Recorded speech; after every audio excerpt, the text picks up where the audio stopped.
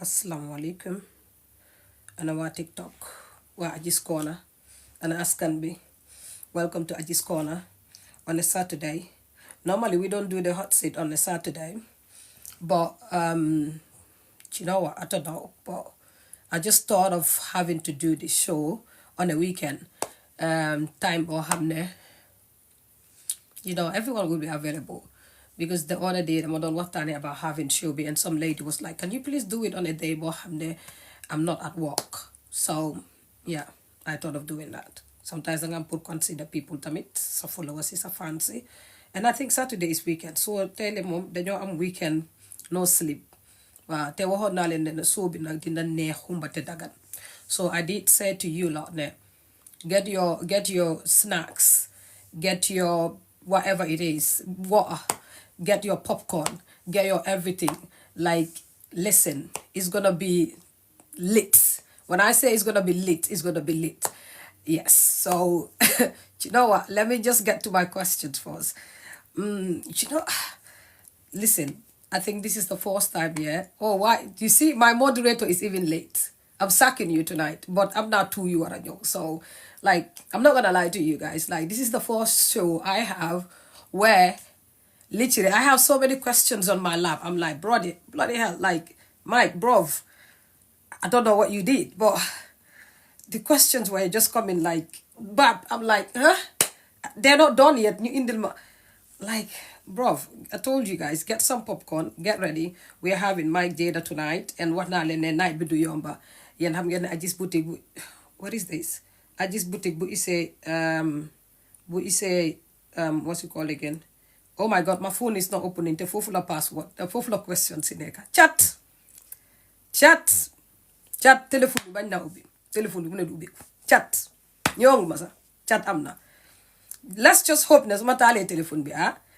Small questions in the just give me Musa, if you're in, send a message, please. Anybody that I called, okay, fine. Sorry guys, Balalenma. How do I do this?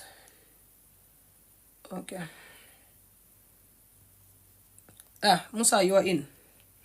I've already I've got in touch with someone else who needs to moderate for me. So the third person, Buguma or two. The third person, if you're here, let me know that you are here, and then dina muna duga si bill, because duma muna basically duma muna what's it called again? Oh my God, freaking hell, my phone is not coming on. Phone is unavailable. Harlan, try in 1 minute. Freaking hell. Feel a question si nekadi. Hey, chat. iPhone unavailable. Try again in 1 minute. Okay, let's see. Just give it 1 minute, please. I don't know. La bus. Let's give it a break.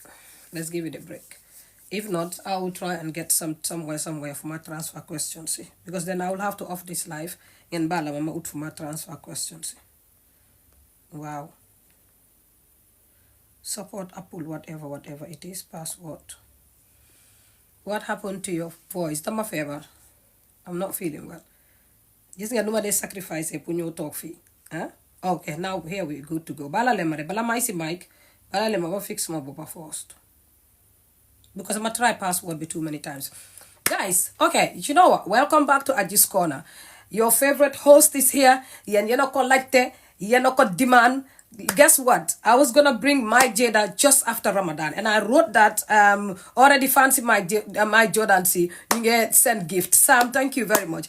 Compliment don't worry. Yena ko ote, yena ko latte. And you know what? Yen dama len waxone dina indi mic after Ramadan. The mic dafa nek ko xamne man yakamti mako, because man suma so duma ko de yakamti. Man dama talk, set and study, case study la de def, because suma len indi le artist bi, ma indi len every detail of everything that you need to hear when, where, how.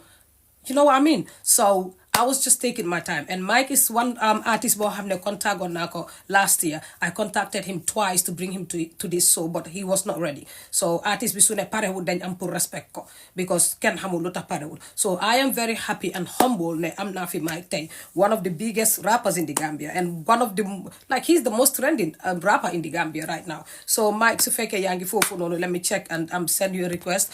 And su fekke ne tamit what's you call again? Suma second no suma third. So my third moderator be if you're in comment because stay holland do yomba when I let tell do yomba de. It's not easy like that de. This one is not going to be easy like that de. Hot seat lañ wax Mike la tek ci tok bu tanga bi mu tanga jir. I salute you sir. Assalamu alaikum. Amulo volume de. You just a volume. Man ma amul volume. Hold on, I think it's yeah, can you hear me? Yeah. I'm gonna mute my telephone normally. Assalamu alaikum, Mike. Welcome to Aji's Corner for the first time. Even though it's not the first time that you've been on my platforms, but this is the first time ma am la live. And ma la wax ne exil sa kër nga nekk dalal suma gan nga nelaw lu la ne te waxoon naa la bul def sa cap bi si gannaaw parce que soo defee sa cap bi si gannaaw rek dama dee xam ne réew mood bi activate na xam nga waxoon naa la wala ngaa so léegi Mike ma jox la floor bi nga nuyu wante sa fans yi sa followers waa Gambia ñëpp askan bi ñëpp ñu dooree foofu. Yeah, I'm gonna buy you introduce me. Yo, instead of me introduce me. Hello. Here is Michael Jordan, the king of Gam music. Mansa. Léegi jëlal foofu parce que boobu nga bëgg a dégg mansa. Oui yaay lii duma ko mun léegi ñu demal.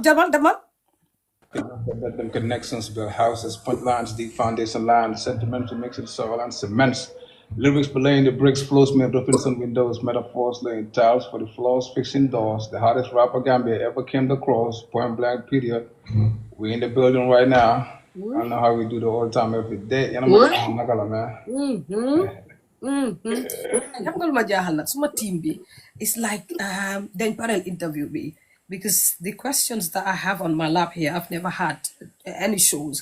I don't know if maybe it's because there's a lot of controversy going around, but I am happy Netamit they're trying to bring everything out so that we might miss some, but so that most of the thing lu nekk in people's head, people's mind dina nekk fi because tonight is gonna be what's you call again break it down versus rumor has it. So Mike ma laaj la Mike ñu dugga si show bi léegi Mike gis nañ ne ñu bëri dañ la dee ooyee Mike Jayda, and if you ask me I would say ne I thought your name is Mike Jayda until recently when I heard you say your like what's it called again government name. So Mike dañ bëggoon a xam Mike Jayda, where is Mike Jayda from, like Turbi, where is Mike Jayda from and why Mike Jayda?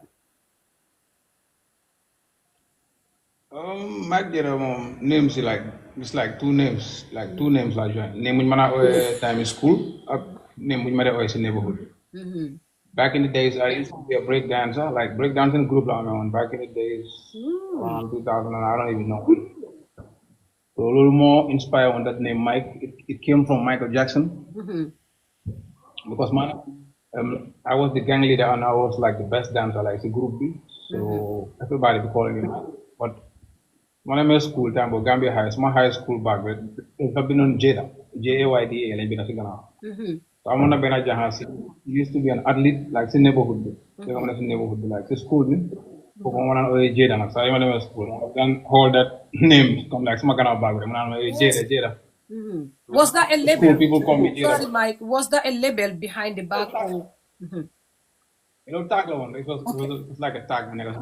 It was just written from back is black, but it's B come Jayda and be like, oh man. So everybody's in neighborhood black. They come in neighborhood black. School Jayda. But if I go from like neighborhood, people call me Mike. So I put these two together as Mike Jayda. I don't know if it's the name Mike Jayda for sure. Mike, you as a break dancer before, were you good at dancing like more than you today? Even though Michael Jackson, but if you're to name anybody Michael Jackson or close to Michael Jackson, were you really good at break dancing? I was like the best break dancer, like competition, year plan and year. We lose competition one time. Okay. Okay. So competitive nature bi dafa yàgg si man. Oh, loolu am na solo. Loolu am na solo. Mike, ndax yow tey ku la wax ne nga break dance like before because dañ dee wax ne Olof Njaay nee na suma fukki at fukkati na li ma mënoon demati na suma juróomi at juróomati na lu ma mënoon demati na ndax ba tey foog nga ne with age because da ngaa xalaat ne boo nekkee xale bi nga nekkee mag yéenay kàttan bi li nga mun ak yéenay daf dee faru sax boo ko du def constantly so foog nga ne tey buñ la tegoon si floor nga war a break dance again you've got the same moves that you've got before. Oh, moom mun naa am exact move si but su ma starté di move da nga xam ne kii xam na lu moo def bu baax. Parce que léegi-léeg ma jóg nii sax xam nga. laa toonaat ba ma xool ndax mu ngi fa ba tey loolu noonu waaye ma ne gis ne mu ngi fa tey. Baara da ngay seet si brain bi lu mu imagine rek nga jël yaram bi defee ko. soo sa xool ndax mu ngi fa ba tey waaye ma ne gis ne mu ngi fa ba tey. That's good. Mike, then we're going to take us through a journey, like a summary of who is Mike Jayda, like where are you from originally, what school got them, and what did you study, like just a summary of it. Oh, Mike Jayda. The baby step, yeah. Aliou Diop la tudd real name. ay juróom Banjul. Yeroo diggante Bundung ak Latrikunda bu leen dëkka seen moo tumaati kuna sabi ji. maa ngi jàngee kuna sabi ji lower basic school after ma move to junior secondary school. How many dinga muna jage phone bill a little bit mu ngi echo. Then to Gambia Senior Secondary School. Yeah, perfect. That's good. Yeah. Yeah.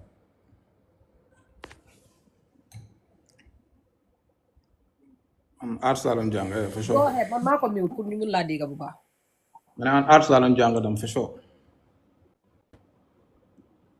So Mike loolu am na solo torop Mike yow music ñu ñëw si music yow music lan moo la inspire like what totally inspired you ba nga jóg nga ne xaaral ma dugg si biir music.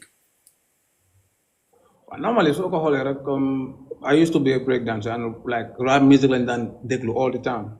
So there is this American rapper called Nas suma uncle la ko daan over déglu ñoo bokkoon nekk suma uncle la but we same age. Almost same age. Mom like 1 week la mom so ñoo bokkoon that same neck. So more than he was the one who was more connected to rap than man. But I've been listening to song him they play in neck. So loolu moo ma inspire like to be a rapper. And force rap ban laa binda. Sorry, force rap ban laa musa rap moom moo ko binda moom si boppam. Okay. So ma jël ko ma xool ko ma start di spit lines yi ma feel ne man tam mun naa def lii after man ma start di comme like practice my own raps ma start di freestyle si neighborhood bi like and ma gis ne like people are really like loving this. And I could still remember the first time I executed stage on the rap and people be sending reaction and that was the day more confirmed. Okay, now I think I could be a rapper because people are actually loving what I am doing. Yeah, I used to play football. I never wanted to be a rapper. So I go be there, I must spit. I'm like, I'm not boy in the neighborhood, but I rappers then. I'm like, come yo, come please, dope. And man, like, and it was so easy for man to be so when I get the name, over dope. So maybe I could actually do this for sure. Mike, Mike, again, rumor has it now Mike used to be a footballer. And rumor also has it now Mike used to be one of the best footballers. If he had pursued his career as a footballer, what to be the name done? Lolo. Lan mo la inspire tamit nga dugon si football and why did you choose football, music over football? Football, mom, I think Gambia, like every boy in Gambia must not play football in better and all that. So football, mom, since time in school, like school teams here, man, I used to be like one of the best in that. Understand?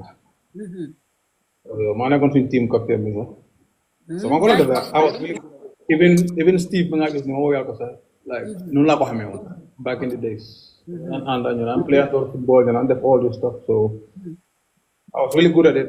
I'm on now football dreams, but after music like take over the whole thing. Mike, why did you let music take over football? Because at the end of the day, people will say football's got a lot of money and it's got more money than music. Correct me if I'm wrong, because you're a musician, you know, football and you know both more than me. And someone will say, why would anyone leave football for music? But yow lan moo war a tax nga bàyyi football bi nga xam ne tey munoon ngaa nekk fu nekk di represent Gambie waxtu bi di kon xëj na sax winoon nañ Cup of Nations. Anyways, like football, I was doing both at some point at the same time. But now I guess chances in the music industry was higher than football. So no matter how much choose music, maybe. And like the amount of hard work like needed to succeed as a footballer, I had some small deal the time when I made my so more I choose music over football. Right. Tey Mike yow boo amoon doom boo xam ne moom it mag na ba toolu fi nga toolu because dañ dee mën a wax tamit doom ja bàyyi ba wala ñu ne ndey ja doom ja deret du tëb ama doom du tëb kewe du tëb doom ja buta tey boo amoon doom boo xam ne tey ñëw na mu nekk footballer mu toonaat ne la oh you know what Dad I want to go into music what would you have said to your child? doom moom soo ko amee comme li mu bëgg a def si loolu nga ko jàppale su fekkee ne football la bëgg a nekk nga dimbali ko mu nekk football su fekkee ne musicien la bëgg a nekk man already mus naa nekk musicien so it's gonna be easy pour ma help ko si journey boobu tam soo ko def si moom am fu nga xale doo ko def forcé si mu bëgg a nekk lii wala lii lu mu bëgg a nekk rek yow da nga ko help si loolu nga make sure ne comme you stand like behind them and then comme like put them Mike bi nga dugg studio what was the first song boo xam ne moom nga binda nga dugg biir studio ak moom. Song bi time la tudd time. mu ngi ko recordé MBT Records time boobu is called Negrofil sa waa ji Mawji. time ma starta he was the first person ku ma kan moo gis suma talent bi and like welcome ma si studio bi la xam nga appreciate the stuff I was doing ma dugg ma ko record fa song bu ñu ooyee time. Yeah. Why time? I never believe in time though. Anyway, my whole life, I think better is like I gonna believe in time though. I'm going to come to time though. Okay. No mundi in life time though. Do muna daw without time. Do musa neka behind, do musa neka sa kanang on time guy musa neka. Yala mo wone te sa mayo dayo neka fi right by this time. So lu neka time though. So. Mike, tey who waroon a déglu song boobu was that song released was it uploaded on any app or ndax yow yaa ngi amee song boobu ba tey. Song boobu was released on SoundCloud mu ngi SoundCloud still so. Okay. It's still on SoundCloud so. Mike, you as a musician can you give me one of your best moments like the moments that you know all like the unforgettable moments that you have as a musician? Unforgettable moments.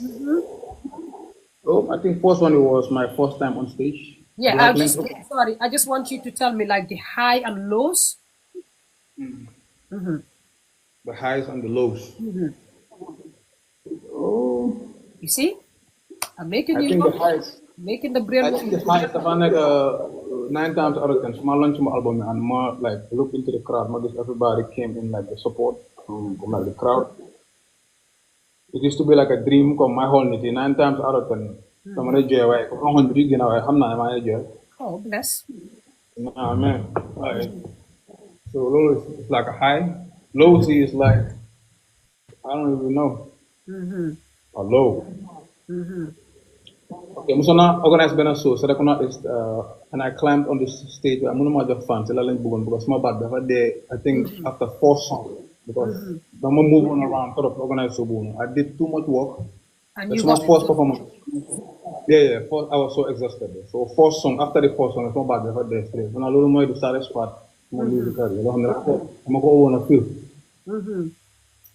Mike, I'm not so lot of time. Mike, yo, so rumor has it that Mike, because one got albums, what I'm gonna do kasi album. Rumor has it that Mike, I'm gonna an album. Does Mike have any albums out there? And if you do, can you tell me the number of albums and the name of the albums and where these albums can be found? And where these albums can be found? Wow, fan la ko nit di gisee. The real reason why people there want to go Mike album because when Mike was lit before Instagram, TikTok, and all these platforms. I'm gonna a musician, nga joke nga ñew TikTok, nga am 89,000 followers. at the time, but in time when go like come like grind for real, you have to be lit in real life.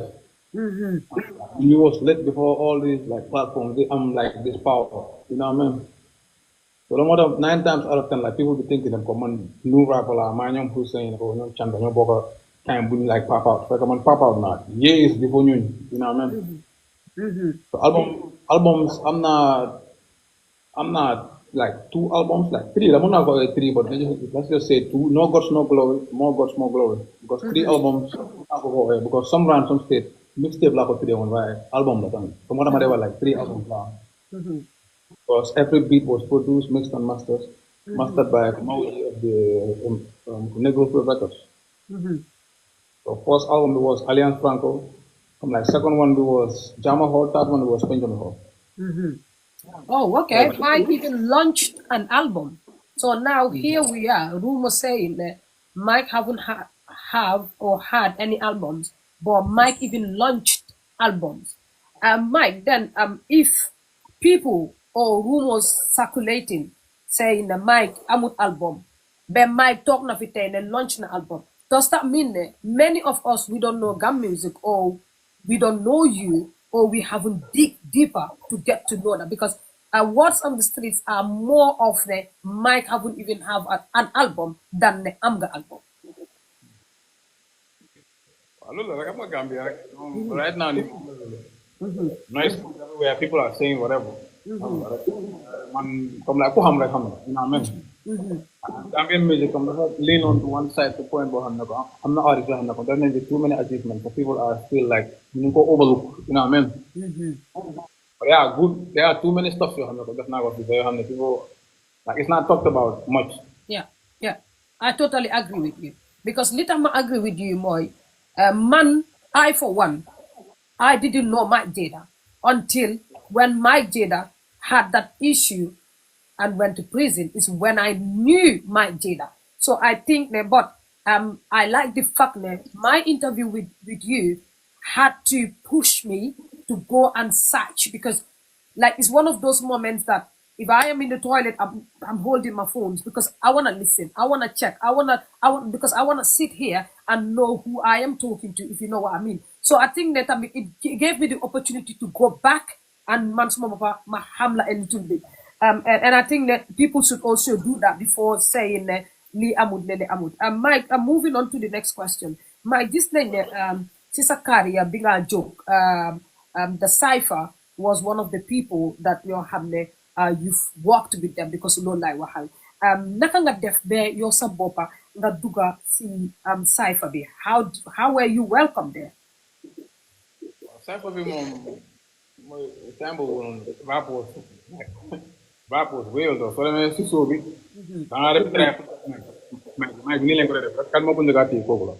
There are too many upcoming rappers who have not sidelines put egg on the stage. So I could remember the first cipher of them was I think Westfield as a monument there.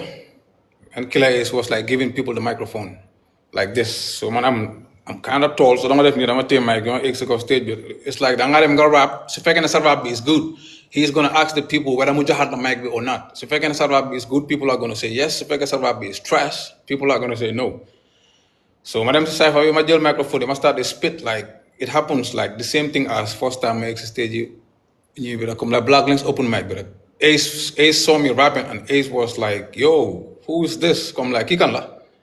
After so Bisalama or on the site when yo, out of all the people that rapped here, you all are feeling like you could actually really rap and least talk a topic ding si amdara.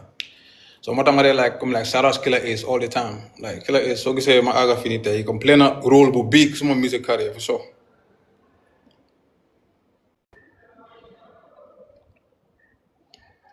Someone in a killer is playing a big role, Sister Karia.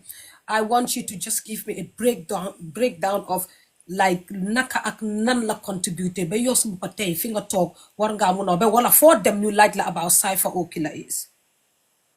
Ace, well, Ace time more head on cipher. He was the head of the cipher. So I guess you know for them like week in, week out, all these platforms from New Mexico State this.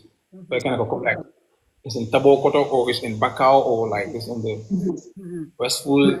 Westfield Youth Monument, anywhere that fu munti nekk rek dañ fa daan dem like them perform xam nga rek they dafa naan show like too much love on stage xam nga rek and mu ngi amee on this radio show called the Cypher night daf daan play suma songs yoo xam ne ko maa ngi ko just release as tam xam nga rek so he played a huge role to who I am so gisee ma nekk Mike Jayda tey loolu bokk na si li nga xam ne moo ma gën a boost yeah because dama naan dem si show sama yëpp and every show ma dem I'm well prepared like lyrically nga xam ne suma eggee stage is going to be like top notch performance la day nekk and life la day nekk tam xam nga so foofu lañ daan like comme like foofu laa méngee suma name bi daal so dégg ñu ne Mike Jayda tey comme foundation bi from the Cypher so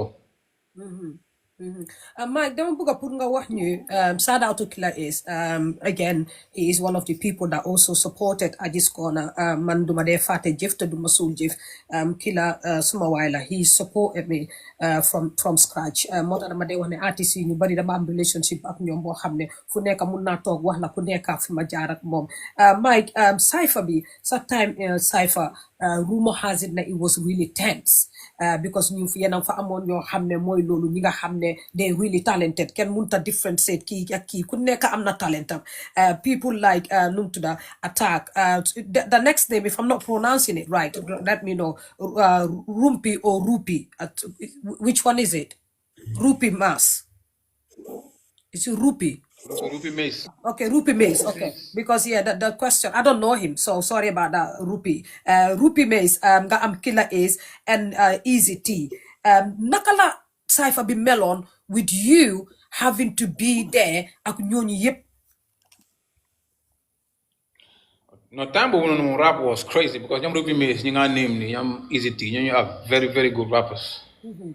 Yeah, even though managa am nañ suñu like differences but nit moom da ngaa wax dëgg rek parce que dëgg moo important so Ruby Mace Easy T were very very good rappers and then naan egg stage bi amoon nañ like this like competition between ñu ne neen suñu biir so it was crazy like everybody si aga Cypher bi you are well prepared lyrically it says that it was tense though yeah so I'm like, everybody, if I make sure ending all these bars, like to make sure like you take this thing to a whole different level. I'm like, no, you have to really rap. Rap for real. So no matter ñun mi nga xam ne ko members yi foofu leen jógee suñu rabee ak rapa yi nga xam ne comme dañ nekk di rap Gambie nii ak ne mën a feel comme different. Like pure rap lañ def like we rap for real dañ dee jox rap lu mu soxla yëpp amut nga rap ñambaas ko Aji's Corner dama ñëw fii mu wooma dama no this is too easy though they jox rap lim soxla yëpp kak all the way down to the ground so it used to be tough that for real and ñu ne neen suñu biir comme nekk ñu woon ay ndey dikke de moom nga gis Rupi Mace mu ngi xoog Mike Jayda mu naan ñoo bokk Cypher bi non kenn ku nekk was going crazy ku nekk ngi jifti daal was going crazy because ñu ñëpp understand rap naka la comme nature rap bi ñu understand ko bu baax so even though we have no hate or animosity towards each other, but can never on the come like Monday dick like he's like nah. Everybody was just going crazy. Yeah. On the top down. Naga calls themselves the best. Like, what are you talking about? Everybody's yeah. Mike, see Cypher be again. Wax nañ ne yéen seen boppa dem ngeen def different battles ngeen dem compete everywhere and rumor has it ne Mike was one of the top when it comes to the group because you were lit like foo leen mun di dem rek like when they say Mike Jayda mu ngee ñëw wala si ñu ñëw round bi la bokka like people get well prepared even your colleagues were getting prepared ne Mike tey mooy wàcca yow talent boobu noonu why did you choose rap ba nga xam ne because rap comes with beef rap comes with this rap comes with violence rap comes with a lot of negativity if it makes sense why rap dafa nekk loo xam ne comme yow when you're growing up, you have maybe sometimes people have anger issues and they decide to go and write it out, or they decide to put it into something that they have passion in.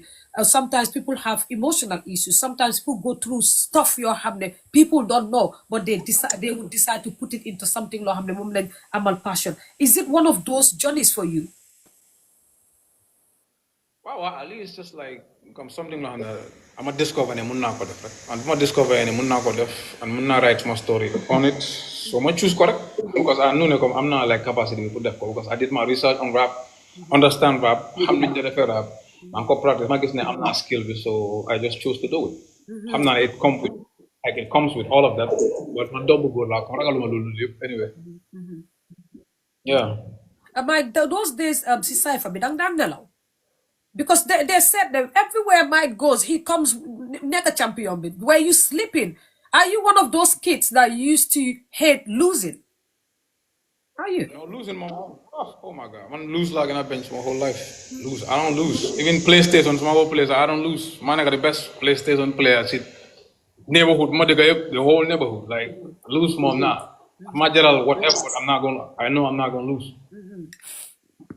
So but I'm on this slogan, time is I become like sleep is for billionaires. I don't usually sleep at night time. I get make sure that yeah, they will my adoption neighborhood good come from Johnson to the other Johnson. I get meditate these rhymes, man. Go binda. So I want to say anything. Like move for my gene or like I'm Nico Dapsa or something. I get along the whole body, man. For sure.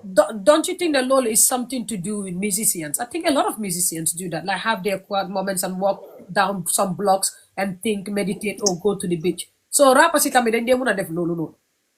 Because rap is more confusing than all these genres. Okay. Yeah. You know. Mike loolu am na solo torop. Mike si Cypher bi Cypher bi nga fa nekkee after gis nañ ne génn nga Cypher. A lot of people have said ne you left because yow yaa Killer Ace da ngeen am problem Rumo again da ngeen am problem da ngeen am seen own this ne moo tax nga génn Cypher. So we wanted you to tell us a little bit about that ndax loolu dëgga la wala du dëgga. Man, actually, it's more somebody called I'm Belgian woman. I'm always love her. And mom the phone said back. Yeah. Even though man level stuff you have he don't agree with it. Mom level stuff you have man I don't agree with it. But mama musnyo am real issue bo hamna tax be ma gëna ci safa bi ko na. Sorry, ma complete no. Rumor also has it ne. Killer Ace was so close to you and will help like a lot, push her career a lot, but you later on decided to what's it called again? That betray ko guy naka stab on the back. Ne ba pare rumor has it ne may kum liggéeyal rek am na loo xam ne or na ko maa ko si olof or na ko so ndax loolu dëgga la wala du dëgga. Waaw loolu moom kon ma ko war rek xamal ne xamut Mike wala musuta mooy lu ma wax ne comme ñu ngi naan mën naa Ace dañu am issue mën naa Ace musu ñu am issue Ace could attest to that. Ace dafa amoon issue ak Yaya Jammeh after mu génn Gambia after Cypher bi yaaxu dana man ma move on ak suma music career and man ak Killer Ace still like fu mu nekk di waxee yow ne sax Ace moo ko jaay. Oh bless. Yeah, so musu ñu am no type of issue though. And Mike or nit no Mike musuta or kenn ku musa liggéeyal depuis ma starté di suma music career lu dee musuma or amul kenn ko xam ne mos naa ko or comme ma or ko nii it never happen unless yow nga or ma gars yu bëri mus nañ ma or waaye comme man Mike mu or la non loolu musuta happen it never happen. Mike yow sa rap danga ko based on true stories, facts, or danga base sa rap si things that you just gather and then write it down, rap rhyme with it, and just give it to the public. Or it's normally like I said, a lot of people would sit down and write whatever they're going through and like no like they're healing. That's like a therapy for them. That we wanna know like your rap is based on what? Well, my rap is based on anything. It just depends on how I feel. I'm gonna get like stories. I'm storytelling. I'm gonna get songs. I'm talking about things that are going on in the nation. It depends on how I feel. So I'm feeling if I'm crap up my Oh, I'm glad they touch nga fofu because fofu la don ñëw because so gisee ma laajte la loolu a lot of people wax nañ ne yow sa music dafa ñëw ak jealousy sa kind of rap dafa ñëw ak jealousy ñu ne Mike soo gisee mu dee raabee nim dee raabee xol bi setul dafa teg moromam mi ay bët mi nekk si industrie bi ñoo xam ne ñu ngi def loolu ak loolu te ñu ngi jéem te wax nañ ba wax ne loolu moo taxoon sax yaa ji munu leen a get along because moom it danga ko tegoon bët so moo tax ma ne da nga faram-fàcceel ñu foofu. Wow, shout out to Jayda, a real nigga. somebody. It's one of the few rappers you know that could actually really rap. Back in the day, man, beef ak ji. So far, kon naman mako tek, but ni kon man mako njeka this, but ji Oh, mo for njeka get. look at this. Anybody kuma musa this rap, yo yaman njeka this man. We will get to that. You get to that one. Ji mo njeka get a whole song with this man. So man, suma get back. They're always stupid though. Soma this, you have to be ready. Kung buma this feka pare wo. Soma this danga ampur over pare. Ya ham God wala nga def, ya ham the direct this nga def. But anything that's related to me, so ko bole sa rap. You just have to be ready. Dealing with a real rapper right now. That's one point. Another point you might make that they jealousy artist Gambia comme no ko waxe won ci sama previous interview bi amul kenn ku ci am dara lo xamne nit daf ko wax mu ni hey lol ki lu amé wala lol ki lu fi def nothing nothing lu fi Gambian artist rapper def lo ko ko do wona mëna jealous Gambian rapper yi wa no lo man dinañ jo dahalan ta ko gën na ba gën na smart gën na tech why would I man dahalé ci man kii duma mun lii yëpp so léegi ñun daamay sa bàyyi loo ñu da ñu dis ñun daamay ñun in every aspect though it don't even matter like man wala wal Gambian artist I feel some type of way suma tassé gaay place suma tassé gaay place suñ la laajee kan mooy artist fu mag bi ci gaay man ngay point da nga fa ne man may artist fu mag because of the way I carry so si music industry bi yëpp bàyyi leen call bi dama leen dee waxal every time su interest ne rek ngeen dee call so si music industry bi yëpp yow soo àndee rapper si yëpp from top to bottom like every other rapper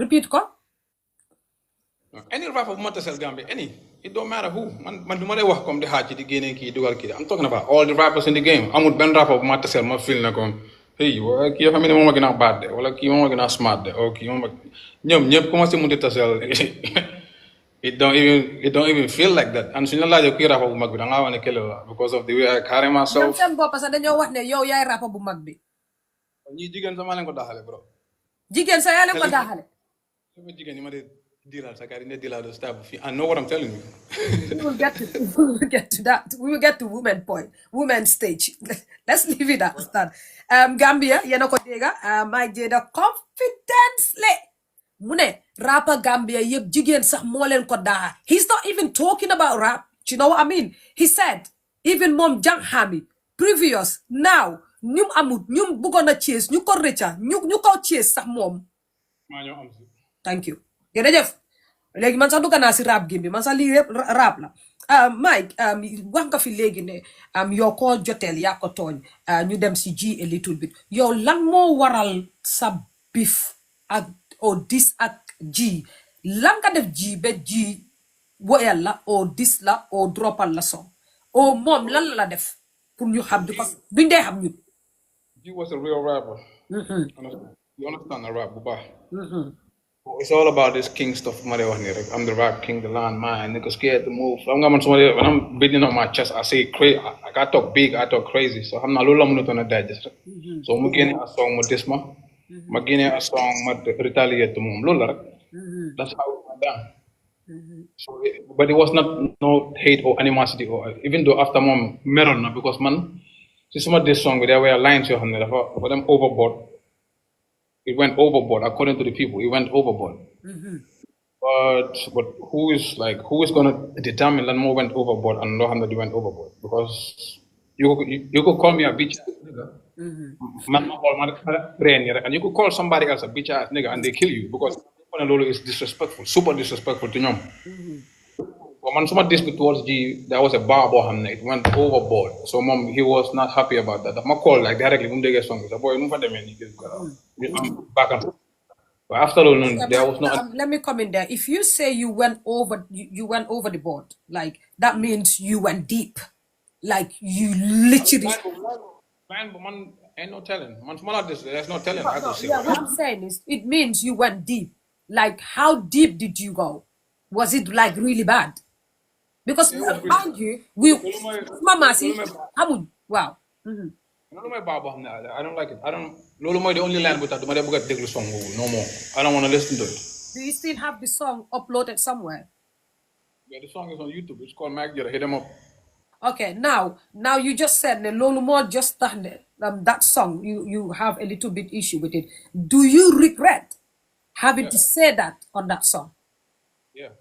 Oh, Okay. So which means inside my Jayda, there is some little bit of remorse somewhere inside you. Remorse. Wow, yeah. I'm human being like any other human being. Like, I'm I'm just too confident. More confident that they bother too many people though, especially right now. I'm one time I'm always laid back, but right now I'm kind of reckless though. Mike, now if you said I regret or I have regretted whatever I have said on that song or a little line that I have said on that song, uh, have you thought of them having to bring the song down since the beef them number pare? The song is not on my channel no more. Man, bring Nako down to my channel a long time ago. Okay, It's on another channel. Never to my channel. okay, somebody else's channel. Again, it's my platform, yeah. Okay. Mike, those rappers, yeah, them to a point where have the rap name banga have like you said, one of you went like would go or went over the board and you just feel like few years later that feel like getting in touch with the person. Then okay, you know what? This happened few years ago. And like you sit down and say, bruv, because I have interviewed a Gambian artist who said they want to be this nakena and few years later she had to listen to the song or he and said, you know what, this is not for me, and they went back and bring the song down. Is there anything law yen they wanna demand yen contact the person and said no, I'm really sorry, or pride that you go to let them no as rappers? On my G, like, we never did something like, because on my G after song, if my boy wanna niggas you have to come. I'm not fighting better all the time. This like 7 or 8 niggas come at me. If I'm under 7 or 8 niggas, you start to fight because of you go on. This go on. I'm not time. I'm fair because Jesus will get how I'm selling jay and you attack on me. Loli was going down. After Musinyo, that type of conversation come balal ma boy sorry about this, but after like what will you but you could tell them after it's all love between Manaji and up to date. Mike loolu am na solo trop comme li ma wax suñ ne music is it not music is supposed to preach peace but rap daf tee mun a ñëw ak comme yi nga wax nii xee ak yooyu noonu ndax music peace la war a preach ndax dafa different because sometimes we say that yéen seen bopp da ngeen ko dee wax ne ñun Gambien si dañ dee déglu music ou seetaan leen waaye xamuñ music dafa war a mën a preach peace rek ndax it comes with seen genre dafa ñëw ak loolu. Yeah, hip hop is the voice of the nation. Hip hop is the voice of the voiceless. Hip hop, they want to put hip hop. Dafa am lu ñoo beef rap. Dafa am loo xam ne comme loolu dafa am lu ñoo beef mu am peace tamit. Am na ñoo xam ne mën nañoo dem back and forth comme disante. Am na yoo xam ne get to the point of beef. For xam ne now we have to go crazy with each other. So we might even take it to the streets. So am na yëpp. I'm not beef. I'm not peace. It just depends on where you fall. Excuse me. Mike bi nga demee ba nga xam ne sa carrière demoon na ba nga xam ne mu ngi dem foo xam ne yaa ngi pareel xeex sooy génn tamit yaa ngi gàllankoor sa bopp ne fu maa dem ni mun naa faa tasee kii before na ma dis na ma jotee nañ fii lifin nañ fële wala lii la like nga am pour safeguard sa boppa balaa ngaa dem feena was that what you wanted for yourself as a musician? I hate moom dañ ko yàgga def even before music bi so on. Man dama naan xeex si studio si like a lot. Man dama pass on my face tamit. For music, when it came with it, Mahamali is just music. Like, it comes with rap. Never lola bugondo. No man did rap for neck the hair simple, but it came with it. Because man, I'm a talk that this one, I talk it. Mutande kuni wala di aju DJ because understand and rap comes with that. Even the greatest rappers, I'm one rapper boy, is a great rapper. Come on, name it. No rap beef. It never happened. Mike, I'm not solo torop. Mike, yo, as a rapper, as someone who's just is here with me, rumor has it that your mom is a teacher. Is that true? Yeah, it's my teacher. Okay. How do you live a life with a mom that is a teacher? Because it's one thing, and rumor again has it that she's a very strict and principled. She's a principled woman. Yo, as a child, huh? Mère bi noonu la mel though. Even time I start music sax she was the one ku ma wax ne ma xaar ba ma jeexal school ma mun a dem def music bi. Okay, perfect. Okay, now you as a male child, how many siblings do you have? Your hamne, Gorland, or how many siblings do you have altogether? Oh ma benn sibling bu góor la sama siblings yëpp Jigéen. jigéen I have four. Yeah. Okay, you're the only male child. Yeah. Okay, you as the only male child, having to be brought up with a woman that is a teacher, and who is also strict, and a woman of principles. Tell us, like, how was growing up? How did it feel like growing up with a teacher? Because I know I wouldn't want to go to school knowing that my teacher is like that. Mère bi mère bi moom na nga rêvé tas rek may wax mën a sonal time though du ma feel ne la mën a sonal rek she wanted the best for me rek mën a guide like with too many stuff. Yeah. So growing up trying to be a rapper, it was difficult, but at the end of the day, for them to understand it, like they come to an understanding. I'm not a kid, so my Bible job, like my help my with it, and now I'm here. So what were most of the things you have? Mom la daan tere, mom la daan ay jigéen la, school la, rap la, xeex la, góor la, ñàkka endal, ñàkka fanaanal. What was the most thing loo xam ne moom la mère bi daan aman issue with? Wala xeexa sa siblings la. Like you're saying the same things, you know, right? I was one of the people you cannot dig it, but I cannot curious every time in the man. Korea, so the Korea, give me details, break it down, please. Small catapult la ame wana catapult bu ma mo da so ma xamul ma sama catapult la ame wana koñ bi comme bopi nit yeb la le bona like it's like yo entire neighborhood da nga tore de nga ni kuyu ko gane or na mane do me eda bra aliw like people are always so ne man ma def noise so de nga ni diwu xamal ne man la man so man ma create that problem so no la lan demé rek am def too many crazy stuff in neighborhood la even time do all the way up. So meaning my Jayda moom dafa mus di dëgër boppa. Dëgër boppa moom loolu may nekk sama second tour man. xam nga léegi jeex na moo tax Gambien yi dañ war a mën a xam ne kii xam nga ñu dañ leen dee seet rek ñu ne kii la wala kii kenn fekk xamul Mike again rumor has it that Mike is a very rude person and a very arrogant guy. Dama pour wax si loolu. Rude moom dëgg so ma gisee anything loo xam ne mu ma traité mu ma disrespect I never tend to arrogant the guy and they confuse my confidence like arrogant because I'm too confident my level of confidence like a lot of people come I'm in that level of confidence you know what I mean so my level of confidence they're confused nobody they think I'm arrogant if I'm arrogant amut boobu am dafa no I'm just too confident I stand 10 toes on business and I don't let nobody play me. So they make people think that kid are arrogant. Nice. It ain't none of that. Mike, I'm not gonna lie to you. Like when you guys come to my platform, I look at you and tell you the truth. Like the same thing I did with Antu and Singate Rice.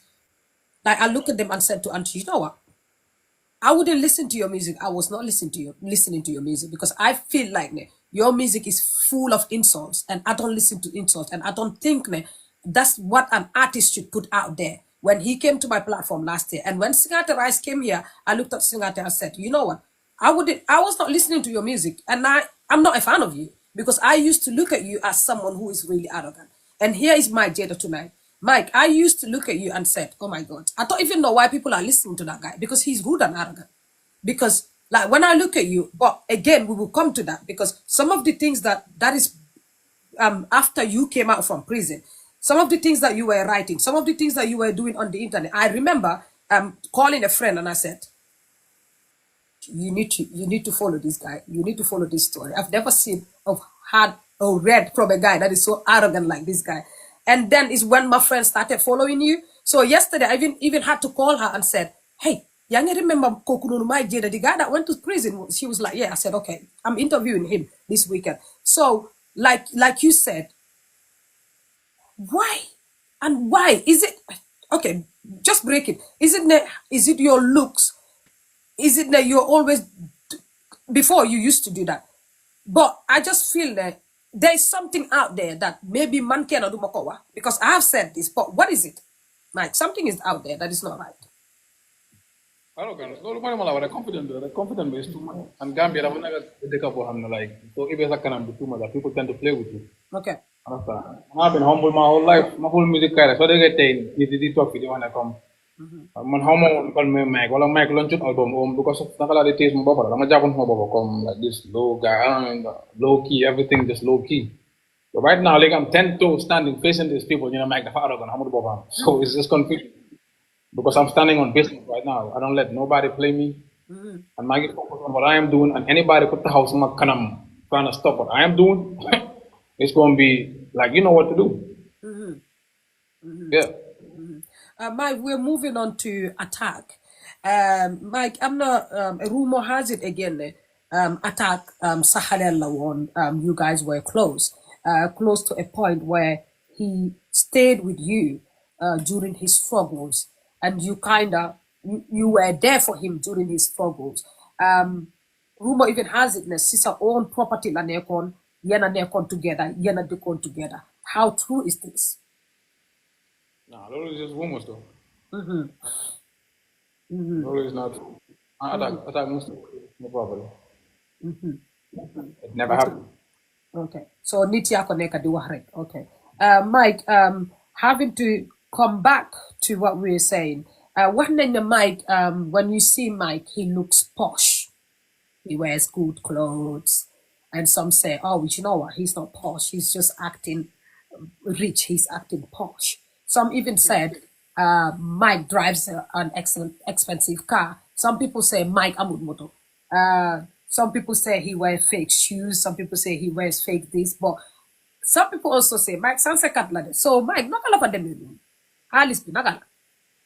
Mike Jayda dafa bëgg a boppam rek like the sol lu nice nii daa boy takku rek seen artiste yi am nga seen artiste yi ñoo ne ñu bëri local especially rapping side bi local yaa si bëri gis ko jaxase all type of stuff. So ne Mike dafa like déglul soo ne rap bi local yaa si bari léegi who would you say because rap bi dafa bari who would you say ñoo nekk local si rap bi ñoom ñëpp like who because if I am here I cannot name all the artists. Every single rapper in the past man, ñoom ñëpp ay local la. Okay. So across the board. Across the board. But yeah, I even Halis, I even rich. Rich man, jege ñu ma rich sax. I'm not even close to being rich. Consider small boba rich now. Because people have no idea what rich is. Gambia nga rek am benn moto nii rek amee benn couple of thousand sa poche ñu ne hey boy sa waaji time ngay over dal dafa over rich. Like people don't know what rich is. Now what I mean. So I'm them nga jënd a luxury car, nga jënd a build like a mansion. So man, you're not rich. That brought us back to the 4 million you said you have in your account. Because when you spoke about this 4 million on a recent interview, a lot of people were saying you're just bragging about being rich. Why? So they maybe said, my Jayda does not have a dime in his account. Like, why are people denying, or is it true, or they just feel like that you were just saying an amount? Like how can my Jayda? It's like a wow. Is that it wowed people? How can my Jayda have 4 million in an account? 4 million, wow. Yeah, 4 million, yeah, 4 million. exactly. It wowed people. 4 million, $100, bro. Oh, okay. 4 million. 4 million. Unless now I'm a broke mindset. If you have a broke mindset, time I'm going to 4 million of overbody. Man, me do a higher, like 3-4 years ago, I would think the 4 million. How little is man? In my head. It's a broke people mindset, you know what I mean? So the time ago, it was on national television. It might not be on national television. It was on Fatu Network. My first online TV. It was an online TV. My Muhammad, I could show you 4 million right now in my account. So wow, I'm do my account. I'm allowed pin, but I'm one for 4 million, but straight up. Because my one, I'm not one right now. So one I'm allowed pin, I'm one for 4 million. Straight. Mike, did you purposely put that 4 million in your account to go to that show to brag about it? And then if the like talk show host ask if like where is the money, so that you will have a proof of the money, or the money was already there? Because like the general public, I'll be here on TikTok live even joking with people, and I'll be like, you know what? Oh, do you know that Mike Jayda, remember, do you know that Mike Jayda is bragging about $4 million? So did you purposely put it there just to brag about it and you get it sold to the person? If you purposely put it there, I'm going to brag about it. I wouldn't even know about a like question like that. Okay. So in the first place, I can't manage 4 million from other account. When I'm bragging on online TV, it don't make sense. Yeah, back in the days, I'm the type of person, if you them to club, must spend about $20,000 on leave. Back in the day, I was a Gambian artist who like to prove a point in my head, trying to look richer than I am. Like, Loliep is gone. Mike Jada would never go to the club, spend 20,000 for music. It's never gonna happen. But why would Mike, you, Mike why gonna act why would you overreach. why would you pretend as if you're rich? Does that come with rap, or it's just it was Loli is the old Loli is my old mindset, man, as a Gambian rapper. what Most before? rap. No lie, before Okay, why you're not would gonna you do that?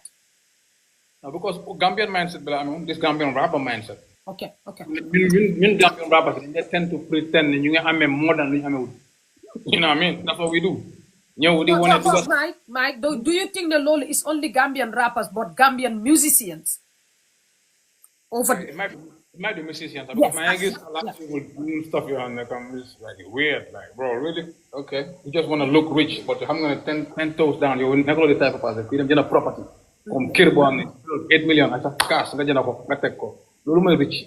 You know what I mean? In the music industry, amul dara. Okay, Even this is what I was gonna ask. Does that mean the Gam music industry amud halis? Gambia music industry don't got shit. Amul dara. All these numbers you're not gonna get in media, all these people post, it's all cap. Nga ko dega. Okay, Mike, so fake the Gam music industry be amud halis, like you said. Music is expensive. Send videos are expensive. Send solid are expensive. Send feedings are expensive. Music comes to send producers, songs, everything dropping video. Kon naka ngeen nekk di survive ak naka ngeen nekk di dropping those songs if you said there is no money in the industry. So expensive. What is expensive? Like if I said expensive, like some people you get don't beat your hand. Let's say in Senegal, the find like 200 or something thousand. Well, 300,000. 200 and something thousand dollars. Wow. Beat. Wow. A beat for 200 and something $1,000? Wow. Wow. Kan Gambian rapper def loolu. Gambian rapper moo ma ne dañ dee dem Sénégal def ko fa ma ne some musicians ñu dee def loolu laa miin comme ok now for example tey American musician tey su changeoon $1 that he spent in music it might be more than that.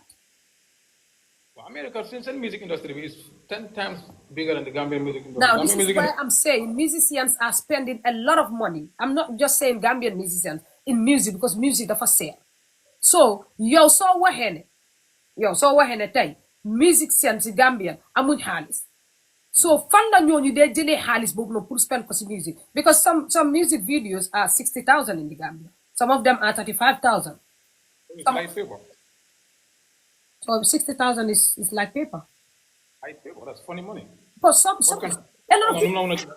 a lot of people struggle to get even 10,000 to okay, let's say 5,000 to get it to put it in their music. A lot of people do Gambian musicians. Anyways, these 60,000 you're not going to spend music videos, but it's just too much. I think videographer they have to play a part in the music industry because I'm not upcoming rappers I'm not real talent, but mënuñ ko make in the music industry because of all this unnecessary expenses. And I'm a video 60,000 for what? Yes. Like, why would they do that? They want to put some down. I know a Gambian musician who recently paid 60,000 for a music video because music video be at logistic be at everything. It was 60,000. I know, none of them though 50,000, 60,000, 75,000. I know a lot of videos there's cost, but like, you know what I mean. So now, my question again is, where do you think the sufeke industry be amut halis? Where do you think the new ñu ngi jëlee halis bii nii di ko dugal si biir music, and is it paying them back? Mu ngi leen pay back, but not as much as we think.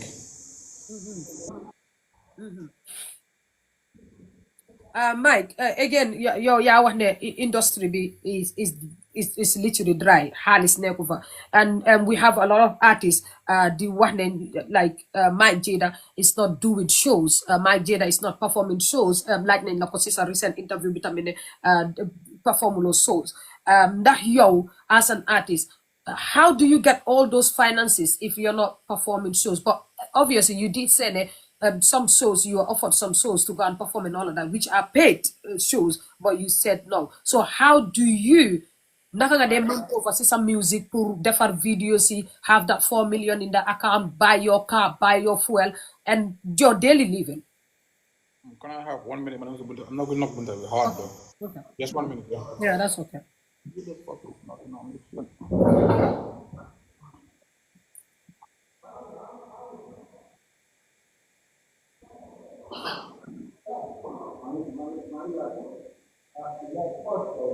And again, assalamualaikum, yeah. I'm not a yenagi sawa bebuga de yenagi comment du comment di ngeen comment be daanel comment section bi ah. Wow. Manako again, my Jayda la on the hot seat. Ñu demagum wax naa leen ne my questions yi ma ko amal suma lab bi is just too much. So bi nag dina xumbate dagan ñu ngi dem danka dinañ ega fuñ war a ega te dina jeex ak jaama manako xam ngeen man suma soo buguma kucuk kacak kucuk parce que dañ war a dégga nit yi dégga xam details yi. Mike, again, can we go back to the question? Like you as an artist, nakanga de muna man over all these finances. When you already said there is no money in gam music industry. Music does not bring money. First of all, I'm signed to a record label, Tutu Records, the best record label in the Gambian music industry. I'm signed like that. So when small music automatically when they manage to pay directly. Okay. Okay. I must sign with the amount of college and you must pay and some music videos expenses is coming directly from Tutu Records. Okay. So, all these shows you're not gonna give me. So label below they take over loli. Okay. Okay. Mike, a lot of Gambian artists then they want to do sign to bel label. And I have invited them, some of them here, and they warned even their fellow artists not to sign under any label. You as an artist who is signed under a label, naka nga gisee being signed in a label? Being signed to a label, I've had one type of label because on Tutu Records it's more like a brotherhood to man than a label because CEO is about small while. So Nana come from same neighborhood, Malamot to you no need. So like a family to me anyway. Then you put take to a whole different level, and Nigeria is going to a whole different level. So start off to do over there. I'm correct. So you say any progress more is my today because of people. All this progress. Nangi they got 4 million got teach and after the people life is all to do over. Okay. Yep. You have to know logic. So sa project bi with Tutu sa label bi ak sa project bi ak ñoom sorry TikTok does that. So from there is sorry.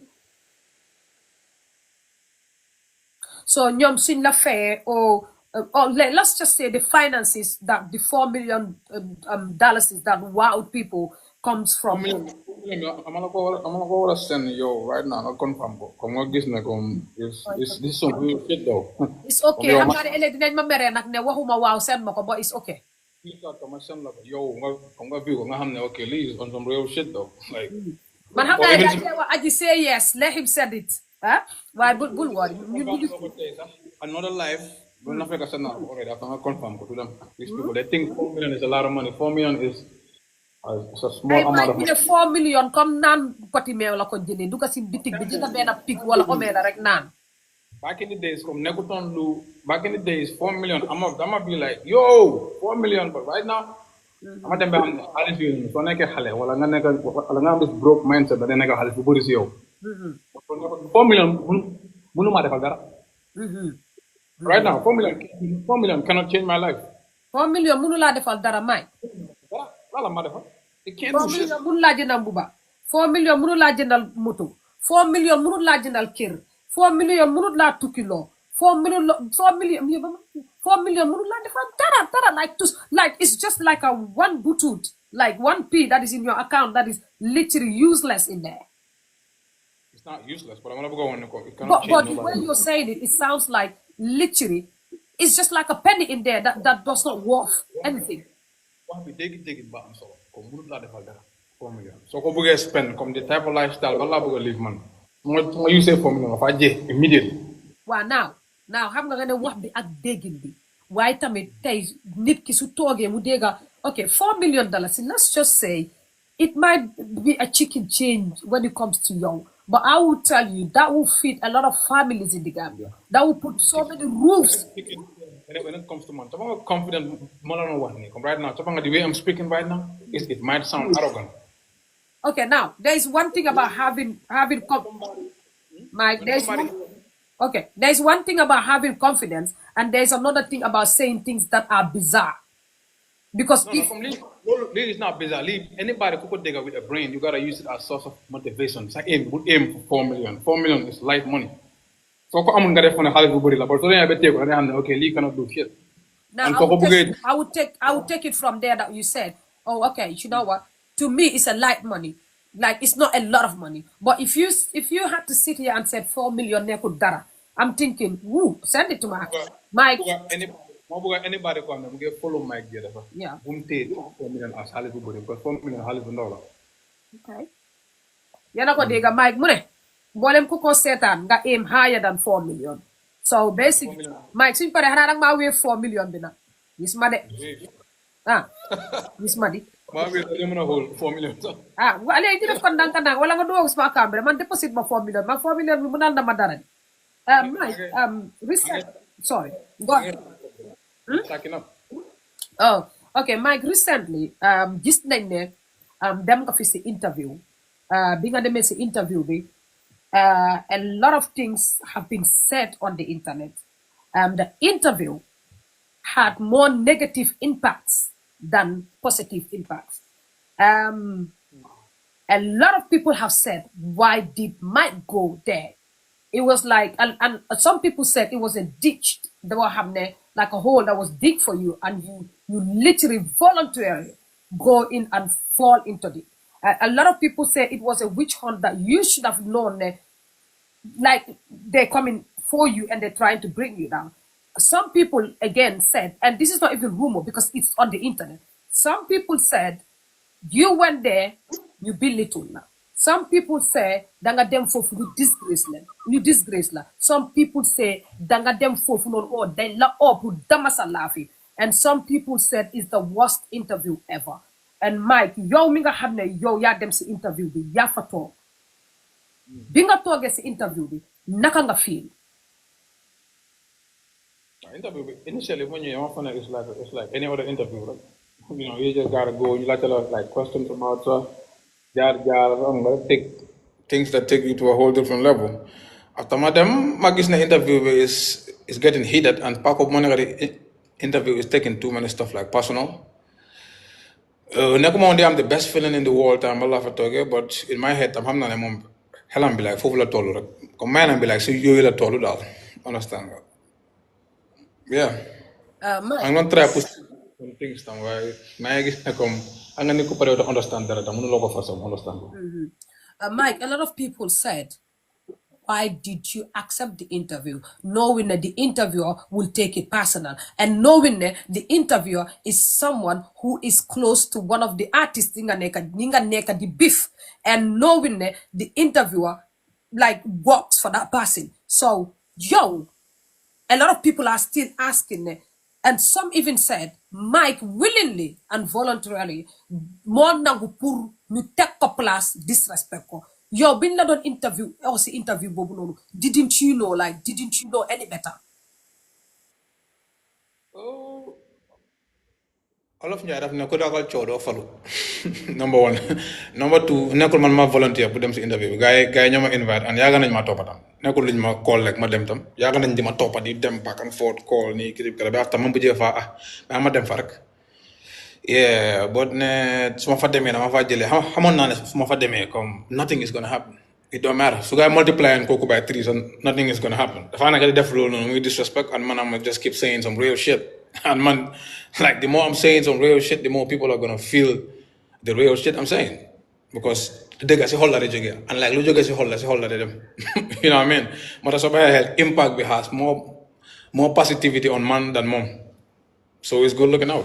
Man, I don't see no issue with that. Come love, view a certain way. But to me, that's normal. Because man, receive all type of hate on the internet. You have to move an inch. Come man, but interview. Man, at this point in my life where it doesn't matter what you say. No munti wa. Inch. Trust me. So man, sagan day raw in my face, Nisa. it wouldn't move me an inch because dama nekk si mental space boo xam ne is like man sax dama dee wonder si ban type of mental space laa nekk ne right now but daf ma jël too much time pour ma mën a nekk si space boobu nag so pour nga génnee ma si space boobu is gonna be very difficult though.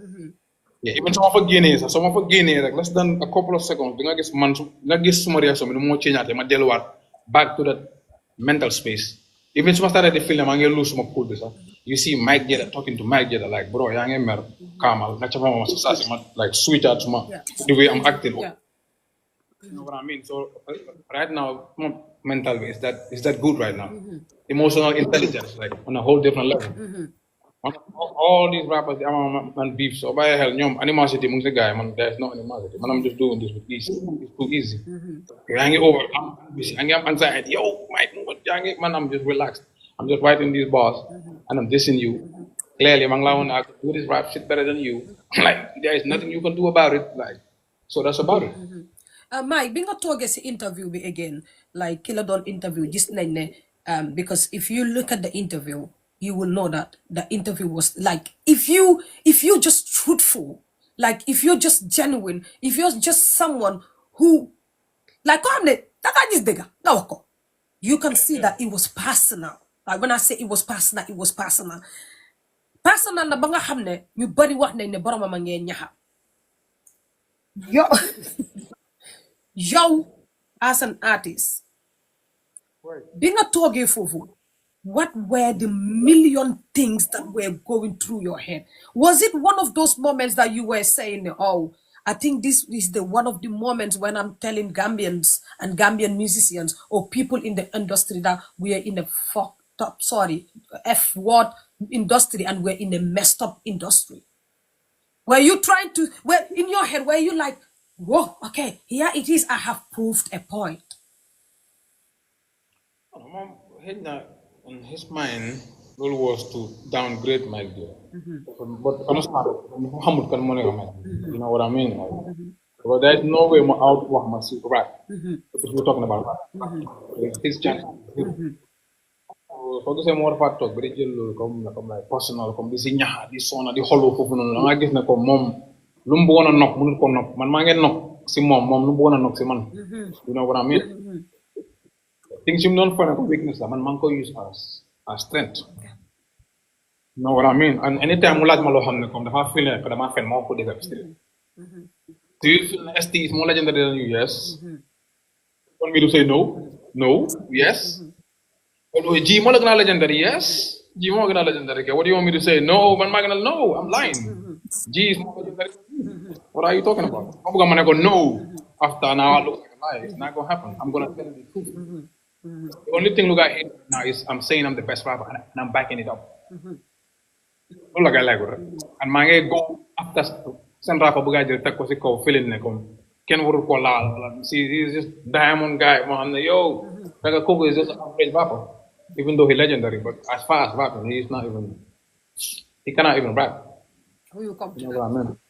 Dina ñëw foofu noonu si diggi show bi Mike, a lot of people again said at what point were you going to get up and walk out of that interview? And it was even written on the internet, like on social media the next day. The first thing in the morning was like Gambian artists should normalize walking out of interviews. And I think that your fellow Gambian artists are reading. When I read that, I was like, oh, wow. Then I know something because I didn't watch the interview. And to this point that I'm sitting here, I didn't. But I have watched snippet highlights of it from Pause Gambia, from Gamweb, from other social media platforms. You understand what I mean? Those snippets already tells a lot. So Citizen Outlook said, Gambian artists, they want to normalize when you're disrespected to certain level. It's not even on an interview, but even on stage, you can kindly put the mic down and slowly walk out because it makes you earn your respect. Yo, what do you have to say towards that? Wow, when you feel disrespected as an artist, feel like somebody's trying to downplay like stuff you def in the music industry and all. as possible. I know who I was facing. I know xam naa fan la dee liggéeyee xam naa fu mu dee jëlee xaalisam xam naa lu mu bugg a def. So that type of reaction su ma ko defee it's like maa ngi daw interview boobu noonu. So moo tax interview boobu noonu dama ko jël ba mu jeex takk you know what I mean and reaction bu gaa doon séntu si man gaa mënuñ koo am si man. doo ko musa mën a am si man because man mënuloo ma outsmart like sa chances yi zero. Man chess laa dee play man ma dee play dam Real ma rey déedéet man am playing chess ñoom they know so foofu laa doon wana that day laa doon prove al gars ne man game bu ma play is bigger than all of you people it don't matter what you do amul ban type of plan boo leen mën a lal ba man ma bàyyi am like ma def the wrong move I'm always gonna take the right decisions I'm always gonna make the right move so da nga gis ne comme his goal was interview bi su ma wax daf ma dog pat. You know what I mean? Lolo was the goal. I wouldn't be able to break anything down. So, man, Gambian artists, come guy, they're gonna make it look like man, Gambian artists, no. So my point is, the Gambian music industry, I'm dara. Na artists by the na audience in, I mean this, like, come you get overreach Gambian music. No one damn well, come nekun am dara Gambian music. Okay, you get am dara, but nekun to level buko guy nekadi. Tech, you know what I mean? Lolo Monica, the reason why I was trying to point that out, because the more audience you get fuck come music over Halis, the more Gambian music we're gonna stay behind. Can do that effort to take it to the next level. You know what I mean? And we have only 1, 2, 3, 4 few artists that have mega concert. And we don't need that. Then we go an industry behind that. Ben a malls dafa jog mu def so at Q City successful. Ben a pie dafa jog mu def so Q City successful. Our Gambia the same thing. And we need a industry somebody like a T Small. From I'm not T Small is a Gambian legend, but Gambians they don't respect legends. He should be able to come back, would have a show and show be more packed. Somebody like a Bai Babu. If I'm Pumuna Joge Angal Bai Babu was our legend. I'm going to joko respect ko. Somebody like a G, Mujoge if you know def so City, you Gambian zip with them for them rep G because G is a Gambian artist. Ko ham def something big like pave no way for too many people. You know what I mean? So type of industry boobu lañ fi need so pour ñu am type of industry boobu noonu nag foog ñu start di waxante dëgg suñ biir duñ fi nekk di naxante di wane ne comme yow kii mi ngi make 15 million ci soyam bi no damn well like it's not even no fucking 15 million like stop lying to these people bro like waxal guy actual amount bi guy post ko si internet necessarily need to post ko si internet bi sax bro but nobody have said yet or is that just an example because nobody have said yet any artists have made 15 million in any show, but were you just giving an example? That was an example. Okay, yeah, fine. Mike, I think that with the millions that people come and write on the internet, it's just like Ajis Corner having a platform, for example, and then Malls would have so yesterday. And me, I feel like I have a platform. Let's say you, Gadef so day, Magadef event, right? Man, feel okay, you know what? Because new platform.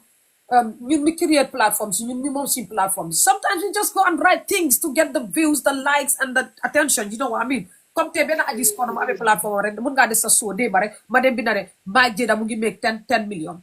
But that does not mean the artist be more kawa. Bottom platform be more kawa. So can defe, Hambaswa Helolu, again, that will wow people. And people think I have the new book artist be, then you come and go jail from one end to another net.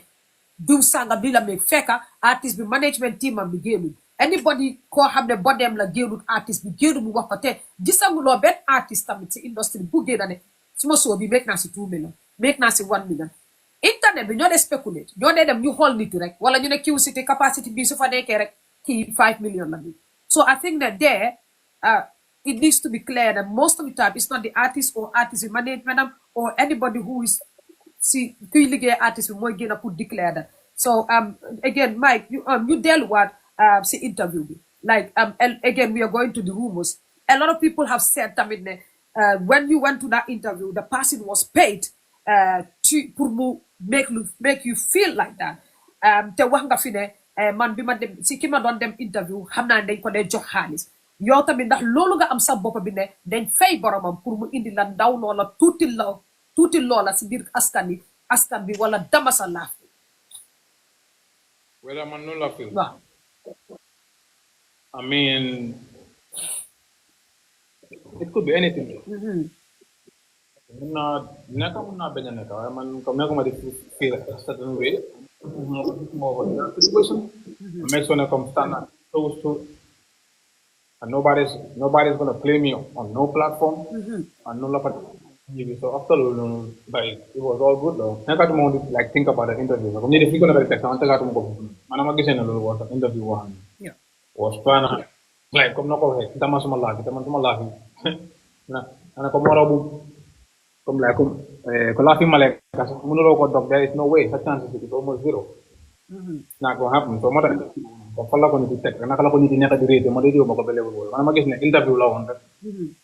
My opinion was taking things too personal. Yeah. But then, the person madam 100%, and that's about it. Yeah, Mike, you dealt what back to the question about Gambian artists normalizing having to walk out on interviews. Like you feel like I'm on Ajis Corner's platform and now I feel disrespected by Ajis Corner. Or I'm here to perform a show by Ajis Corner, for Ajis Corner, and I get disrespected and you kindly put the mic down without even you disrespecting other people and you walk out. And a lot of people were saying, what part of the show were you gonna live in?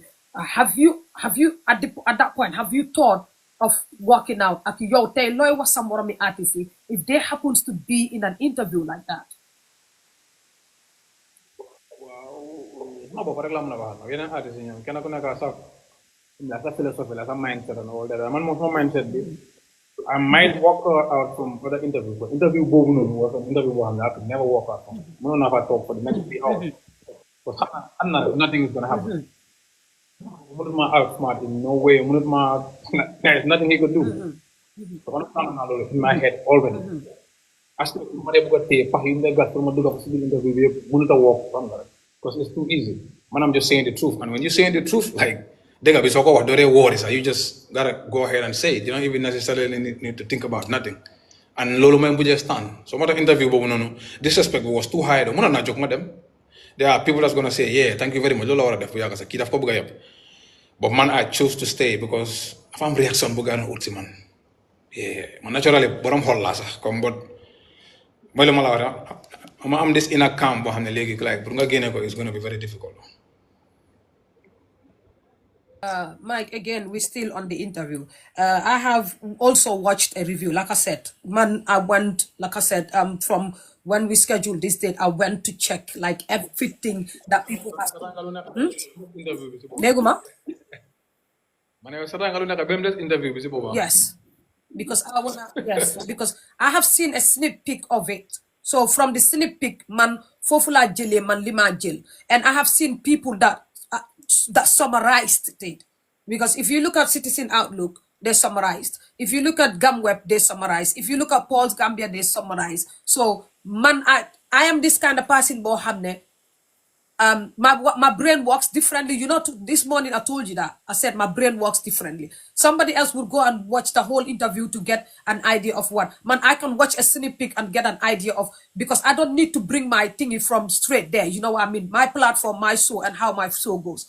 Mike, again, I have had a review that says it was a witch hunt, and this is what I said. And they said part of the witch hunt, Broke was invited and humiliated. And part of the witch hunt, I just want they said YD might be next, Buddy Bunka might be next, Numtuda, Chronico might be next, what's it called again? Kombonka might be next. These are the artists that I could remember basically, that the person that was doing the review called and said, okay, a perfect attack might be next, because it says it's a witch hunt of, this is quote in quote, of every artist that ST's got a problem with is who the interviewer is interviewing and inviting them to humiliate them. Yo, do you think that this is the truth, or is just a thing that person, the review, the person just said? I don't know because how my guys are planning right now. But I'm not a Gambian music industry is one-sided. That is one of the real reasons why I monitor them to level boom them. The same thing in one of the department. You know, talk about the boy around November, December, they had City album, param, you talk about New Hara, that's the only thing that's going to happen. I'm then elevation. We will definitely come to that, because I heard you also said that, but we will surely come to that. All these people like Kominga Oni, Kombonka, Kurudiko, Broke, White, all these people are very, very good artists. Yeah. So whole artist on me come YD is a very very talented artist. But I would level boom muna aga just because if I'm beef with a certain individual. Come like Chronic Bob, so whole Chronico, Birkama, one of the best rappers in Birkama. Man gisuma ben rapper bu joge Birkama who raps better than Chronico. I don't see it. I'm sorry. So whole Kombonga is the best Mandinka rapper in the Gambia. Gambia, anybody who raps this also Kombonga is a better rapper than you. Easily. You could easily see it. Like so whole Broke is a legend. Broke more of shows open mic festival. Broke fake ego so go stage be like Sobi is not gonna go crazy. Broke is like a talented Gambian rapper boy. Like we played with him.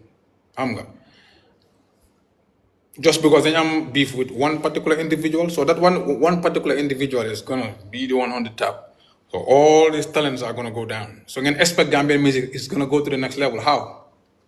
Naka lang to the next level. Just because you protect one individual makes again downplay all these talents. You know what I mean? Just put that one individual moment come they always like surface. You know what I mean? And everybody's leaning onto that. Can I lean onto lulu come lulu non la wara demé xam nga rek no ñepp kuñ tuf li nga toy yow kenn la motax nga ama ñi yeb problem like who is you like something is wrong with you yaa ngi mute do sorry is that a thing boo xam ne yow noonu nga feel ne gam music bi dañ nekk di jaamu kenna su kenna lañ nekk di jox pour mu dem ndax every Gambian musician moo feel noonu across the board la gaay nekk di jaam te ST du yàlla du yonante du xut bu sama waa léegi yow tey soo waree toog fii nga ne ST la gaay nekk di jaamu yow lan moo war a mun a tax nga ne ST la gaay nekk di jaamu because it is also said ne Gambian bu fi wasikool again bu fi try def fi loolu dugga studio liggéey wàccee iya mu nekk Fani ST Fani my Jayda Fani malls Fani Kele, they will all come together. Find the T-Smalls, they will all come together and support that artist. Ndax yow ya feel ne because a lot of people would say, tell Mike to go to work. Because every time they'll be like, Mike, dama dey just comment something. Mike, na dem liggéey moo gën muy put a blame on one certain artist. If he's working hard, we will support him. Okay. Our Gambia liggéey na si yow wala liggéey? Yes, she's working. Our Gambia, I'm not hit, well, I'm hit. Yes, she does. Is there any Gambian musician community that all these shows cannot have more streams than more on YouTube? Yeah, she deserves it equally with every other Gambian artist. So what the fuck? Our Gambia, so was it flop or was it a big show? Yeah, but don't you think that our Gambia so yambi? Was it a huge show or was it like a? Now this is what I'm sending back to you. Don't you think that our Gambia Soyambi, she made a mistake? Because you have to also look at the kind of artist our Gambia is. Because man, okay, now if I were managing our Gambia, which I said on my show with our Gambia, even before I said to our YQ City, because if I was managing you, I look at you, so like Q City lasa, the fan is just gonna be like a gala. You understand what I mean? So the Malayo Plus is gonna be set as a gala classic. People sit down, need to know because I believe that our nekut artists, like if you look at ST so ameso, it's most of this hale union for them to kati jump like at normal people you didn't for them. If you look at maybe somebody else, I'm so the same thing. Same crowd you do better. So if you are to say that our Gambia, man, I believe our Gambians they got a support. And I believe Gambians across the board. Because one mistake in our Gambia, first on Q City, does not mean Gambian industry ñepp kenn lañu support. One mistake in our Gambia, Gambian bi ñoo xam lu tax dem. But mind you, our Gambia release on the album, mu launch album bi, mu first step, the first lady bi ñëw. So which means that something must have gone wrong. Lita Q City first. Yow sa xalaat ak sa gis-gis lan nga foog ne mooy loolu because the reality of the fact mooy ñëpp mënuñoo ñi ko support yi place yooyu fees mënuñoo ñëpp toog supportaatuñ ko. What is wrong? Yeah. So yeah, mom defoon Penchami Hall na the show bi fees was it a gala dinner? But it was at Penchami Hall boo xam ne ñëpp dañ toog And it was more like a gala because nit ñi ñu fa woon toogu yaa fa woon setting bi soo ko seetle setting bi is different with Q City. I was at the show. People were standing. Yeah, but some whole not people standing. some. Yeah, but what I'm saying is, Bobu Yange so a musician like Royal Messenger. Kundo Antu Mogana Liga Royal Messenger. Antumen. No. Exactly. So why would Royal Messenger def so cute today and like it's not gonna pop and Antu def so pop? Maybe send generation itami do ben. There are too many stuff lo xamne dafa wara change the Gambian music. Wa gis nga nangu na ak yow ne lolu dafa wara change. So motax mané la xam nga dama joxal la benen exemple. Fekkene Mia Guissé mën na def so ci arena. Ban motax ñun ñu wara jël awa Gambia like think ko ci ay gala dina ay xol. I ask the music industry the same thing. Because Soko said no. Let's call a spade a spade. That's what I said. Gis nga Gam music industry suñu waxtaan dafa nekk waxtaan boo xam ne nit mu si industry bu ko xam te nangu diga because soo ko seetloo Mia Guissé our worked because Mia is just recently la dem solo ay waate diga our worked more than Mia our album yum teg Mia tegu ko Mia does Mia have an album right now as a solo artist? Not yet. Bro, Mia is part of a real music industry. Our Gambia is part of a fake ass music industry. Waaw léegi xam nga léegi soo waxee ne industry. So all this like stems from waxal Mike bu dem liggéey ban façon liggéey la Mike war a liggéey but like ban type of liggéey la. Now okay Mike nañ dem baat si our Gambia ñu make ko clear now it tells you ne yeah you know when you say Senegal and when you say Gambia I always tell people ne bu leen compare industry du benn because our Gambia comme ni nga ko waxee I totally agree with you ne si deserved Q City mu fees yow deserve nga ko keneen deserve nga ko keneen deserve nga ko I totally agree with you but li ma la laaj moo nekk should we all blame it on one person because one thing mooy another thing tamit soo seetloo Jizo su defee Q City daf dee fees waaw soo seetloo beneen artist Antu recently went on Jizo fii Q City mu fees attack na Q City mu fees so yow lan nga foog ne moo nekk the reason lu tax because now you're also educating other people as an artist. What about my platform? I don't just call an artist put it up because artists yep then man say that. So your statistics because one gonna yo nga talk 2 years nga relax nga whole industry no more dem. Didn't exit for your statistics langa fuck the water. Attack Antu Jizu because so when the ST rek like they can support. Understand? Look at new facial people like our Gambia Royal Messenger and this girl Sophia Bass too went to Q City and it failed. So la mota ñi am ko ñi amuñ ko. ñi am ko ñi amuñ ko. Yow sa gis yow. No, it's very, very simple. Comme I'm not that moko on si platform Alhaji Mohammed. Some ability to determine your success. I totally agree with that. Yes. And everybody want equal opportunities. What they call equal opportunities. You know what? Yes. Somebody like apply gay, Muhammad was attacked. Munna you know Malik Muhammad is gonna pay for Q-City, pay for the music, pay for Jawara, pay for the billboards, pay for all types of heavy promotion. Somebody like a YD, Munna every talent in the world, I'm the same opportunity.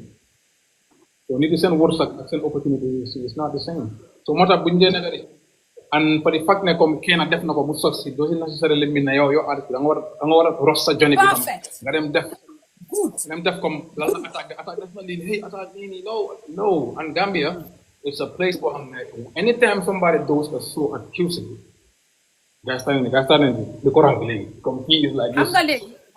We are going through the journey that I want you to see some of the things you're hamne mota now apparently we have seen last year 2 shows your hamne, it was at Q City. And people would just sit and say, okay, let's say someone like what's it called again? This Dogfather.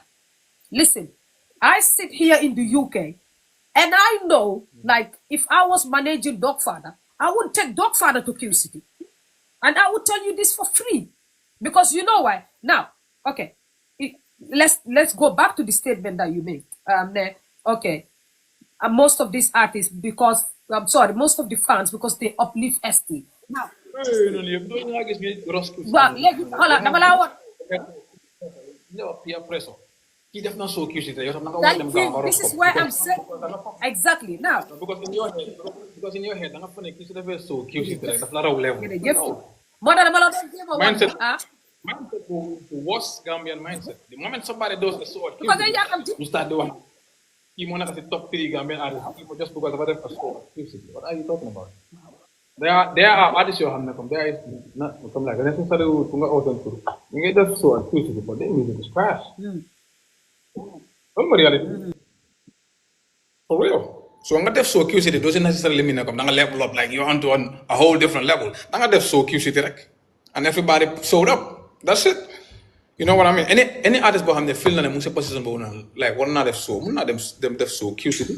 Comme ñun nekk di foo like wax na comme dama nga dem liggéey dama nga liggéey ci time def so QCity bu jotee dañoo dem QCity def fa so te so bi dafa first step nekk dafa nekk half so wala quarter nii de dafa nekk so bu first step.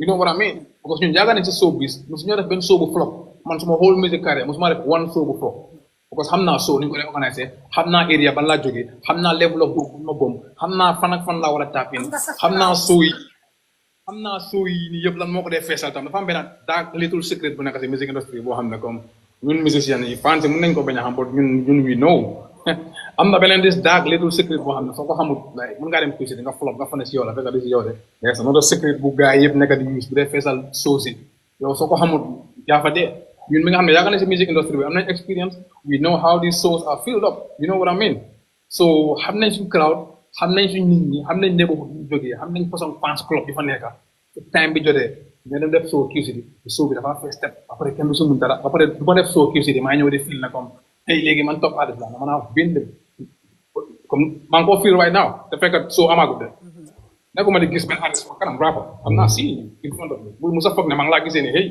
ma def show QCity noonu ma artist mag boobu no man I'm looking at you like you ain't shit still loolu moo nekk compliqué la lan moo ko jot kii I don't care boo seen rappers yi nii I don't even view them as rappers ak seen show yi QCity yi nii yëpp de okay Mike that narrows us back down again to the sense I was trying to make like we genuinely have to sit down and say and look at the proper issue look at like if one artist's show fail blaming it on another artist or blaming it on a crowd like the sense I was trying to make if you look at Dogfather who groomed Dogfather is ST so yeah. If you sit here or somebody who is close to Dogfather or who is close to ST or ST fans will be thinking, oh, you know what? If Dogfather does or Dogfather himself would have it in his head. Now, you know what? ST groomed me. And part of him grooming me, if I put down a show at QCity, his fans will come out just normally as they come for me and filled up that capacity for me. And it must have been one of the reasons, apparently, like, maybe it must have been the reason. But regardless of ST grooming Dogfather, that show still failed. So more I wonder, like sometimes when you think with logic. Because at the end of the day, I totally agree with you where you said that some of swing Gambian artists then they yakamti because lolo I think is one thing lo xamne ñun am nañ ko moy yakamti. We like shortcut. Moo tax ba tey dama la doon delloo di la wax ne sometimes there is a problem ñun dañ war a mun a xam lan mooy problème ba pare nit ki maay ñun ñëpp am na foo xam ne level la like who would su ma delloo sax nga nga dema Dogfather dina feesal QCity I would tell you bro no seriously moo tax ma ne la we should like sometimes we should just stop like having to blame fii ak fii let's just sit down ñu gather like fii ak fii moo nekk a problem Mike having to go back to exactly what I was saying ñu dellu back si sa prison journey bi because there is But I just skip topic. Topic one is very, very interesting though. I'm not posting your hand because we still didn't break it down. Okay. Throw me dello my back. Because according to the way you're talking, it's like people are saying he is to be blamed for the needed so quickly to the I'm not saying ST is to be blamed. You could have so keep no. I've never seen it. Ever. ok I mean, boo I'm gisee feeling ma wax somebody loolu like mooy ok li tax ma wax I'm loolu feeling mooy because you said somebody like Doc. Somebody like Doc should be able to do a show at Q City. Baba dama fees man loolu laa feel. and then if you ask me I would tell you if I was managing him at this stage of his career I wouldn't take him to Q City with all I understand now your power with the way the industry is shaped. Doc would never feel a Q City. But when it's Gambia, waroon naa nekk a music industry boo xam ne somebody like Doc Farah is gonna feel a Q I City. totally agree with that Because wow all of you across the board mu ngi xamul Sénégal like am na upcoming artist benn project kese la gaa génne ñu ngi génne less songs than Doc Farah ñu ngi fill up with nu ñu yaa am gisee it might be even bigger than Q City. and that boy num tudda this upcoming Real artist real music world. Go ahead. li ma doon wax rek because yaa ngi doon jéem a wax ne like industry bi ñëpp benn passion bi lañ dee support so I was just telling you ne like you said the fans ma ne moom la gaa dee back. wow I mean beef with another artist moom la gaa dee back instead of guy check ko moom. doesn't that mean that they all support him yaa ngi just mention Bro K waaye di Chronicle attack Komponga all these people ñu nga xam ne am naa ak ñoom issue ma ne waaye ñu ko protect moom kenn and you lose all these talents. wow Fa jaral guy what I'm trying to say is soo ne back moom lañ dee back like isn't that back meaning moom lañ dee support when it comes to the beef. okay when it comes to the beat okay that's clear because loolu laa nii pour xam you understand what I mean okay now Mike again si biir the same industry buñ nekka yow sa boppa as an artist naka nga gisee industry bi ni moo demee balaa ñuy ñëw to the prison time ndax yow sa okay now I do ask that to every taxaw for the past 5 years taxaw benn place taxaw rek def nii ñambaas album def Q City show ñeneen dañoo launch album without an album amut ñeneen launch album we will definitely come to that because dama ko bëgg a take yeah we will definitely come to that because we will have to bring ST's part we will have to bring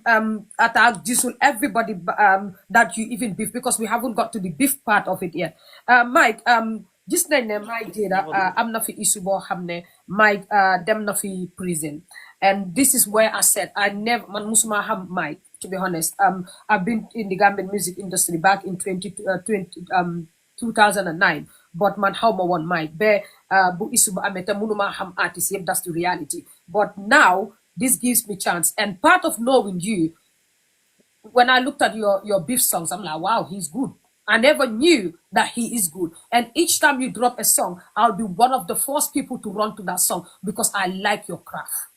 And I'm a fan of Mike. Like, yes, I'm a fan of your craft, to be honest. I watch your music, I listen to your music. Like I always say, man, I'm a fan of that music. Every other artist that comes here, I will tell you, I love your music. And I listen to it.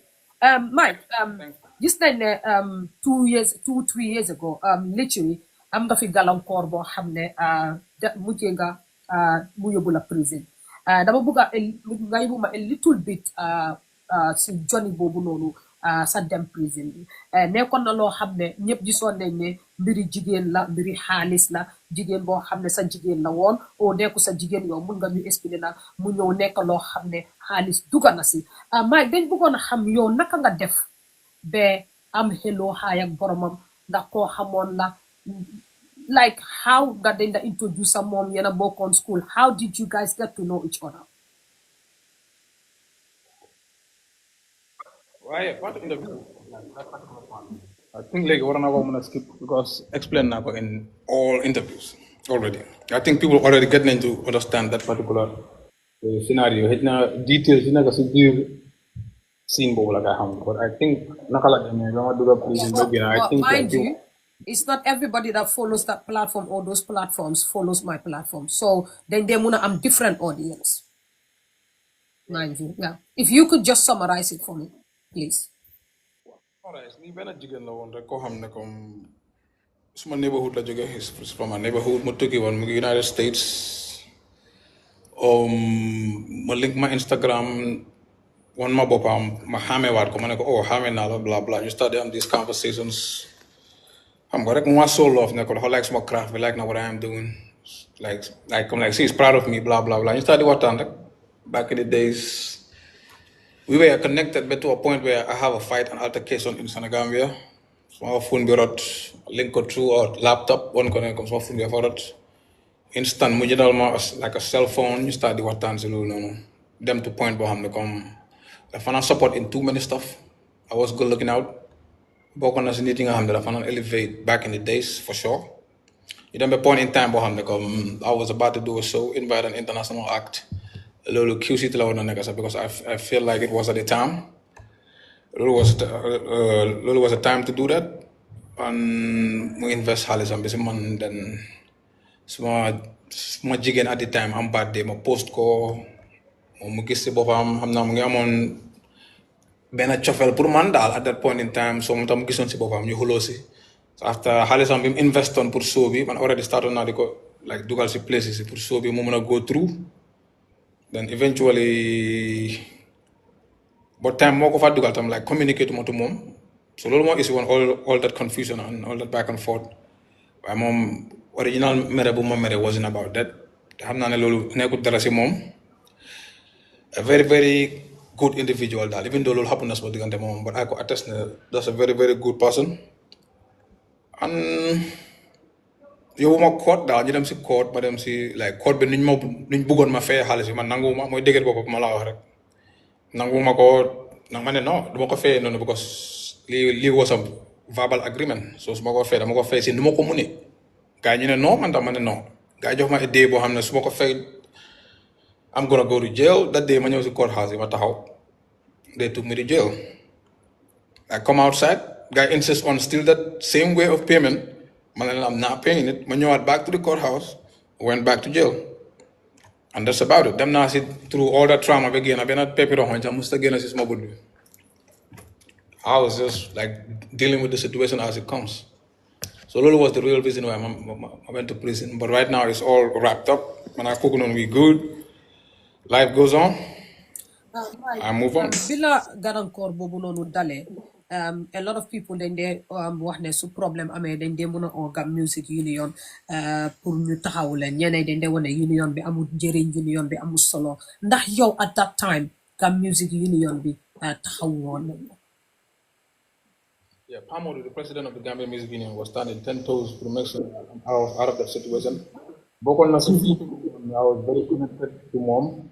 Suma benn boy bi ñuy wax Lamine Si suma benn oncle bi ñuy wax Baye Kebe ak suma benn friend bi ñuy wax Lamine Marigo. These were people ñoo xam ne they were really connected but back to loolu wax Gambia Music Union the Pamodu was standing 10 toes to make sure ne génn naa si situation bi if there is anybody who understand the situation very very well moom la mu nekk sax because moom daf daan over communicate man and make sure ne I'm in a good mental space fekk man I was already in a good doom bu góor laa soo bagage yi nu munti ñëwee rek dama ko dee jël at that point in time ma xamoon ne comme lu ma yàlla teg la rek loo xam ne eventually dama step out of it so moo tax ma nekk si like situation the way people were sympathizing with me ak su ma génnee man nu ma di acté confuse them because man nekkuma di ko jëlee comme nit yi ni nga ko nekk di vivre you know what I mean and it was a blessing and a curse daal because daf ma change daf ma like change who I am daf ma jox a bigger understanding about life so gisee tey ma mun a stack up money to a certain level is because of loolu noonu su ma duggutoon si place boobu I wouldn't even be able to stack up cash du ma respect xaalis comme ni ma ko respecté léegi because am na people yoo xam ne ñu ngi foofu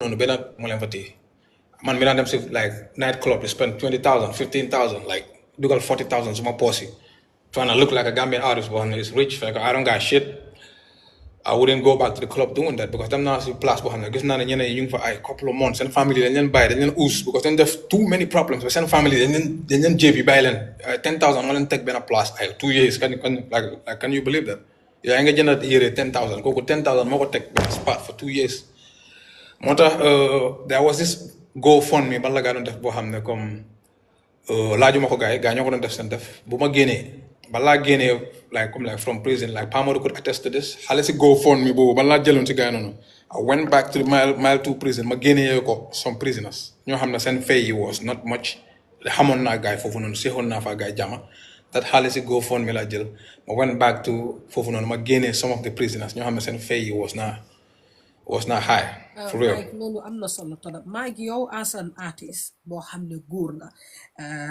nekk artist dafa métti ñun ñëpp dañ am pour nangu loolu because fame comes with price daf day ñëw ak consequences ñi fi ñàkk a nekk artist as a public figure it comes with consequences because lu bëri daf la dee mun a daal ba pare daf di indi ñu bëri tamit ñoo xam ne mun nañ laa defar mun nañ laa yaaxa mun nañ laa support because different people come te doo dee xam ñu bëri seen motive ndax fooguloo ne yow ay waxtu boobu noonu waroon ngaa nekk koo xam ne waroon ngaa bàyyi sa xel torop sakatuma when it comes to chicken.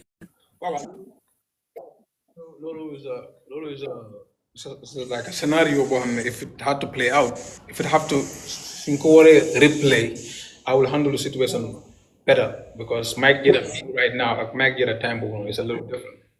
I man nit yi ñu ko notice or not but man I could feel ne comme man suma mindset bi dafa shift to a whole different level after coming out of that prison with all that mental space everybody is saying whatever thousands of people ñu ngi ci media bi di wax stuff yoo xam ne they have no idea about blah blah blah blah maa ngi gis people yoo xam ne ñu ngi ma view a certain way amoon na friends yoo xam ne I thought ne they are close to man situation boobu expose na leen wan na ma kan mooy suma nit ak kan moo xam ne enewul ma jaama so wax ma jàngal lu bëri de amoon naa nit yoo xam ne in my head foogoon naa ne famille na situation like that nañ step up pour génnee ma si naa ne ñu ngi téye seen boppa xam nga dafa ma jàngal lu bëri about life daal mais man the only person that could save me is me you know what I mean so loolu moo ma bil ma nekk this particular person today koo xam ne comme I stand 10 toes on business and let nobody play with me so that's about it.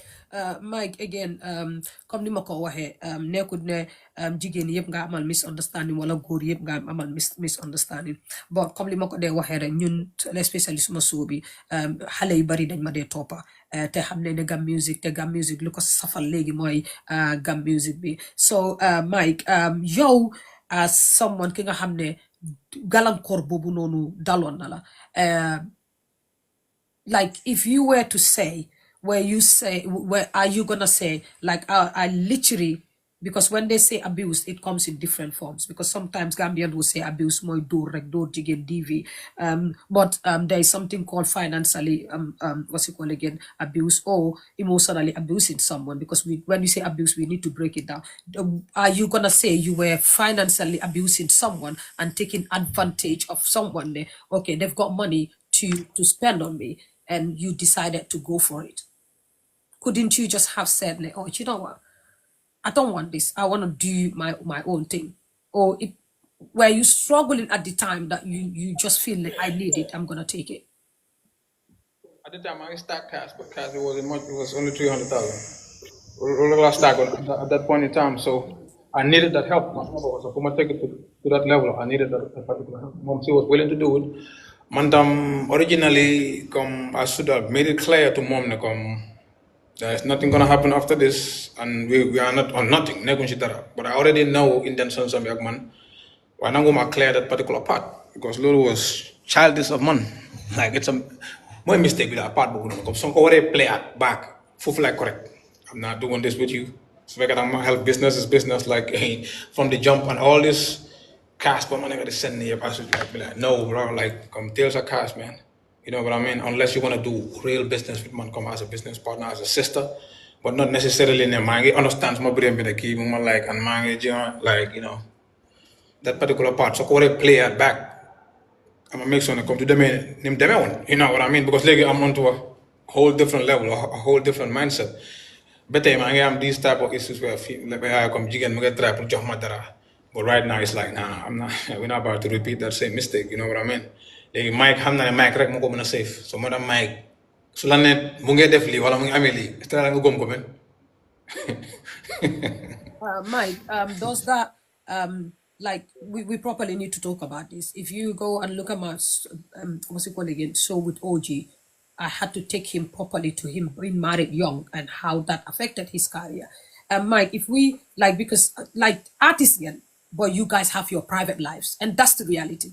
And this went to a point, Mohammed, it came on social media and people were talking about it. So we will get to that. Some of the things that people were talking about and how it affected you.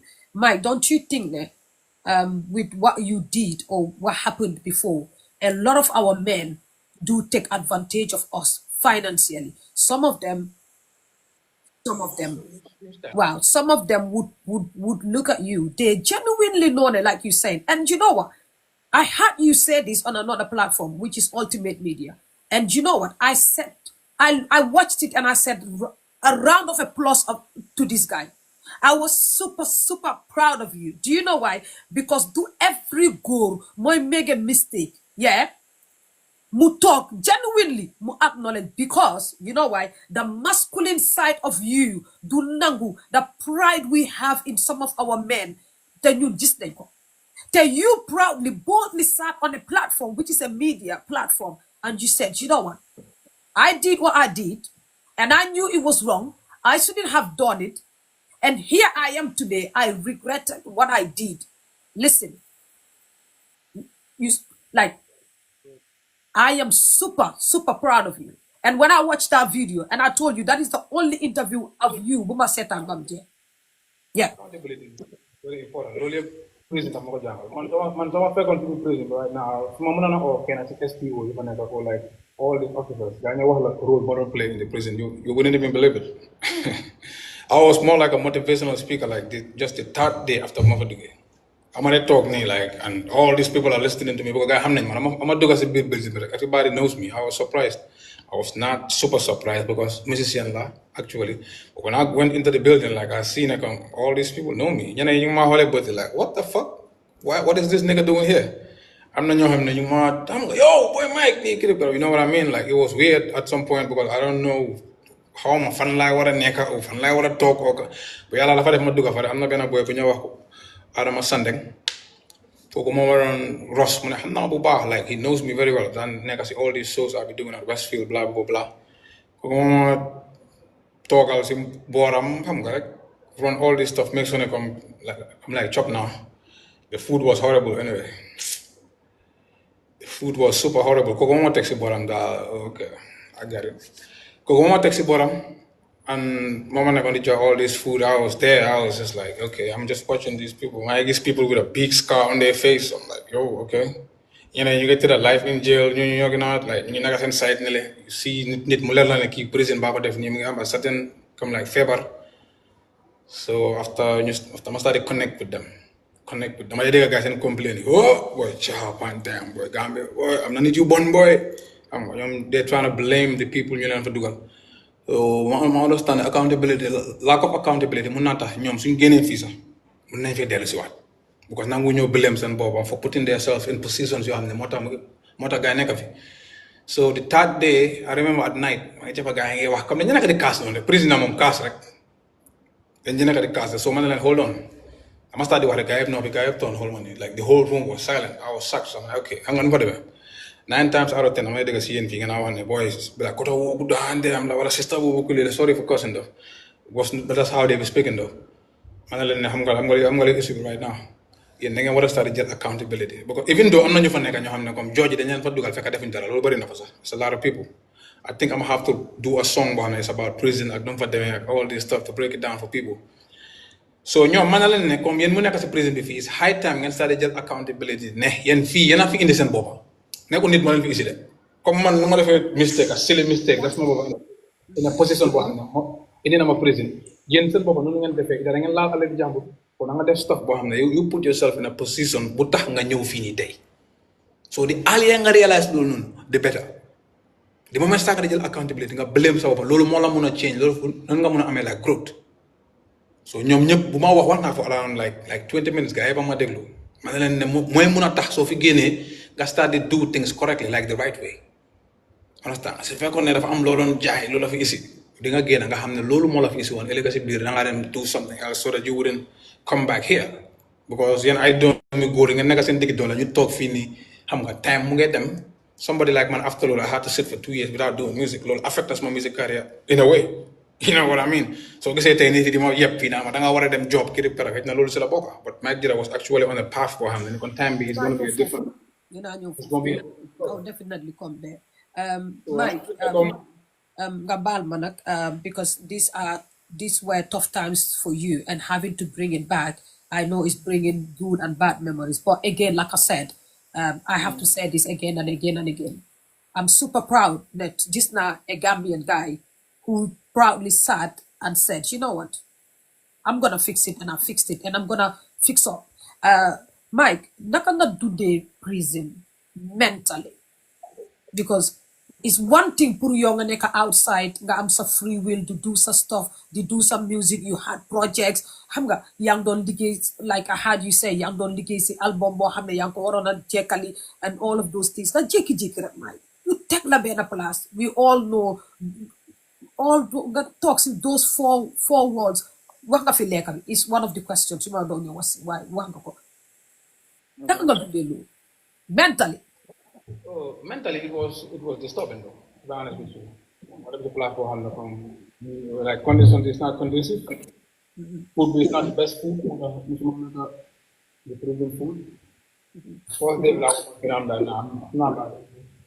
Like I'm already following the family. We've been the food I'm supposed to eat in there.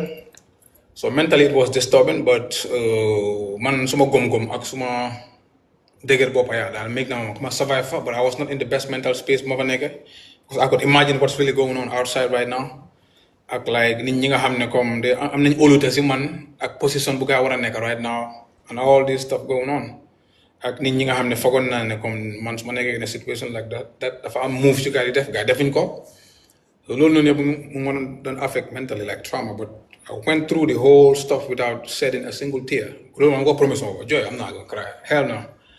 I'm gonna just go through this, my feel pain, my absorb ko, my jël ko yëpp pain bi yëpp laa jël, like I took it in, for real. It was a hard pill to swallow. Jail was painful. Talk benn place boo xam ne it's dark, it's not conducive. Like spending nights ak killers you know, people yoo xam ne they kill us, they actually kill real people. Like nga léegi nga cappa nit yaa ngi fight, terror everywhere, like people are just going crazy, xam nga. If you go la daal gisuma fa benn góor jigéen anyway ma fa demee ay góor dëggal laa fa gis, place yi góor la, place bu métti la. Mun nga fa dem and like nga turn out to be worse. Mun nga fa dem nga come out nga nekk somebody koo xam ne comme da ngaa change daal. So man suma case it was a blessing and a curse because def na stain suma music career ak suma life in general, but the blessing is like it made me who I am today. So gisee tey ma mel nii comme ma am this like fierce like no like come on comme maa ngi face wall with no fear, like loolu prison moo ma ko teach, like soo fa dugg daal am na loo xam ne fekk dugguloo fa doo ko mën a understand. Da nga dégg nit di ko wax like you wouldn't get it ba nga fa dugga dafa mel ni it's like a different boo xam ne si beneen wall nga nekka. The way you see the people noisy bunta ring officers and behavior bi am na nit yoo xam ne comme yana ma yàlla bala dina smart dumb shit like I def like you like yo you know what def nii boy. You see people doing stuff like comme man I wanna step out of the building like I wanna leave here right now. Am na nit koo xam ne mu ngi laa wax ne hay bro man léegi ma ñibbi boy man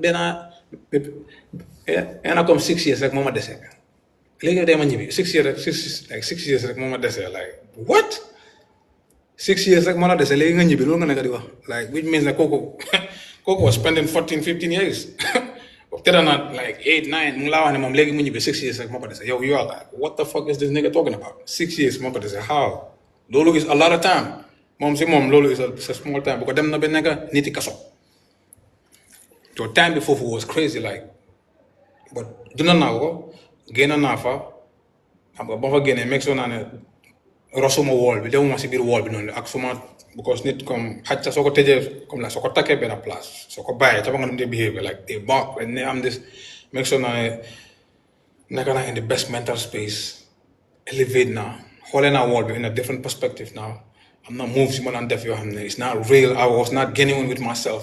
Stop naa ko get naa connected to yàlla tam léegi get naa start to appreciate love, you know what I mean. Léegi I'm a real person du ma téye dara suma mind bi may nekk di la ko xoolee di la ko lifinel anything lu nekk suma mind I'm just gonna tell you like straight up amul ay it doesn't matter how you feel naka ko as far as xam naa ne lii mooy reality bi and it's the truth I'ma just tell you like straight up. So moo tax léegi like suma circle bi is too small. I don't deal with too many people. maa ngi jël 9 times out of 10 mu ngi roll alone with all this animosity bu nekk di go on nii yëpp like it don't even matter.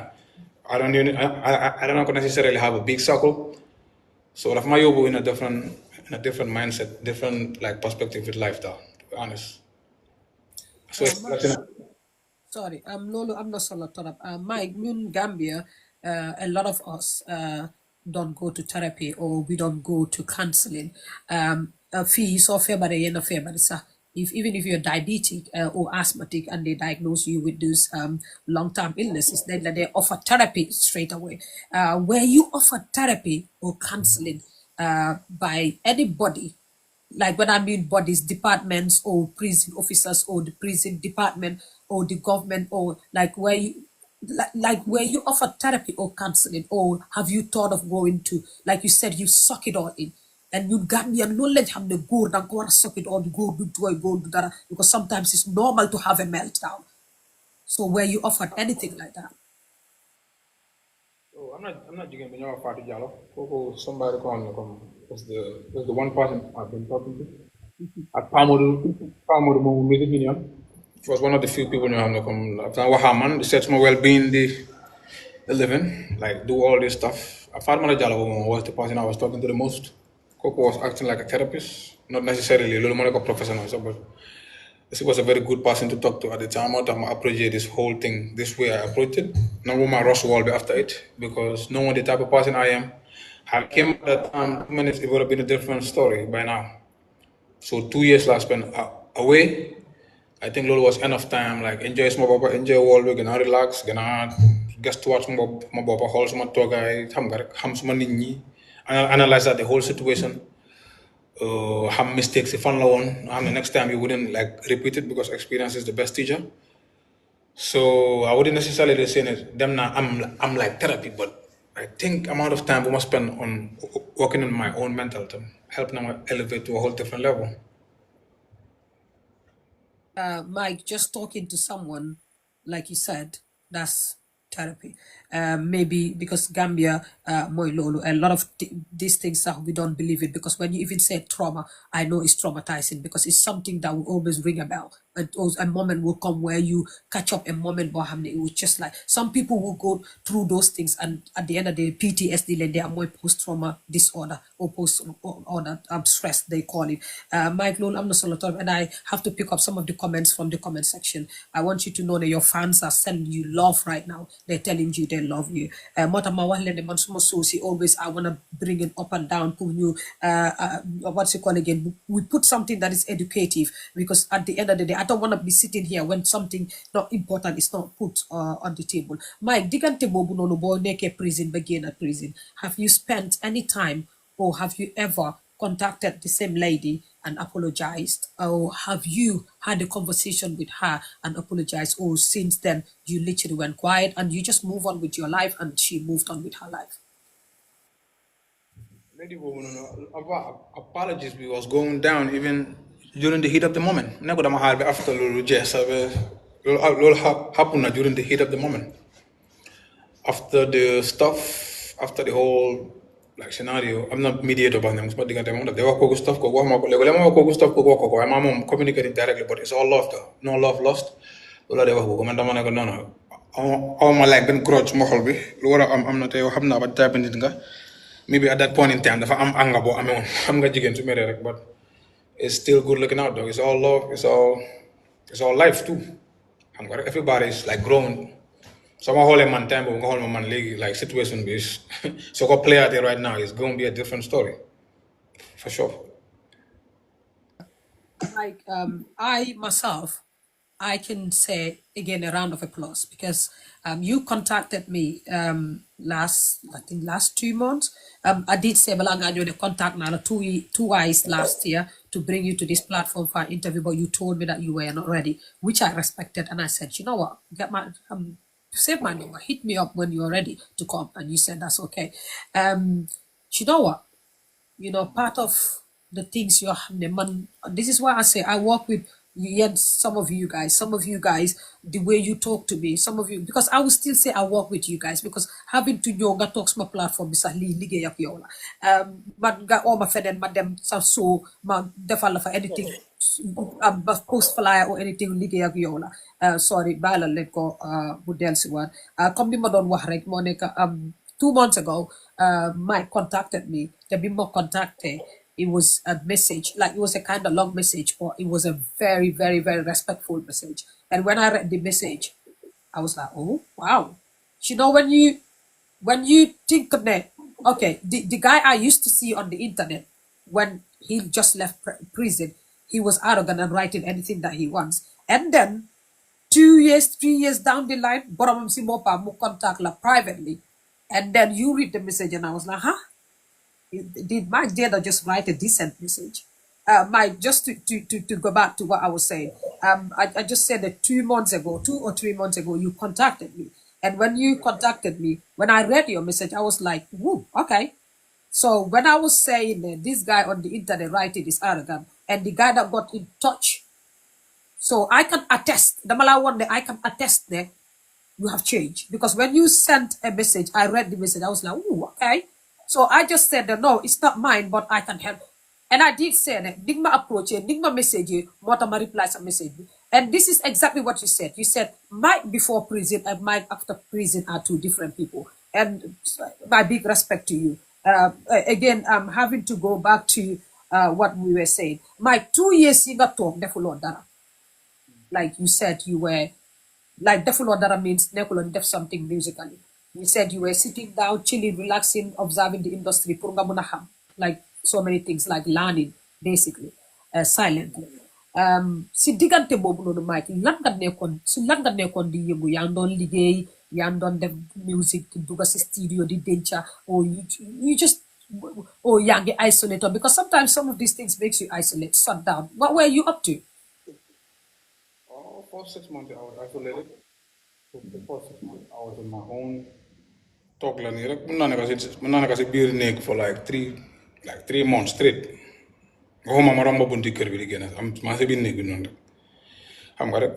read some books. I'm like set on all these rap documentaries, hip hop documentaries, mostly American TV. 9 times out of 10. Whole lot of anyway, I was just like getting close to God. Tamam garak. Lolo like for 6 months people are overused. Lolo more like too much stuff, man. Right now, you know what I mean. After say, man, I'm getting a CPT them play football as my boy. I'm not time I play on Nawetan bisa. Them say Nawetan we play on itam. Puts my mind be getting free. I'm gonna my content. I'm not come forward to combine music. So I'm not gonna do. But man, I always know it, man. Come on, the key is gonna come back to the music industry. Because I'm gonna job. Bye. You know what I mean? So anybody could fuck come guy don't find come is over for Mike. No matter they are sucked right now. Yo, but the key is gonna come back. So 9 times out of 10 I was just working on real life issues, free my mind, be like I'm gonna make sure I'm in the best mental space. Yeah, I'm not business as you have I was working on myself, like trying to stack up like more paper. You la one like ins and outs. Come down go they like maneuver Sibir wall, but trying to make like stuff go right for them. So no land come but it was all good though. Yeah. Mike, Lol, I'm not following. Now, when you said mental state, because I know that those kind of things can even depress you. Like I said, shut down. Mike, this night, being a naked prison, people like Steve, Johe Halis, and you have said your history regarding Steve. Let's a while ago, done football together and Fufu Wakohame through football and all of that. Mike, this night, Steve Johe Halis, but rumor also has it there. Jibu Balage was one of the people, because yo Steve Pidegananga wako. Jibu Balage, rumor has it now, he was one of the people that also Mom Tamit Musanis in the home. How is that true? Jibu Balage gave me 100,000. Jayda Majo 100,000. Steve as well. At that point in time, during the heat of the night. What was the real reason why I came out first time? Okay. You know, they gave in that paper yang power ga dugal ko. So you get any man on zip. I'm for continue to dugal those hundreds. Man, I'm not gonna do that. Yes, my I could attest to that. I'm not time guy gonna fake lolo man so ko fe. Ko fe. Lolo mo grata fa yaga fast comme like second time because man guy bin ko fe. Monica, sorry, understand mo for Jibu Balage mo yokat halis na? Because I missed it. No. Guy didn't mom ak Steve. Lolo mama force gain ci biti. Second time but la gain ba pare. You know like people at the courthouse were leaning onto I'm like lady people because I know they come like bribery. I'm Gambia no like corruption is just it's above the roof. So you know, man, I'm continue paying those hundred thousand. Man, no, I can't do that. Man, I take care of my household, with my bubbles, my music, and everything. I can't do that. Yeah. So you know, if you don't do it, you're gonna go back, man. And then I'm gonna go back. After when you are back to the courthouse, that's how I went back. So, but when I went back, I'm not time I'm gonna do that particular payment, man. No, but I'm gonna do that particular 100,000 payment. Like for what? They just have to let us pay it. I'm not gonna go book a pay it. It's not gonna harm us. It was never a time where I'm on like too much money. Danga bugon na pay by installment. Yeah. The only time you take somebody to jail is somebody who's not willing to pay. But somebody that was willing to pay, when you have like 20 bands, every month, I'm gonna go, no, there ain't no 20 bands, it has to be 100. Another month, he can't pay no damn 100. That's my way to take care of like too many stuff. He's an only son. I'm gonna go, no, I'm gonna let this, here I am. Going back. I'm not time for how much my guy, boy, you just have correct, my guy, no. La Pamo could attest to that, man. I got a federa. When I'm talk fee. I'd rather even sit here than get fair. You know what I mean? So after none of them, after case the Jayda. Anyways, man, case the man, my forgiveness, my papa, my over here. People are gonna be like, how? A prisoner. I think this is the first time I hear what he said. A prisoner, go to the jail, lawyer. Come on, again, I to prison. Moi suma second gena a prisoner bo xamne fofu la wa fekk loyal mu ne xamna ma am lay muso na ñew suma sobi la pencam ko no ma know you very well muso na ñew sa ben so pencam ko mana ko ye mu ne legi loyal am ñu man ko ronal ben car business after some more fekk ak halis ñu ñobu ko court after ñu nax ko ne gene nañ case bi out of court the case bi still court mo lañ ko in the mile to prison ko mo gena mo binal ma kër bi ñu wax how do I even call that again? Like stay of execution. So the moment again is like prison. Mike, Jibu Balagay, you body one nene rumor again. People were saying this on the internet at the time that mu don't gain the halis bobu nono. Some people were saying that I've got on def the gistal. Ne Jibu Balagay so dara hewe rek daf te chip in mu def kon dig gistal. Ndax yow nonu nga feeloon because nonu nit ñi ñoo doon wax lu leen ne ndax yow nonu nga feeloon. Jibu Balagay is one of the realest Gambian artists that ever like stepped foot in. You know what I mean? Like, man, someone like on G's position and somebody is doing like truly kind of singing. I'm gonna do exactly what G did, or even more than that. I'm not start off my little more I want to come music. I'm not union. You know what I mean? Let's put everything aside. So how many come back up to the prison Senegal? All these rappers, you know, I'm not beef with you. They don't wish him jail. I mean, he is one of us, and we face this particular natural life right now. So, how many malls like this car accident? I was the artist, couldn't think that. I'm posting a complex. That is something to get in Yobo for malls. Attack all these Gambian artists, but nobody wanna comment to that because Lolo is too positive. Even though malls se boham. Waxul lolou te nekkul ne mol dafa ñakon lu mu ko defalé bopam de daf don nice ñun Gambian artist suñu bopam ñu gather something yobul ko mols on ko ne we are with you know what I mean lolou was going to be all love but nobody responded. I think Mass Mora was the only person kuma DM one man mom already joxe na fa dara dem na fa so ma gather something like 30,000 from people different people ñoo ma nekkon di send xaalis people from America some people I know ñu send ma xaalis like 30,000 ma jox ko benn boyam mols tam si xolam bu rafet si baaxam 30,000 boobu noonu jëlul ko mu use ko mu jox ko boyam bi nga xam ne comme mu jox ko yaayi boyam bi nga xam ne ko moo gaañu si like car accident am so da nga gis ne stuff like that loolu ko daf dee nice trop you know what I mean ñun ñëpp ñoo bokk liggéey bi ñoo def kenn ki mu ngay go through something ñun ñëpp ñu come together put hands together assist ko bu génn si that particular trauma loolu is not du ñu wàññi dara ko dafa nice so ji ñu ne wax ne ay ngistal la ko defee o dara no ji was just keeping it real dafa gis ab brother boo xam ne mu ngay go through something loo xam ne comme 98% of these Gambian artists, space right now, had they went through that, they wouldn't even make it. I'm telling you. So guys going through that particular stuff at that point in time, hit they can't even take that hit. But you have come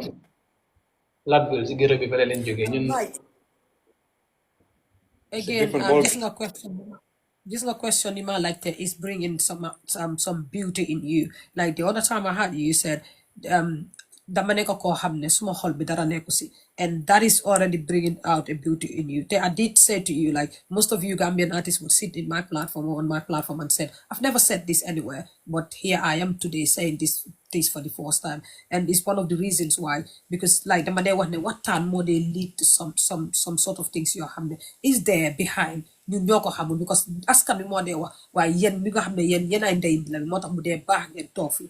Mike, regarding the prison, I've got this last question. Rumor has it ne boo nekkee prison, ST moom bokkoon na si ñoo xam ne dafa contribute on si xaalis pour nga génn prison. Again, rumor also has it ne part of the things that why you are mad at him is because of the fact that he didn't do an effort to take you out. So pour nga clarify on you ndax he did contribute ak ndax yow soo gisee loolu soo gisee nga koo bif loolu moo tax.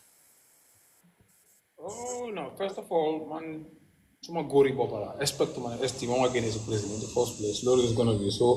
Loolu is dama over entitled suma feeling like that. Suma feeling ne comme dama war a do président. ST moom war a like I never felt like it. And the real reason why I'm this like this in ST has nothing to do with me going to prison. It has nothing to do with that. And so if I must contribute to anything, man must go there.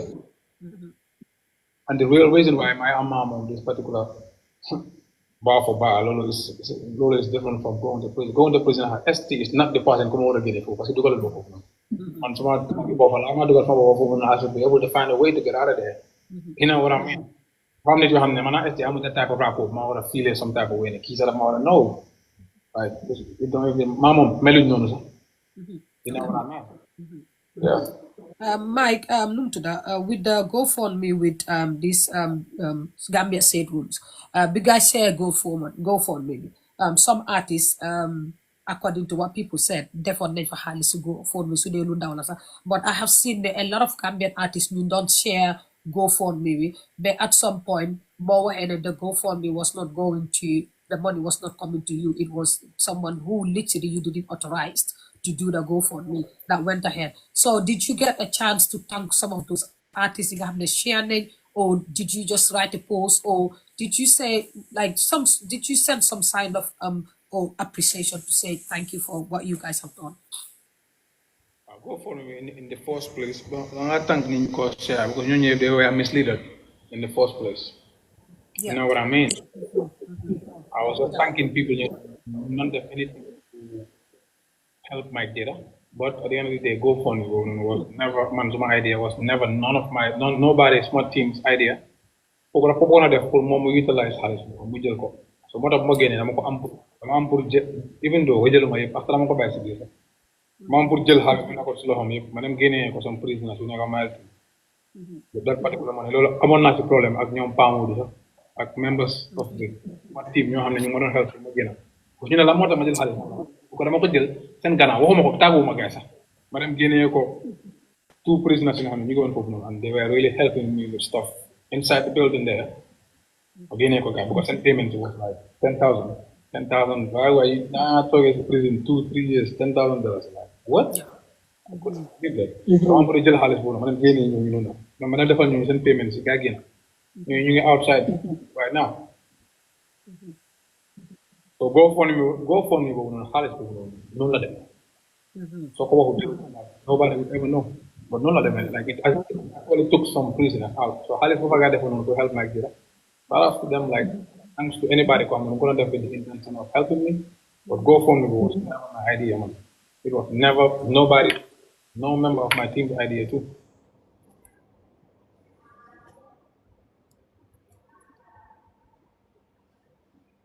Mike, like you said, so nobody will, people would know.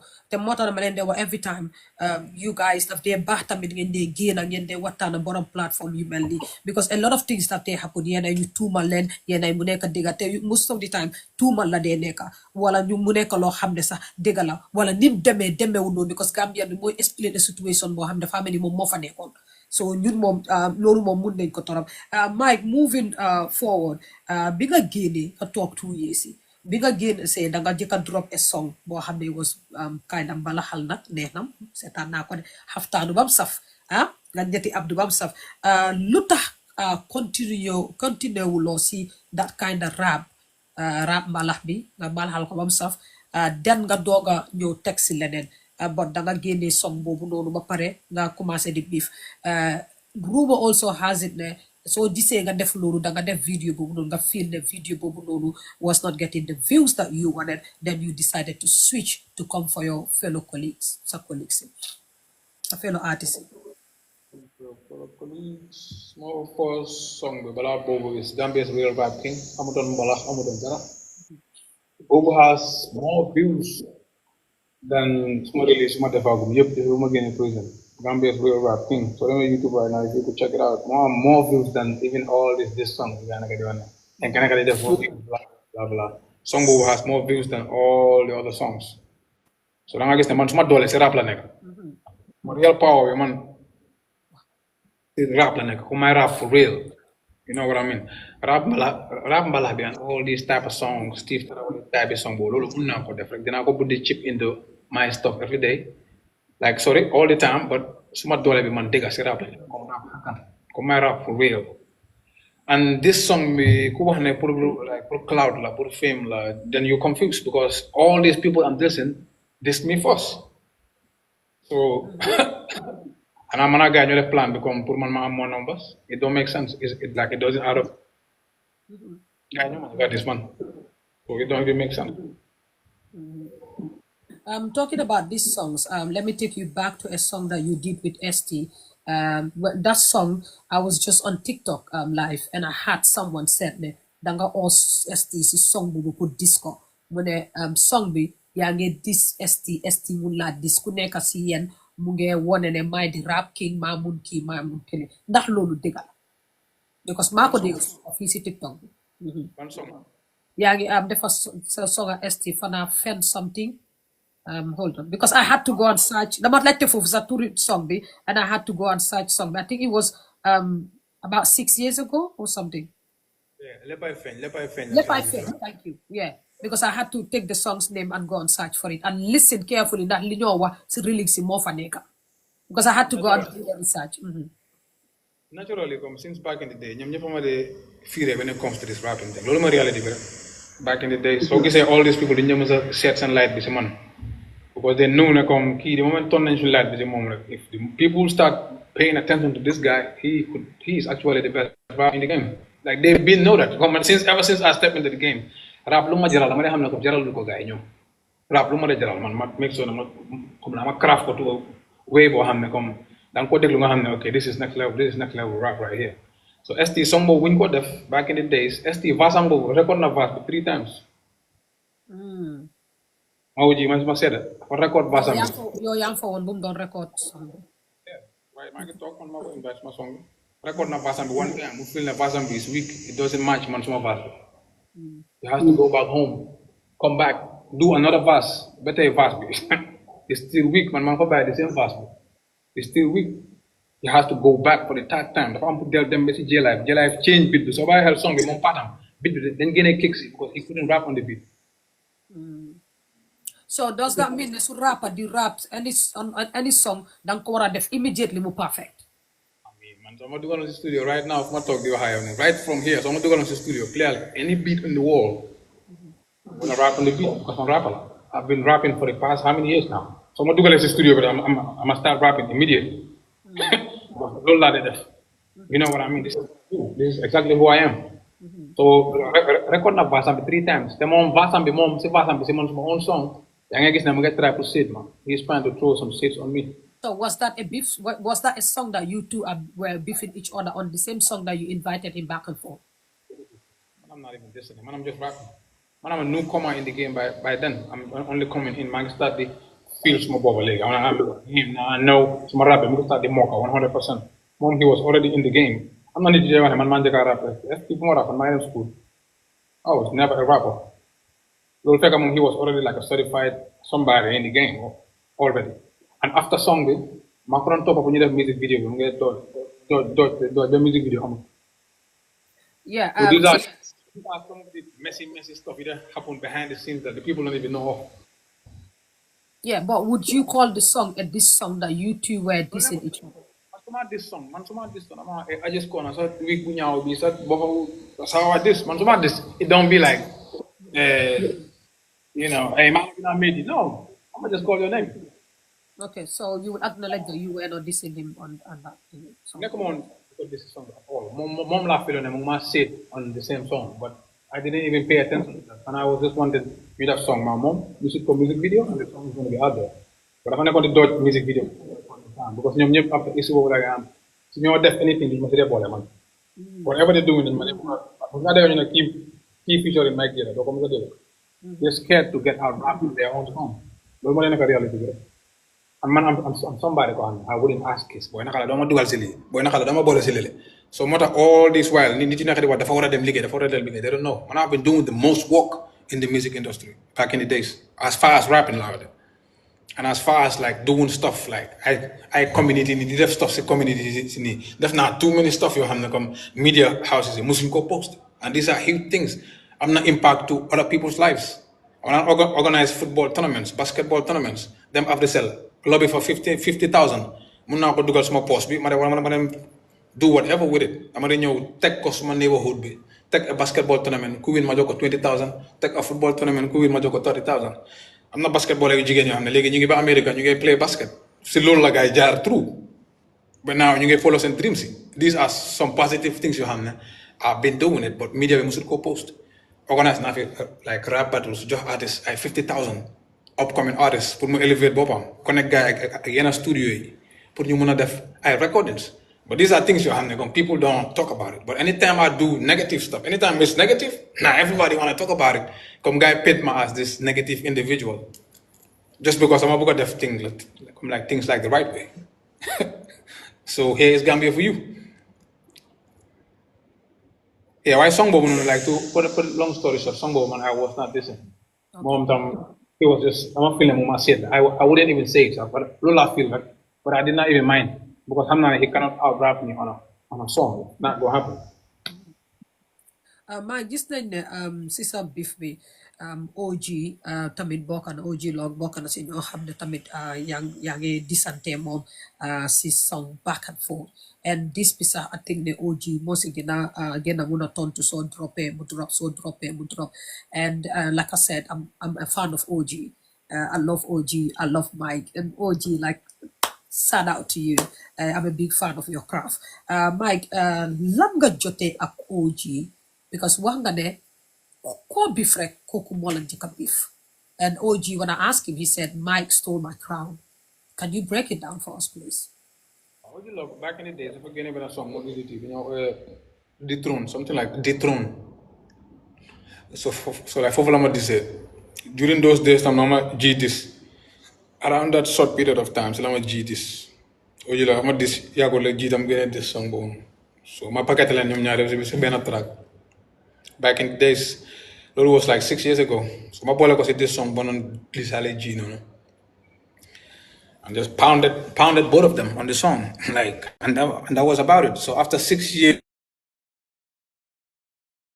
mu ñëwaat wala ma reply sax ma gisoon si boori club bi fële oh hey Mike ma ne ko yow what's up OG very good guy though we have mutual respect for each other anyway man moom dañu am this respect for each other even though luñ nekk di beef ni nit yi ñu gis ñu ngi beef de man OG Log we still got respect for each other xam naa ne OG Log ma respect 100% plus 10 man tam dama ko delloo that same respect 100% plus 10 because xam naa ban façon nit la you know what I mean like with all this beef going on sa moom still amut animosity what they call animosity towards man you know what I mean ene wut ma dara lu bon oo bugut am nga it's just beef it's just rap because moom understand na rap because he is from the cypher era xam na ne rap dafa ànda battle so all these battles we doing so doesn't necessarily mean ne comme dafa amee any type of grudge ci xolam bi pour man no we just doing this for hip hop we're gonna go back and forth and see kan a gën a am the best pen so suñ beef yi foofu la jógee so si la ñëwaat 6 years ago mu drop this song called like Stolen Crown blah blah blah after man tam ma reply ko with a song paquete wale fa yeneen Gambian rappers yi nga xam ne they out here just yapping somebody like Amadou Viper dem si interview begging for interview kat bi mention sama tur pour mu mun maa wax something pour ñu mun a am beef by force te jotewuñ dara ma ne ko hey Amadou Viper stop playing with me rek mu dem génnee full track ma ñëwaat ma ne ko Viper mun loo rap jarut tontu mu génnewaat full track you know what I mean so nga xool LG ak LJ tam more Swiss like these clown ass niggas. They on Facebook they been about man fekk all my own beef like I never talk about you. I've been wax about man nii si media bi ma boole wala la si song bi it's too easy right now maa ngi stand 10 toes this is a different Mike Jada. You delluwaat all the way to Mad Snake. Mad Snake my husband dissing me his whole life. Yeah, koto boobu noonu mu ma dis his whole life amul dara lu mu jotee man moom tam beneen nit bi nga xam ne la dafa understand hip hop understand na ne hip hop dafa am battle so moo tax dee dis so man teewuma disam bi muy dara even all these upcoming rappers sama nga beef bi nii you see all these upcoming rappers that came like this like man lañ nekk di dis de man but I'm actually happy for some of them. Some of them could actually really rap. Really, ko am na ñoo xam ne dañ over mën a rap. They could rap for real. maa ngi déglu seen songs yi these upcoming rappers man lañ nekk di dis de. But yàlla xam na ne maa ngi déglu seen songs yi maa ngi understand ok kii dafa actually mën a rap so da nga gis ne that this particular thing mu ngay indi all these rappers yi nga xam ne comme ñu ngi woon si suuf and mënuñu woon a showcase seen talent. Even though man lañ nekk di dis but I could attest to yow ne comme these people could actually really rap. These are upcoming rappers.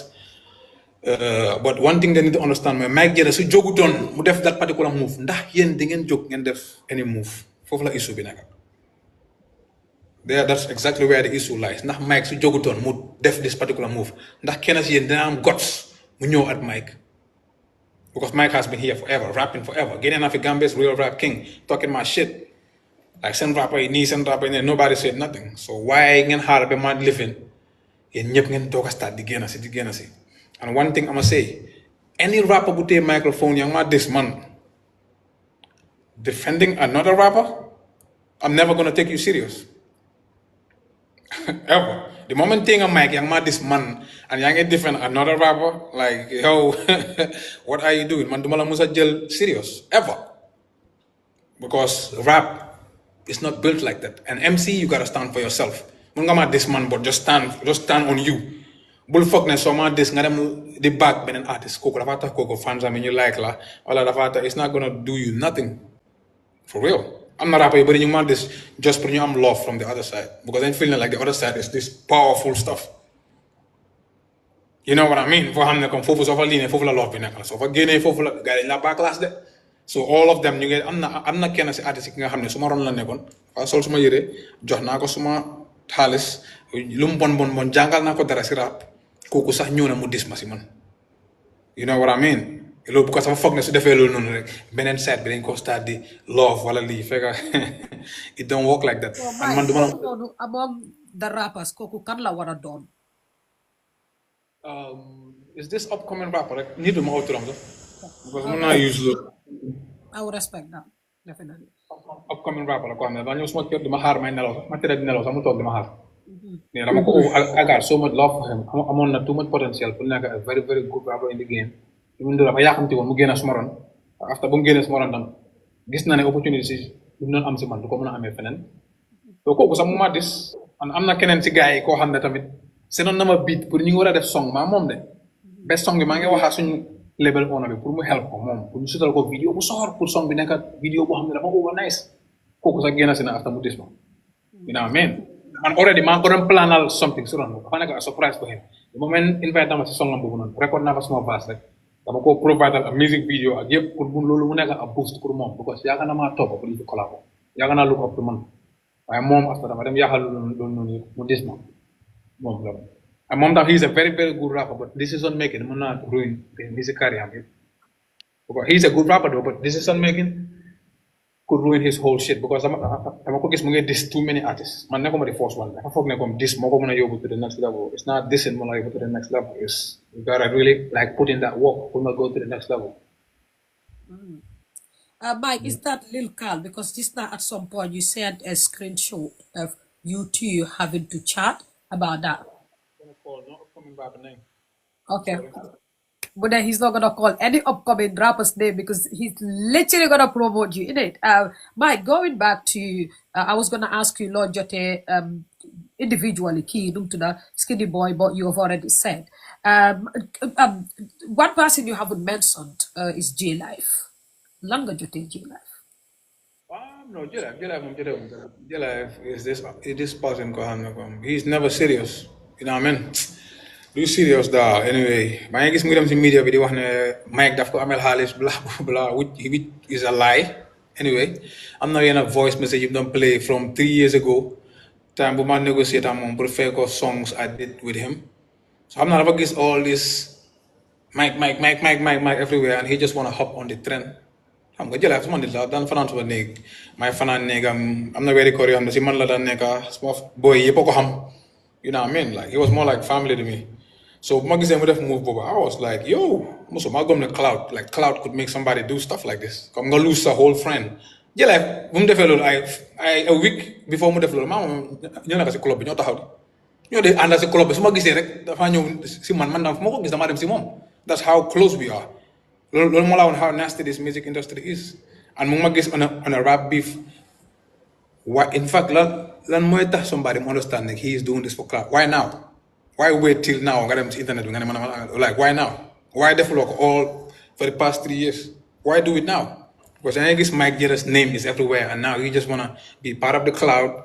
And I was very disappointed with him. But it's all love for J-Life. The man I still love J-Life, even though I'm not gonna fuck with him no more. But Lolo was like for cloud chasing. Like I'm in Ben Isu, my mom, I'm nothing. Like I don't know why he wanna do that, but yeah. But life goes on though. And yàlla mo nekk di expose nit ñi nga xam ne war nañoo nekk suma saako bi from now on moving forward. Parce que dama ko di ñaan. Mais he exposed anybody ko xam ne suma saako bi man should not be there. Mike gis nañ ne after bi nga jotee J-Life am na benn xale bu jigéen bu génnoon di la bif bi yëpp gis nañ ne jigéen join na si yow yow te Oji wax na ne bif bi géemi góor la nag góor yi génna ngeen dem liggéey ji yow tamit gis naa ne nga bind nga ko ne nag góor ñi génna sorry wax nga ko si benn sànni fi bi ne baari góor la so yow naka nga feel as a male artist boo xam ne if anywhere beef was coming out, I was thinking, our Billing, she's a good rapper. I was thinking that our Billing would have joined the rap as a female rapper. But our is not it's not a thingy, but you're not gonna feel the jigen genana mu dis la and bimla dis mu ge tuda chir mu tuda sa chiri mu tuda chir dal ba pare ona sa tu so because mu ko non direct si yow da nga feel ne jigéen mu la doon dis ndax Mike nekk na koo xam ne dina musa dugga si biir studio bi mu delluwaat kàddu bi si jigéen. Oh, musuma déglu tragam bi. Okay. I never listened to the song. Why? I swear to the Holy Quran, musuma déglu trag. Why didn't you? It's not real. Not something real though. You know what I'm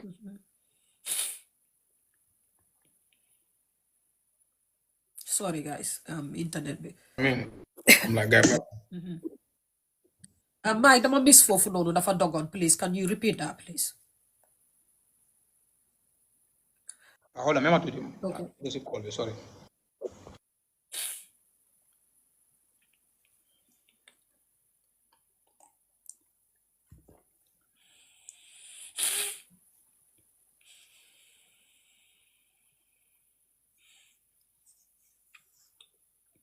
Guys, bala leen ma dégg ngeen may Mike the xaalis bi moo war a yokku nii so su paree daf ma war a wéef xaalis. Mike, going back to the ladies beef, would you be the kind of guy that will go in studio even if you haven't listened to it and then this Man never the type of rapper. I'm beef with a female rapper too. At the end of the day, J-Life moko program like trying to make something happen, but it doesn't. Koko sa jahabo sa small nekon mom I would never do it because yaga na neka sa ron J-Life.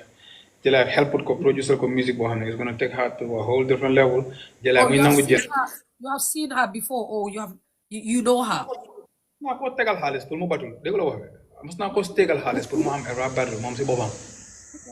I ñëw si man nii ma toog taxaw naa man advice naa ko about music all this stuff so J-Life moo ko recruit moom pour mu dis ma man rek pour ma feel some type of way but ñoom xamuñ ne man léegi maa raw xeer bii nii sax comme amul dara loo mën if J-Life is a musician, why would J-Life have an issue with you moom mu recruit keneen pour kooku ñëw respond to you or diss you? Balsam is not too strong maybe.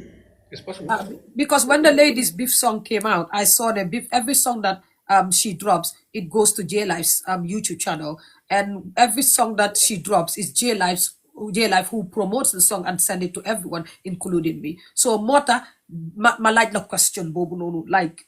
Don't be so boham sa mo to non ko jela we use ko pour lol non because yaga na si ron jela producer lu ko hit song producer lu ko videos defal lu ko dara mu ko use pour beef you know what I mean lol is wrong of jela yo so buge beef you have an issue with me yo sa ba gena sa nga dis mic jela bul use xale bu ndaw nga manipuler ko na ko jigen la da du ko studio nga na ko sagal mic you know what I mean so mic ta say ko non what I what are you gonna do? Or is Mike that kind of guy that would say with jigen repesko wala pangasko? Ever in life. I'm not even raised like that. But yeah, but I'm just saying though, I get put Coco in that position though. So those doesn't even make sense. Mike, just in the LG ak Swiss tamit yang len mention ci sa distract bi. LG and Swiss I'm a fan of, and Swiss is one of our favorite people because Swiss, I always say this in most interviews, he's the one Gambian artist that I could chat with, like have a chat, laugh with, and waxoon naa la lii samay la Mike yaa ngi dis suma artist bi yow LG ak Swiss lan nga joteeg ñoom because LG génn na ne ñoom duñ la musa tontu. LJ won't go to anyway. So, but there's a family like feminine tendencies, what they call feminine tendencies. Like, see, he acts like a female. Understand? Yo, man, how my when beef, I went on Facebook. I went on, come on Facebook. I've been there, so my name, I've been there about man on Facebook. I'm in beef. I never talk to you. Must my direct nothing to you. Like, why would you do that? After nga ñongane duma ko musa tontu no la nga di cloud chase. So LJ started it. Yeah, LJ started it. Mom, he's like a female. So then why was Swiss then included in your tracks? Or because they're a team? Yeah, a team. But this LJ, you this Swiss, and Swiss has been a whole ass nigga his whole life when it comes to money. Okay. You know what I mean? Like I think I ended up stuff young. They've been doing weird stuff for the longest. My man that makes it like but Mike Jayda beanie. It's a different Mike Jayda. So my dig anything low under I'm direct to man, I'm coming straight to you. Like and it's gonna be a different ball game. So it's just sad though. Right, when they I rap and I may be if you go to the microphone. You know what I mean? Like if you're gonna do it on the microphone, don't do it on the media. And I have every right to write to media because I could do it on the mic too.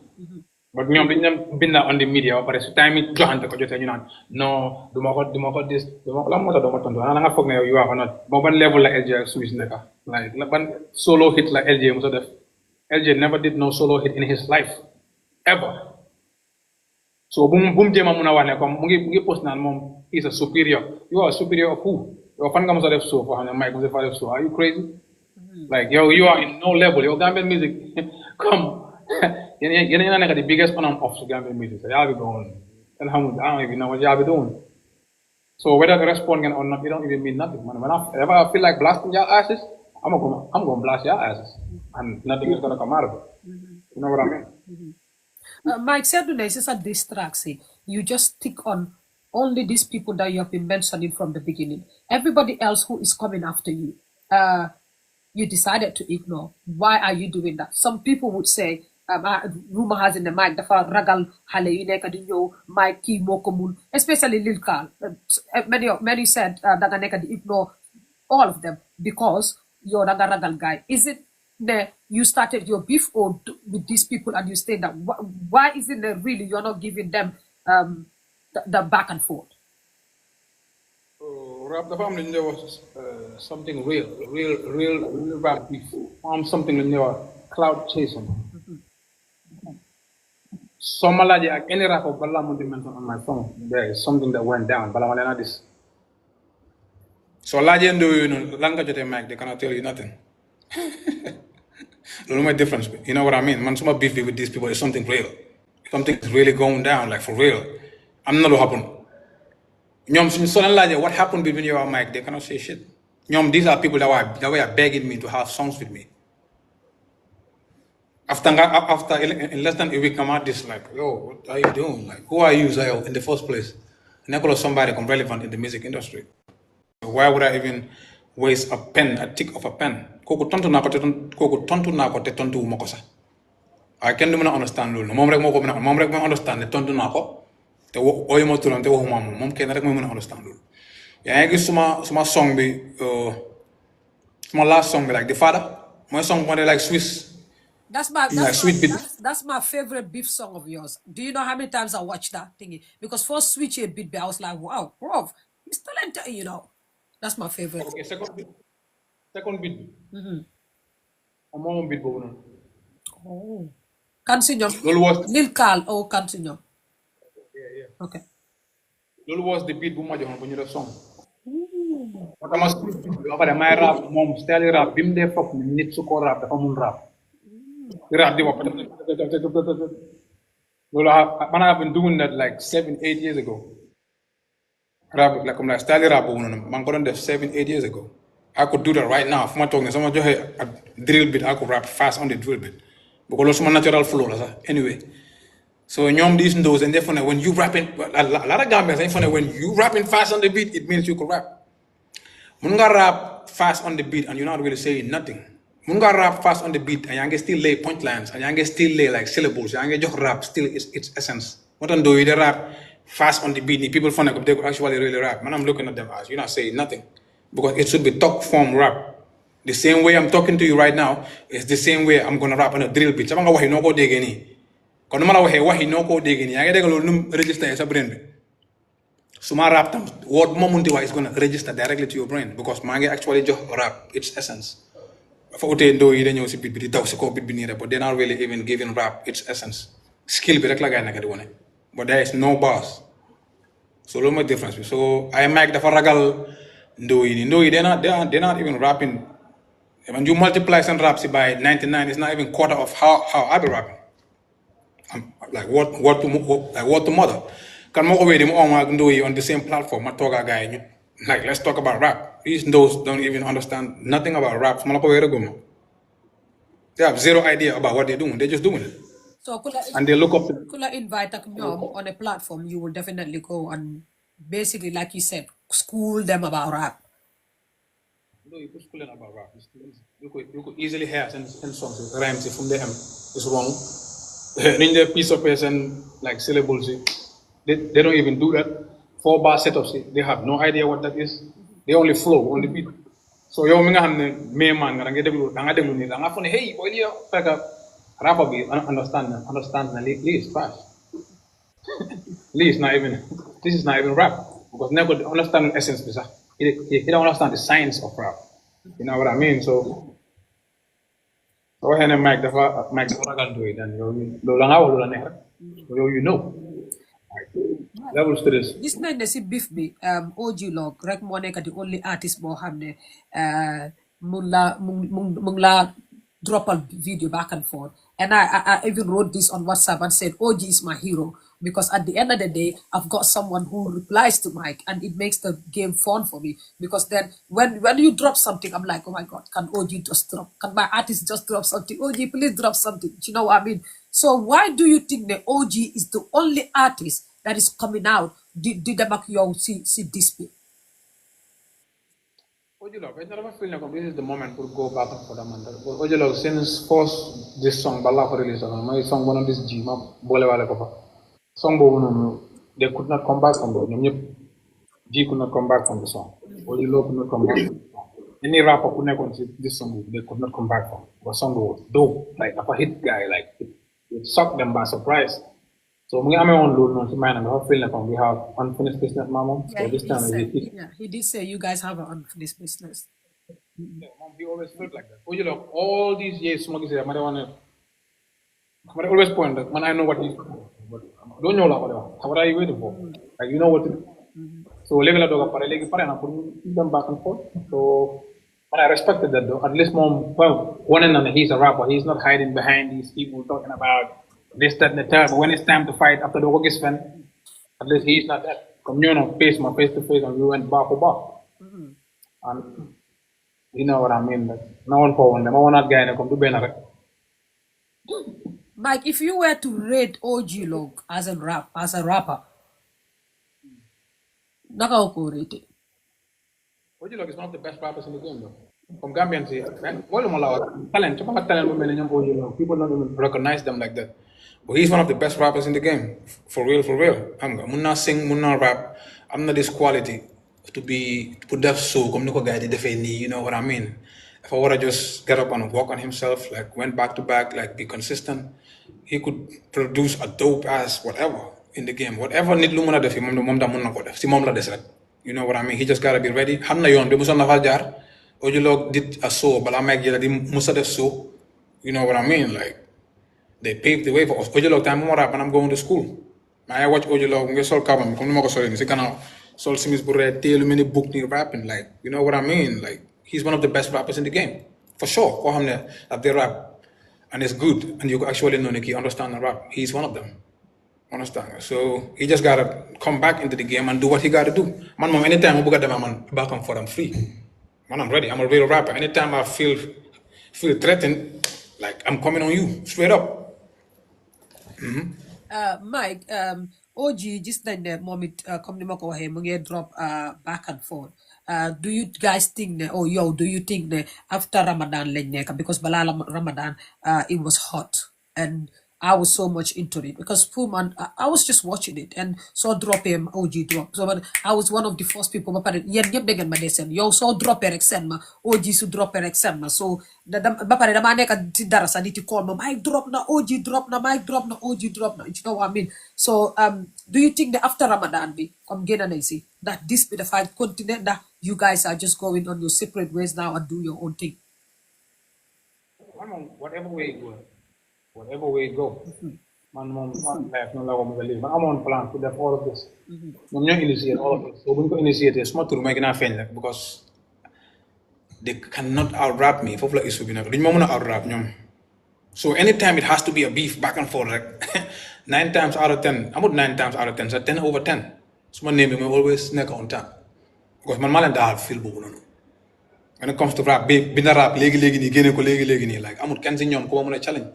I'm not time when you ogaje or ñun rapper yu bari ñu nekk ci ben studio rapper yu bari man Mass Moda OG Log Ruby Mace all these rappers in ben studio mën ñu def song I was the first person ko pare ko binda ma pare légui ni nekko jëluma time sax ñom seen boppa de way à chaque mois na pare na yo beat bo xamne musuma ko dégga I never heard of the beat dañ am pour binda ñun ñep right now ñu record a cipher right now so fofu like small quality be like game whenever na fa ñom xamne ne this is a different ball game I was one of the few rappers on the radio, live on the radio. Mauji mama on live on the radio. We play a beat bo hamne musuma ko dega. Audience la call. Audience sorry ko listeners in your call. Guy joxe any topic. Mauji mu jox ma any beat. I'm put bina song live on the radio and I did that shit. Ma bina ko ma rap ko live on the radio. Everybody was watching. That was back in 2000 and, I don't know 12 or 13. So these are things you have to happen on now. But all these new music fans, you don't know blah blah yapping on the internet. They have no idea what has really went down. Because in time when you're lit, TikTok I'm good. Instagram I'm power but no. You know what I mean? So when you compare Agndui, no for them. For real. Mike, do you think that now that this may happen, we haven't had something like this for a long time. At the end of the day, some of us missed it. You understand what I mean? Yeah, they want to this boom stop. They want to continue. I even saw a WhatsApp status from someone that says, "Can we start at this be a beef because already industry be bored." You as an artist, do you think that this we commence ni am nga si ñoo xam ne you made more enemies than friends including even some colleagues yi nekk si biir art bi do you feel ne am na ñoo xam ne sax make nga si enemies ak si public bi supporter si fans si Gam Music do you think that right now you're on your own or you've got more support at this point sax I don't mind kan mama support Dega to be honest with you. I'm not fan of like they love Mike Jayda, xam nañ what I stand for, like they keep it real. Nekkul di def biased review, they know ne he is real. Man ñooñu rek ñoo mata si ñi nga xam ne ko ñu ma support. Anybody else ko xam ne da nga nekk di any other thing in your mind or like Lord is up to you. Whatever you say don't matter. Lord munti wax dre mat too much. Man I just do exactly what I gotta do. And do ma fi nekk di def di bàyyi xel ne su ma ko defee bon ñi di ma like. Man I don't want you to like me in the first place. Ñëpp mënuñ la like. I'm gonna just do what I gotta do. So I'm feeling I'm gonna blast any artist. I'm gonna just go ahead and blast you. Like, not even gonna feel like I'm okay, but how well, no, no, no. I'm gonna just go ahead and blast it. It could happen any moment from now. Though. There are a lot of shit I gotta say. I'm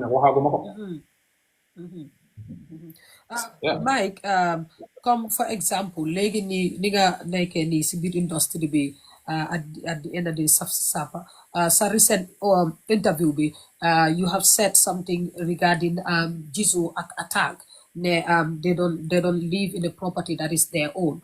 A lot of people have said oh, Mike shouldn't have said this. Some people said, well, what he said, he was right. A mortgage is a mortgage. It's not yours until you paid off the whole amount of money. Some people said a mortgage is still yours because it's still under your name. So do you think that community, some people were saying that no, regardless of what it is, those people they've got their own thing going. You shouldn't have mentioned them in your interview. It's like dragging them to the mud.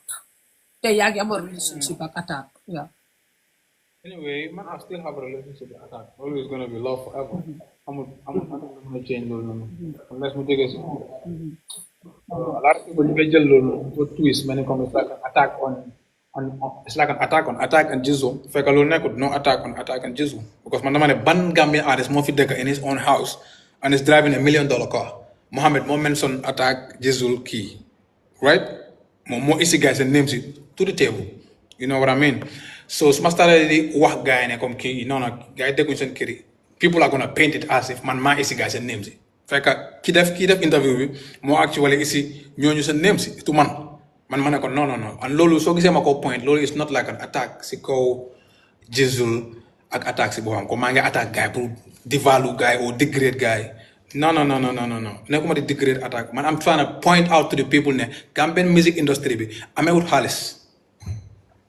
Lola na try to point out. And the earlier the people know ko, the better. Nga hamne dinañ ko mëna elevate yobu ko to a whole different level bo hamne. Artists dañoo am seen own kër di dawal all these like you know what I mean. It has to go to that level.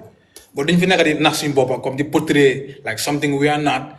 Xam nga rek di make people believe that this thing is on a whole different level when it is not. You know what I mean? So too many stuff get going in the music industry you have to mislead public bila. So man as a musician in the music industry, I feel like so much duty la leg. Anything luma gis ne lo xamne is misleading, I'ma say it. I'ma go ahead and say it. Recently la ST mu post ben picture mu ngi bir plane ak ben date bo xamna luckily xamna ko. He wanna lie to the people like okay, the pilot came to take a selfie. Like why are you lying to the people? Ñun mus nañu travel, xam nañu travel comme like plane like pilot bi do ko de gis sax. But pilot is going to be on the plane. This thing, selfie. It don't even work like that. You almost got travel. Have you ever seen the pilot telephone? We just selfies. It never happened. So he just want to mislead the people and make them believe. A pilot, or he's not a pilot, but is he definitely a pilot, or he's not? Coco is not a pilot. For like 4 years. He lived in my house for 4 years. He's not a pilot. Not a motherfucking pilot. Oh, like why is niggas? The uniform he was wearing. The uniform. All the time. What for? He has this, no, he has this fantastic. So ka fekkee nigga dafa taal computer am ngay play game pilot. Comme Musa bëgg plane rek. Oh wow. You know what I mean? Like plane, no la mel mom. Man picture boobu send na ma ko 7 hours bala ko koku no di post.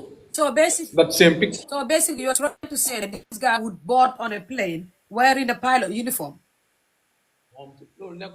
Plane boobu. It's going to be different from Mom Sol. Kokumbo would have got all the time. If there's some all the time. Okay. Okay. You know what I mean? That one just confused me. I don't get why anyone would wear a pilot's uniform every day or daily or time to time just to board on a plane and travel and come back, or wear a pilot uniform, sit in your house. Okay, well. It is yet Mike Moko. Moneko do pilot. That's all uniform. He's doing it for fun, isn't it? Mike, is that right? Mike. Wow. He's doing it for fun. The guy. Is the guy doing it for fun? Wearing a uniform for fun? Fantasy, I'm like, come like dream, I'm like, or whatever. You know what I mean? Like, but man, I'm not. I'm not a bus driver la. I'm not from jógee. Bus driver. I'm not real turam. Yeah, loolu la bus driver la. I'm not Gambian su bëri ñu dem back way ko ma leen dugal bi Germany sax. So was that uniform a bus driver's uniform or a pilot uniform? Because now I'm confused. Because I'm still thinking, why would they? Sol all the time. Moo tax after ma doon postal nit yi picture yu bëri yoo xam ne mu ngi sol loolu even si neighborhood bi sax. He just love wearing loolu la lay sol all the time. Suma néeg la dëgg for 4 years dëgg loolu ma la wax suma kër suma next house after suma house bi foofu laa ko joxoon mu stay for almost 4 years mu ngi fa. Yo, yaa ko jox the property for free. Stay for 4 years. Okay. No, he was actually paying though. Rented property. Rented property, yeah. Okay. Guy, you know what this one uniform, right? But I don't even know how this one makes sense. All these people are just How was that from this point? I don't even know what to say. Why it's Mike. Anyways, Mike It's just me trying to point out to you that misleading the people is not good. And that's what Gambian artists do. You know, they have to make people think ST that they mislead people with someone who's a bus driver that wears pilot uniform every day and take a picture with him. He known that Coco was a passenger on that particular plane. Coco or we talk to Togo after. He was a passenger like everybody. When I talk to pilot, Momon and plane that day. Mike, he was not pilot there, not no motherfucking pilot. Hi. I'm not about it, boy. I'm not even there. If I'm going to play a game pilot, I'm going to then I can disturb it, and he just loved from that fantasy of. But is that normal? Like that's bizarre. Like, okay. You know what I mean? So what's my idea there? So these people want to just make it look like. So loolu la ma ko point out and mu ngi doon aussi ay di jàngee nag di wax rek yow dafa iñaan dafa lii iñaan because I saw comment saying that danga iñaan moo tax because wax nañ ne ba wax ne danga iñaan moo tax every time su ST amee any achievement or mu put anything or mu dem feena or anything rek that does not sit well with you foog nga react to that.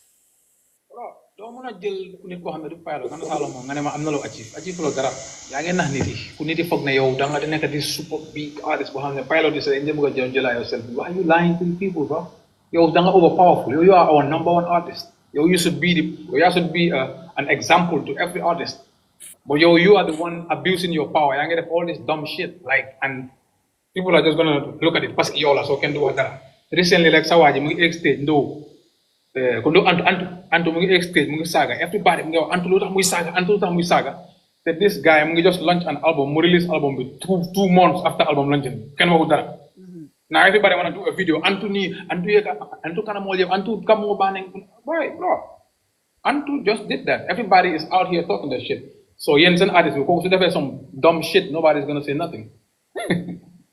Why to you is it normal ne an artist dem na on stage muy buddi ndey mu demaat on stage di buddi ndey di def track di buddi benn individual ndeyam is that okay? It's not okay though. But so then they're gonna attack Anto for doing that. If another artist does some bullshit, give him the same energy.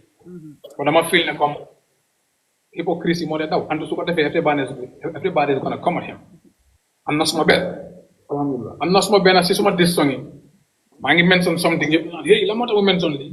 Okay, lolo bu ma ko wona mention I'm not even that type of person but dama ko mention ko wala ne lolo bu mu happen ne lan mo tax joxu len this person that same energy bole ma don jox when I went to jail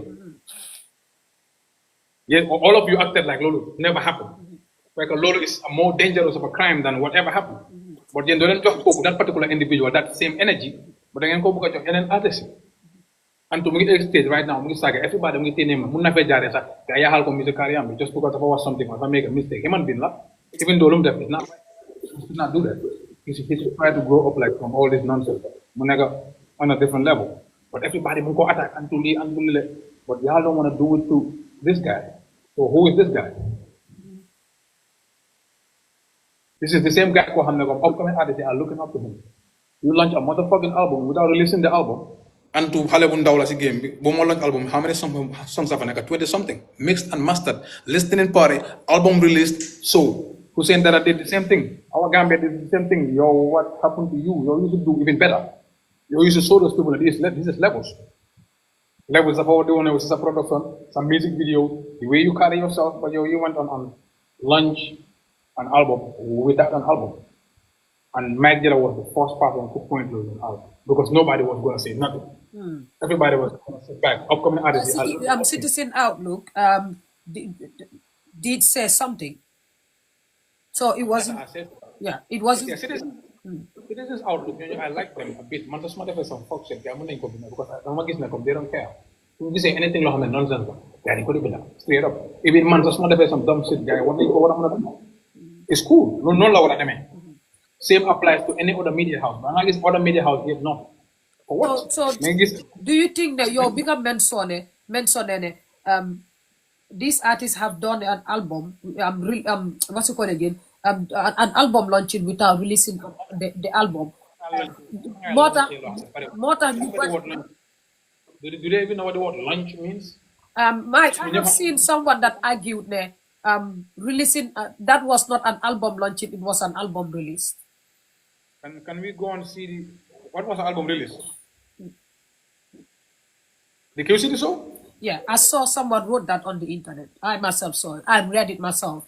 The Mike does not know the difference between releasing and launching. That it was not a launching; it was released. It's the same thing. It's the same thing. How can you release something you don't release? Like it don't make sense. Make good sense. Te lii artiste bu ko def ko moo gën a mag ci artiste moom lañ tudd comme gars yi enu ko teg ko si kaw moo nekk di def that particular bullshit and nobody is gonna say nothing mu jël song yoo xam ne ko mu ko defaloon government bi xaw ma yu ñu ko fayal mu def ay about guy mu aat ko si album bi tamit like what are you doing? Stop fooling these people, bro. Yow yaa war a am di number one work ethic. Number one. What he is doing in the Gambia amul benn Sénégalais rap am sañ-sañ bu def ko sax because slow media bi téye ba bàyyi la sa own boy sax gars yi ñu la woon ne yow da nga foon andu su ko fi defoon suyam bi kenn du fa dem Hussein su ko defoon suyam bi kenn du fa dem man xalaatuma ko def sax bu ko man moo xam naa ne su ma defee tuf sax ñu xaw a nànk you know what I mean. So see music, it is really wrong pour nga launch an album without releasing a complete album. Well, you never over without releasing an album. I'm not a complete. I will release it half, release it, release it an album at all. And the word launch has a meaning. Change. There is no other way around it. The word launch has a meaning. That is something you launched. How can you launch something without launching something?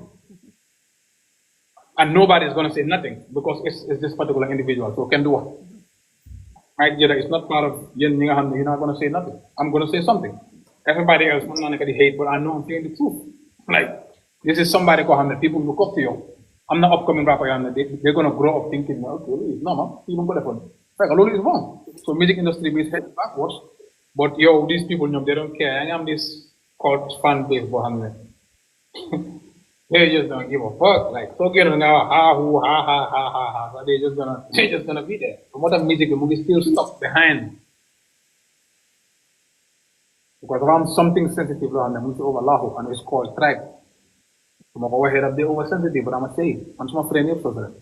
Kir Malawa na kom tuba before la ko jox bu dega next day kiri so sala ko la de kom stay na fa ay 6 years sa hokunda menum farato during 2020 understand for la stay on kiri so de you know menin my whole life all my friends are maning kas bay si sa ñom mo lamin jay just run life right now you know what I mean. So all these people are mandinkas and they are my friends, but music industry dafa nekk di hide behind something called tribe.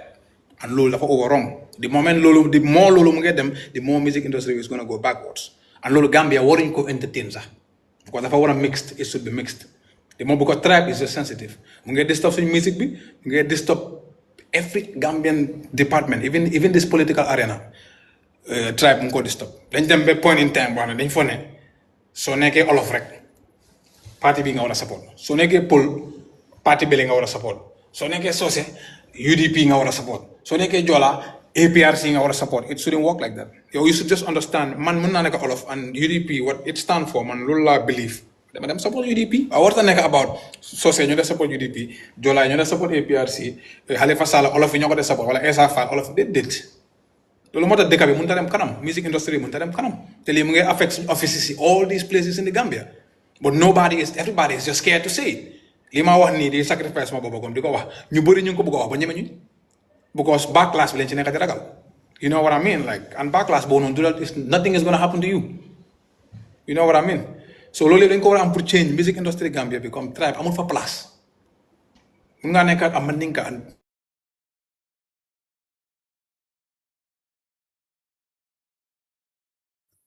I'm sorry guys. like I'm sorry my internet bi danga xaloon a dem tuuti xëy na someone was calling you. Hello, yaa ma dégg.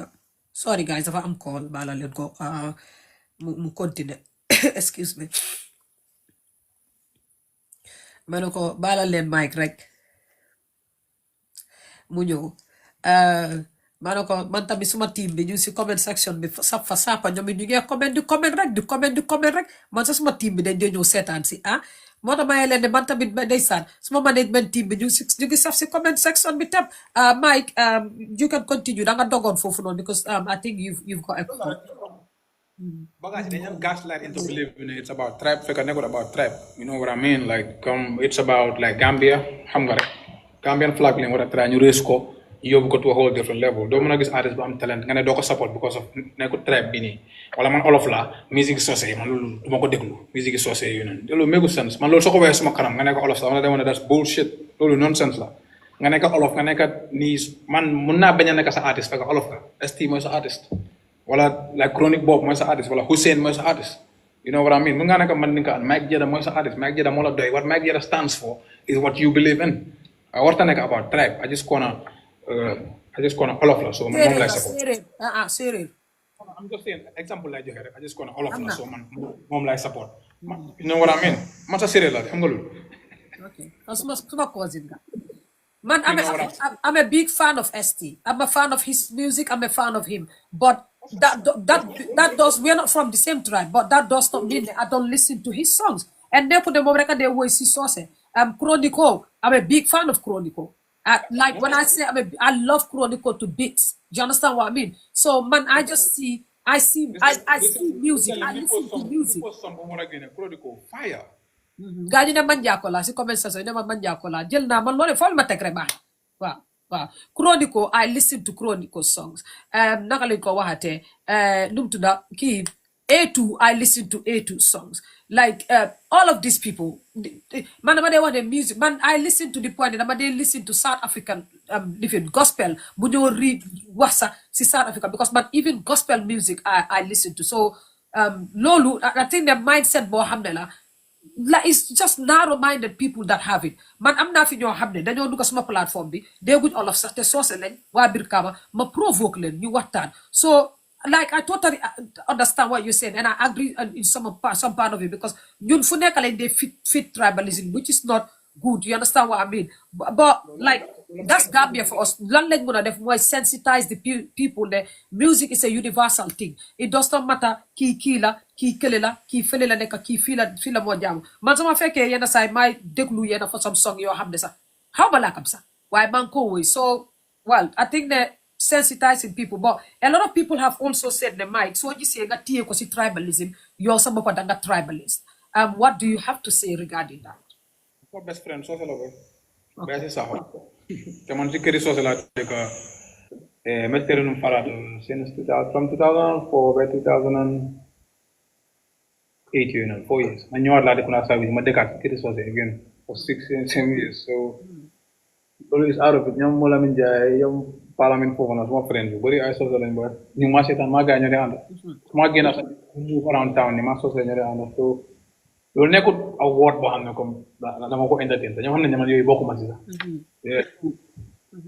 ma dee entertain ñun sax ay fi tribe ay yi because xam naa ne loolu African mindset la rek ba loolu amul sax ñu ñëpp benn lañ ñu ñëpp Gambian brothers lañ you know what I mean everybody comme related to everybody koo munti gis am nga friend yi soote wala friend yi all comme loolu dama ko dee entertain sax dama ko gis suñ music industry bi and kenn ñema ñu ko wax so man I just come out to say pour ñëpp mën a understand ne comme loolu mu ngi faa demee noonu and loolu is one thing we need to change ñu bëggee yóbbu this thing to a whole different level wala ñu toog fii nii rek every year gaa yóbbu leen QCD gaa yi jaxas gaa yi ñambaasal leen gaa yi jox leen ngeen joxe seen xaalis gaa yi ñibbi ñu xaaraat but level bi moom fu mu taxaw nii foofu la moo taxaw for the past 5 years mu fa taxaw foofu la moo continuer di taxaw for the next 10 to 15 years as long as this thing don't change A rapper like Mike Jada is not going to be here forever. Never gonna be forever rapping. Comme sen koto yi nii comme nekk di leen nax di leen wax ne kee bu ko koto pour gars yi nekk di leen nax di continuer di rap di jël seen xaalis rek. wax nga fi de génne album without album and launch an album without a complete album is something that is not right. Album bi nga wax ni fi mu nekk album bi drop na day after July. Ndax yow did you get the chance to listen to the album? Man, I listen to everybody. Okay. Any Gambian music boo xam any Gambian musician bu génnee project dama lay dem ma déglu project bi yeah I listen to all these projects that be dropping. Pour ma xool seen level yi fu mu nekk rek. You know what I mean? Just to look at where their level is at. So after both déglu album bi yow if you are to rate the album as a rapper as a Gambian musician as an artist naka nga rate just give us a review of what Mike thinks about the album. Album bi soo ñëwee si Gambian music context. It's like a 10 over 10. Yeah, but su ñëwee si rap comme li tax ñu ne rap album bi is like 1 over 10. Album bi is weak. Bu ne 1 over 10. Hey. Come on. Album bi mënuloo fa name anything lu nit spit nga ne yo this shit dope. Asaram TJ, patapatans TJ, tatatas TJ. Lakati, nyoketi. Like, what the fuck? When Gambian, So, let me go back to what you said. So you is a Gambian music standard. It's 10 over 10. So, which means that you take a Gambian music. You have music, not album, you take a 10 over 10. So, not them beside world music standard. Album is 1 to 10. Manoko cha parakas, Mike. Idea when it comes to rap. Na am sabar bu humban yi nga nekk di wax some bullshit like as far as they could vibe with it, that's it. Nanga wa chakas TJ rek. Yo, some guy boy. So like so pare bit bi am na neex yu mo neex rek di nga mëna tek like a flow like that. It's too easy. Mike yo ele deka bi pa da nga iñaan. Waaw man ragaluma ko mo wax lolu because xamna suma xol bi xamna ne man iñaan mo dega bi la lay wax xam nga dega dafa métti an li lañ ci yaagaare dañ ko yaagaar survive comme kenn du ñeme ña wax nag waaye dañoo nekk di use loolu comme loolu moo nekk lu dóobli because this individual moo ko def xam nga beneen artiste su génne woon album muy waxee noonu comme muy wax naan dindee vita wala muy wax lakati ñokketi everybody gonna say kii mënu dara ñokket garab la di Mike waaw li xaw ma nag ñokket la mënuma understand daal ma dégg loolu am like what the fuck is going on. Léegi yow Mike bi nga déglu album bi jot nga déglu every other track yëpp nga déglu. waaye mënuma memorize all the songs déglu naa the whole album déglu naa ko one time xam nga album normally ma koy déglu 2, 3, 4 times ma mun koo jox like a perfect review. So yow album joxut la that daal pour nga dégluwaat ko for the second time. waaw am ko mën a déglu yenn saa tam guddi xaaji guddi pour ma gën a mën a grasp like what's really going on around the album ak lan mooy sa concept bi ak ndax da nga am story throughout the whole album wala da nga ñambaas ay track noonu rek waaye man dëgg mu la wax fenn boy with the level ST is on album bi ku def better fan tamit duñ nangu nag fan si duñ mës a agree ñaa ne non dafa iñaan dafa li iñaan la it's just the truth and the nigga could do better. Yeah, right now dafa dem ba understand power bi in the music industry and daf ko nekk di abuse moo tax muy génnee an album without an album wala muy ñambaasal gars yi type bi track yi rek jox ko gars yi last year mu ngi ko defoon dropal gars yi album bi si biir weeri koor bi ñambaasal gars yi something am na song bu mu woyaloon Scorpion si Puntaloo boobu tam am na time bu benn album dafa jël track boo woyal Scorpion si nga def ko si biir album bi am na pour yokk a track like he just really like playing with the people understand nga and game bu mu dee play dafa over dangerous like so understand from the outside looking in he wanna make it look like he's a victim no man la gars yi attack kalantene ndani momam bi soto because that doesn't align with what I am doing ndani momam bi soto loolu la day wax outside of the outside and the interviews but so demee si song si nga déglu bu baax dañ ko dégg mu naan ndelon kariya baade la kariya baade la like what yow in the songs you say you are kariya baade la but when somebody is on an interview they're going to be like yeah no kayala ndani momam bi soto ndawa ke ni momam bi soto de blah blah blah blah blah and all these people that we are saying like man mangi downgrade I'm don't downplay Jesus more attack man I take me to own care. What happened to fuck a house son? I'm building a mansion. What happened to that? Is he upplaying Jesus' house or is he downplaying it? Well, Mike, a lot of people wax nañ ne danga jealous comme si achievement boobu noonu o fa boromam éega loolu moo tax ndax yow loolu moo am wala amul like deep inside you fear la ndax. Let's talk about somebody saying, fuck ila house son, I'm building a mansion. Downplaying somebody else's achievement. How about that, bro? Lolo is nothing, right? Huh? Because Lolo was actually said on a song, never on an interview, on an actual song, it's going to be replayed for the next 50 years. Somebody's house, fuck it. You are building a whole mansion. In the songs, you are a career badela. You bear people's career. So Mike, yow bi nga dégloo album bi ban moo nekk sa favorite ban song moo nekk sa favorite song si album bi. I don't have no favorite song on the album. But which song would you have listened and listened to again? Because you did mention the album is not dropped. So No, album I'm not no favorite song. Album is trash. Man, tally rap man deglu album bobo. It doesn't align. I'm not no favorite song. Man, man deglu rap with the essence of rap. Rap will rap with the essence of rap. ST doesn't rap with the essence of rap. To me, he is trash. Name the rap is so average. I'm gonna Asasi could drop song recently. No, it's a better rapper. He actually rap it for real. I'm gonna pure rap. This nigga is out. He's a very, very good rapper. He's our number one rapper, as people would say, and he is rapping like a bitch. Like, and everybody is gonna act like, yo, this is too lit. Like, whatever over week, it's just so fucking weak. I'm telling you. So is Mike about to drop an album? Jayda might drop an album this year. I'm not gonna shift to next year. I'm not gonna drop at all. Why I'm not a music mom is gonna keep coming. Do you think that Mike could drop an album better than that album? You also want to drop album. You sitting here and said album bini, album bini. Our expectation is gonna be an album that is gonna be better than that album. So is Mike ready and working to do that? No, I'm not even. I don't have to be ready and work to do that. Album.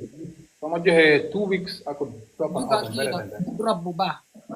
It's too easy though. Because as far as rapping, never did rap. As far as storytelling, they don't have no storytelling. As far as boss, so tell me rap, never do go just to upgrade bit by the net, better. After now for some bullshit, like, and then everybody's gonna go with it because it's you. But songs, different artists drop on them. Because of that particular individual, right? So, and it's us. Not like it's, you know what I mean? It might sound like jealousy right now, but eventually, they may be you never time move away. They ain't artists, you know, they leave again. After I realized I'm not rapper who couldn't like it, I couldn't want to Gambia, never the rapper. After real rappers not start the come now.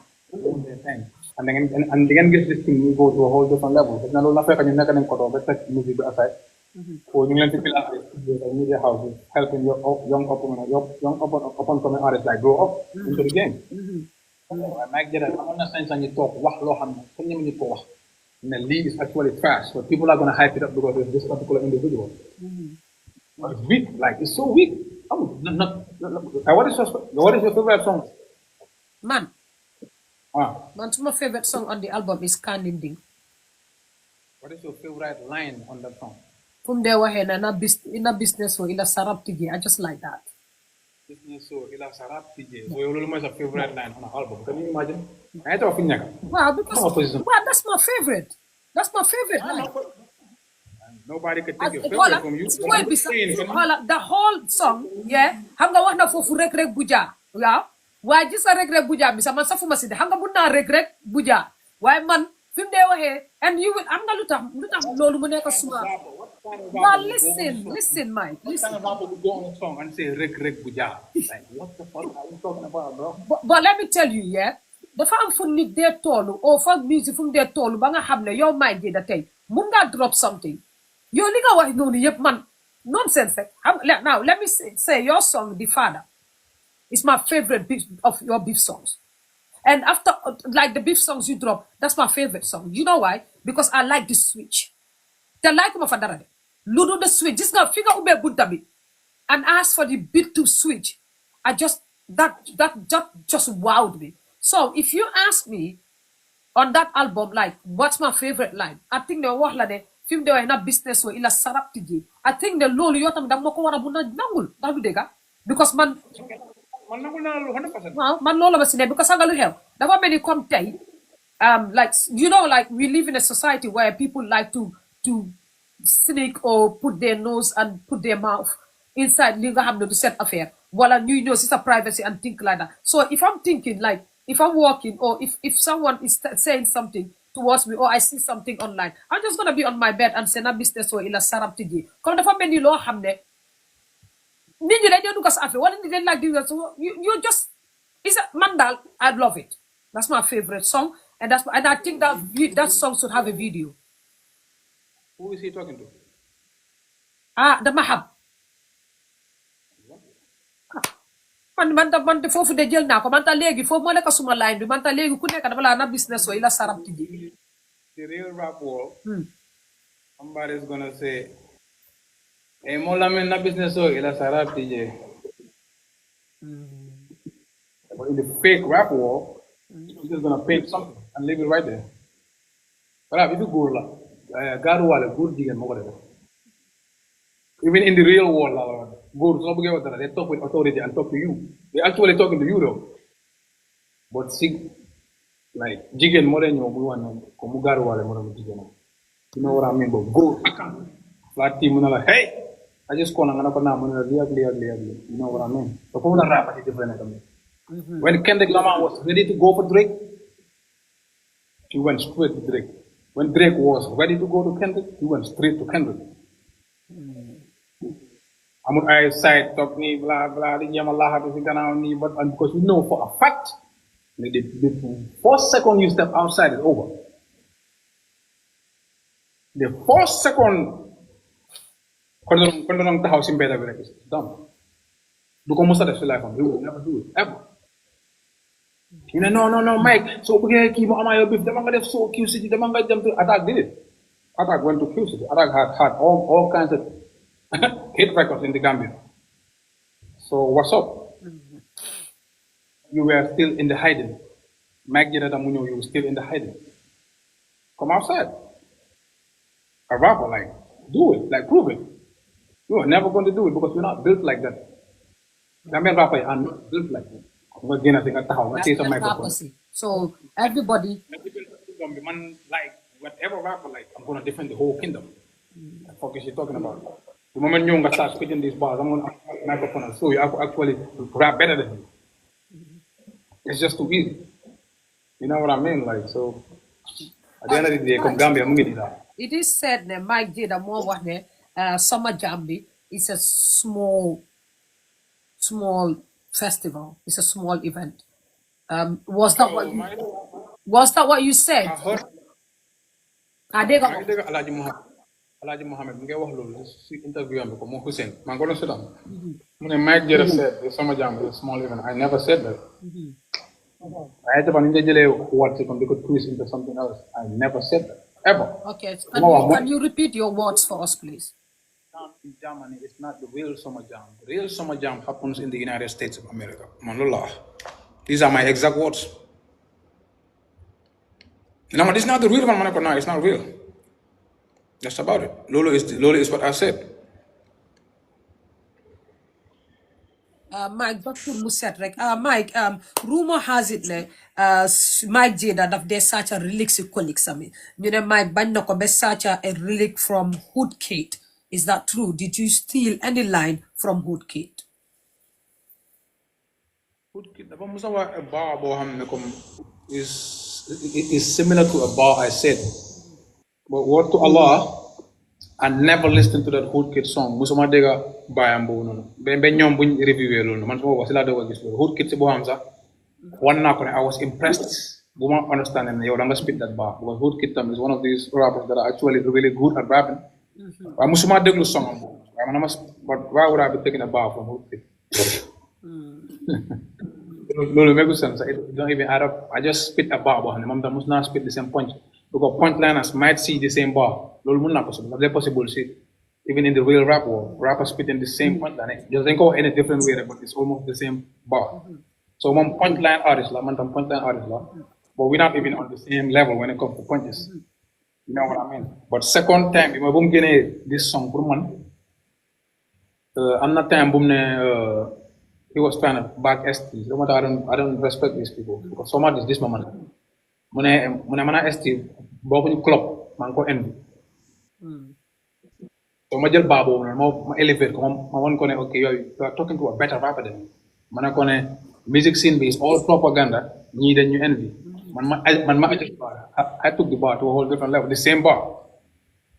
Yeah.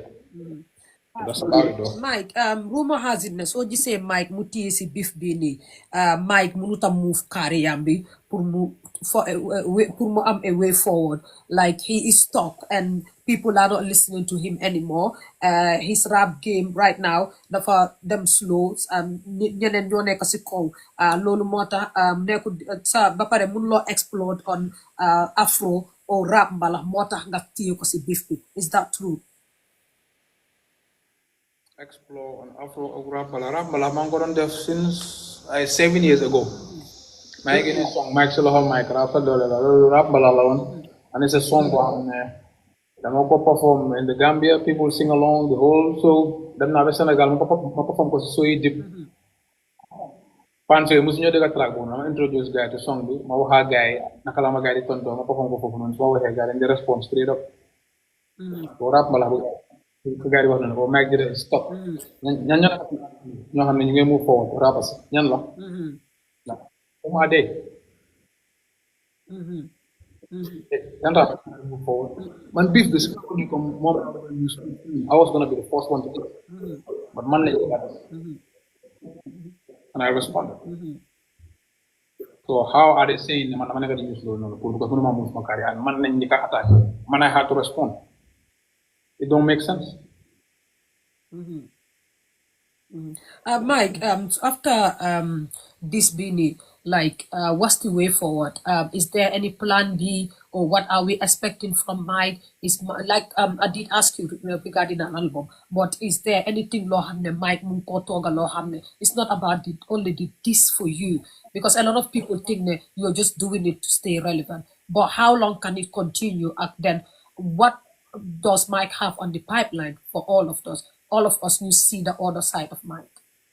I get a lumbun to the pandemonium. From now on, moving forward, whatever I do is gonna go pandemonium. This become never something I'm gonna stick decent people, just this. No, I'm big. I'm done with it. Before it.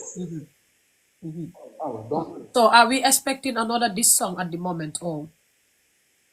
Whatever way it go la rek man dafa dépend si la situation bi ma fekk ak naka la ma fekkee rek ak ndax war na rek la dama ko dee teel plan ko ni non man maa ngi beat yaa ngi bëri lyrics du musa jeex ma file ne dama war a blast somebody dama just go ahead and blast you it is ABC but man right now maa ngi work on some dope music is coming out some dope music videos is coming out consistently will be there so my guy expect next level might get it out it's not just about it listen behind moo leen naxari because seen favorite artist bi kenn musul koo attaque ba oo turam jaar ci digga bi amul ay xaaje ka seet wala dara it's understandable though but like this is hip hop though Mike, sorry gis nañ ne yaa ngi post on a screenshot with you and Attack chatting a lot of people were thinking that dangaa ñëw am si a collabo with Attack are you planning on having a collabo with Attack or did you guys spoke about having a collabo together?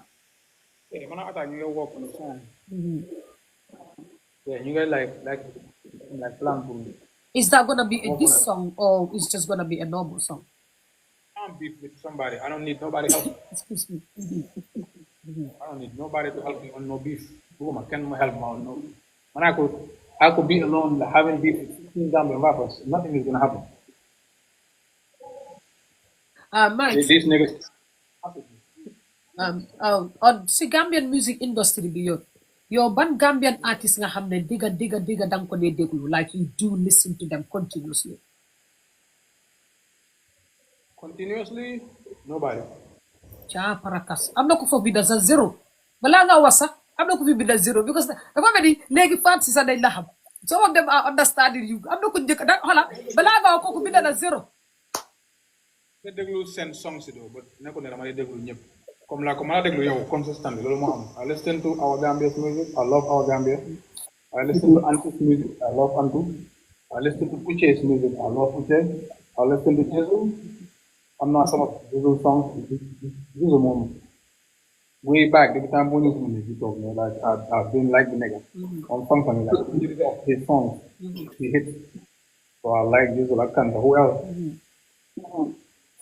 So Mike, a lot of people have said that Mike si boppam amul benn achievement si industry bi. Then dama bëggoon pour nga break it down for me. Sa achievement si yow. Because a lot of people have said tamit ne Mike drop nga albums, def nga events, win nga an award on What Sa Xalaat. And I was even told this on TikTok Live 2 days ago that you won an award. So, is it true that you won an award? yeah I must not win hip hop artist of the year Okay. I won the hip hop artist of the year that's not album London like 3 times so I don't know but yan achievement ba gana kadi wax there's this space boo xam ne comme ay gàllankoor moo happen in my life loolu moo stop but right now I'm back on track and I'm not playing with this energy bu ma nekk di ñëwee la gars yi mënut a digest but they're gonna have to handle it because I'm not stopping te nekkuma fii nii comme di wax loo xam ne dama ko wax pour ngeen like ma man soo ma like dama like for real doo ma like because dama nekk di la fake wala dama nekk martaati keneen oo ma laxatu si gannaaw beneen artiste man doo ma like noonu la man soo ma like danga ma like man nga gëm I am for real and yow mi ma like you are real anybody who am ne fake la it's gonna be very hard pour nga like ma man you have to be real in nga man ma like man because man I'm so direct and I'm so real understand so achievement bu gaa nekk di wane xam nga lan mooy achievement I don't know lan la gaa mean by achievement man achievement si man mooy nga help somebody succeed si man loolu mooy achievement te am na seen 3 big Gambian artists yoo xam ne su nekkoon Mike Jayda tey duñ fi nekk di def music Mooy ñan? I don't know dama mention seen name ñoom seen bopp xam ne lu ma wax 3 big Gambian artists kenn ki is extremely big 3 of them ñoo xam ne comme seen carrière man maa ko noccoo man ba tey yéen a ngi am gaay Gambie yéen a ngi déglu gaay yi def these are 3 people ñoo xam ne man maa leen noccoo into the game seen best camera guy right now and visual man maa ko introduce into the Gambian music industry léegi seen artiste yëpp moo leen di sutal music video indi maa ko wax ne bro mu ne ma naa ma ne ko bés dina ñëw Gambie yëpp yàlla naa sutal video moom fii kan attest naaw lu ma ko waxoon dream boobu has come true moo nekk di sut all these Gambian music videos right now ñoom artiste yi nekk di garaaw lu fii nii yëpp moo nekk di sut seen music video yeah even though am na talentam moo liggéeyal boppam na waaye dëgg neex yàlla moo liggéeyal boppam moo am talentam waaye bokk na nit ki ko endorse indi ko koo sign ko après lan laa ko waxoon moo xamul yeah so these are things yoo xam ne man ci man lii mooy achievement nekkul dem kii si di nax fan bi jël seen xaalis bi drop la album ak nga ne gars da nga am technical issues everybody know you lying ñun musicien la xam ne ñu amuloo benn technical issue da nga naxoon fan so after non man ci man loolu nekkul achievement non Mike ñu bari wax nañu ne Mike bul ñu yàpp na dugg si biir studio mu dem liggéey comme moromi artiste bi ndax yow yaa ngee liggéey nit ñi ñoo ko xam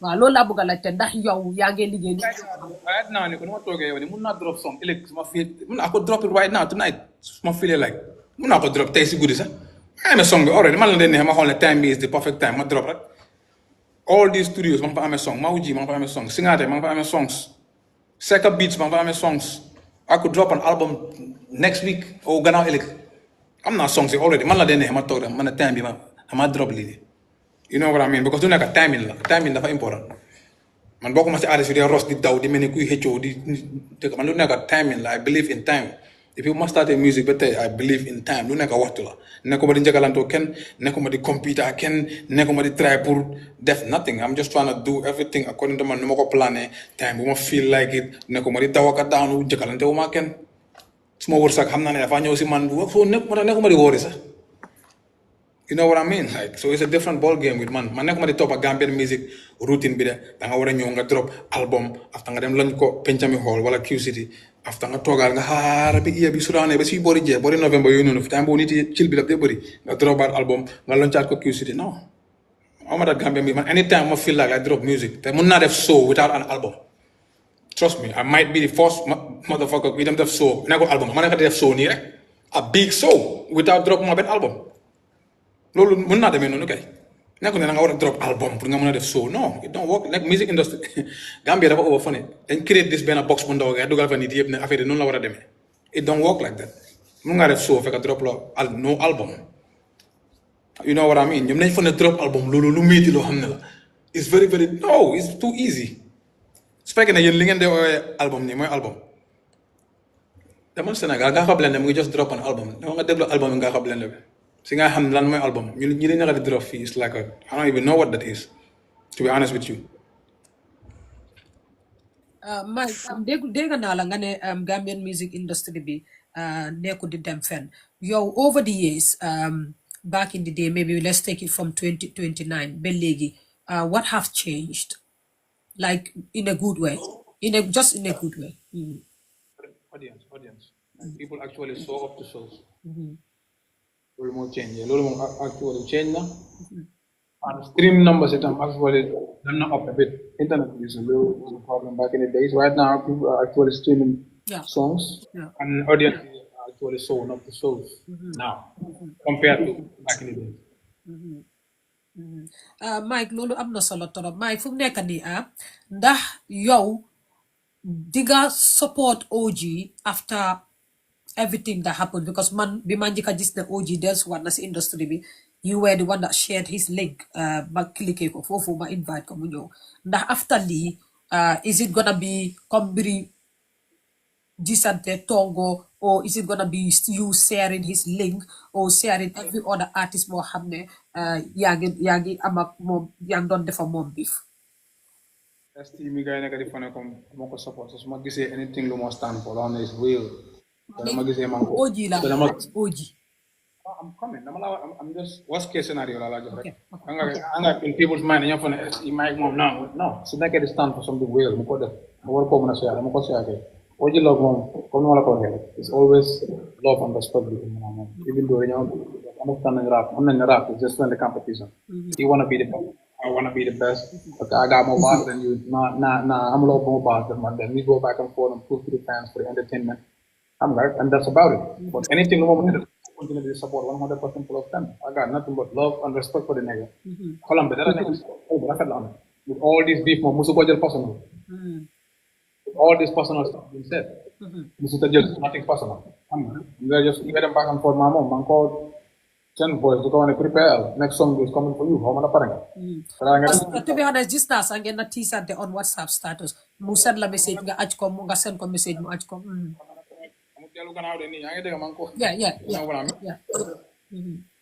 Just man sama xamee di nga xam ne man xaw ma animosity towards nobody but when it comes to saying the truth dama dee wax the brutal truth and whatever you want to feel about it you feel about it like life goes on. Mike am na ñu wax ne like is a rumor ne OG log or some of them said they had it from one of his songs ne mus nga dem kiram mu daaxala fa is that true?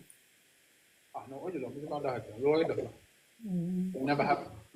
Okay. Some of them it never happened. But you're not going to come to like for hours, 3, 4, 5 hours. Yeah. Back in the day. Never done anything like that happened here. It never happened. Will never happen. I think most now was Mike, lan la ban project la Mike teg boo xam ne you know like Aji I'm a fan of Mike that I would say oh Mike doorati na benn de nga send ma link rek ma dem seet ne okay I love this. Ban façon project nga teg boo xam ne I would just watch it and say oh okay I love this.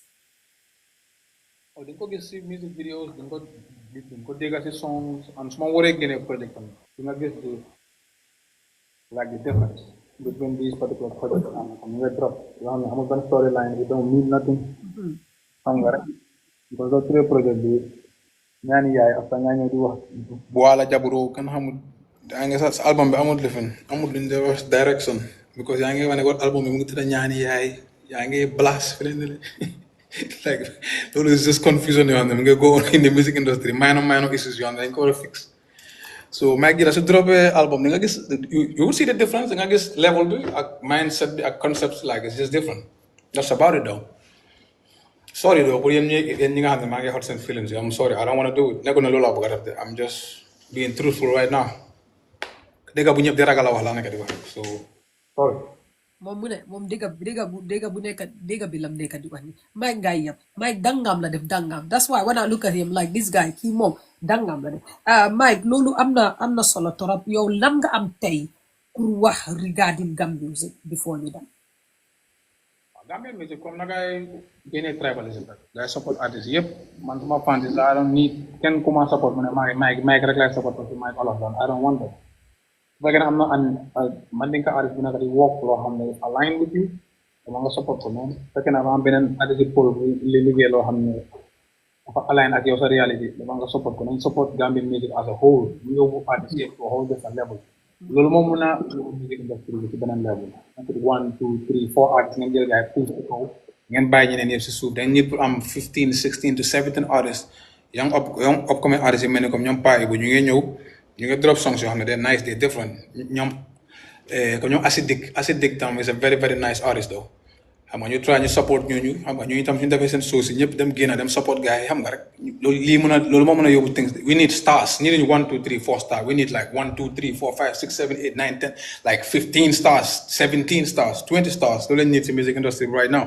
but soo leen bëggee jël 1 star 2 star 3 star rek dañoo yaakaar nekk si level bii nii rek understand we just need different corners xam nga rek artistes yi young upcoming artistes yi ñu support gars yi ñu take it to the next level legends yi ñoom broké ñi nga xam ne defoon nañ fi lu nekk si music industry bi xam nga ñu try comme su gars yi bëggee def dara ñu ñëpp ñu génn si ñu support gars yi xam nga won leen seen respect because gars yi ñoo pave the way pour ñun ñoo mën a ñëw tam ba di def lii xam nga rek soo lii may idea bi daal yeah and ñu jël ñi nga xam ne comme ñu si biir music industry bi yàgg nañ fa heads lañ ñu put leen into positions yoo xam ne dinañ mën a yóbbu this thing to a whole different level loolu rek ma idea bi right now bon ni ñu ko jàppee nii man kii laay support man fii laay dee su defee lu bon sama moom laay support comme nga gis dëgg bi nii doo ko nangoo wax xam nga bias Mike Jayda su daanoo bunti këram ngeen binda si àdduna bi yëpp Mike Jayda ngi dafa daanoo bunti këram but keneen su defee lu gën a réer loolu doo leen ko binda xam nga those like hypocrisy side living loolu yëpp dañ ko war a put to the side ñu emale artistes yëpp then that way things are gonna go on a different level and loolu dafa baax si any other artist because dafa tax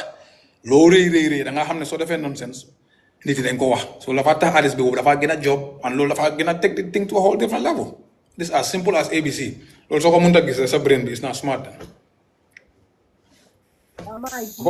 you dem yow lan nga believe to achieve as a musician because for the fact that you don't believe in filling up Q City at stadium as setting standard so yow lan nga believe to achieve as a musician. No, believe now in filling up queues at the stadium. Not going to believe more. No, you don't. You're basically your longer belief them because most of the time you always say filled up Q City at Independence Stadium is just not a thing but have always lolu monica the big achievement. Your longer feel ne mom nga believe ne yow lolu nga work on as a musician loo xam ne moo nekkut loolu ak foofu nga bugg a jublu. I never said that. Okay, because it's written here ne what do you hope to achieve doing music in the Gambia when you don't believe in filling Q City or stadium as the set standards? I never said that. Okay, we can skip that. This is one of the questions asked. Hi, how are you? Yeah, my balaa ñu dem nag moom xam naa nga xalaataangum sa boppa bi lan nga ñu sànnil foofu noonu waaye balaa ñuy dem yow lan nga am as an artist pour wax ko sa fellow artistes nga xam ne ñu si industrie bi comme ban kaddu nga leen a sànni.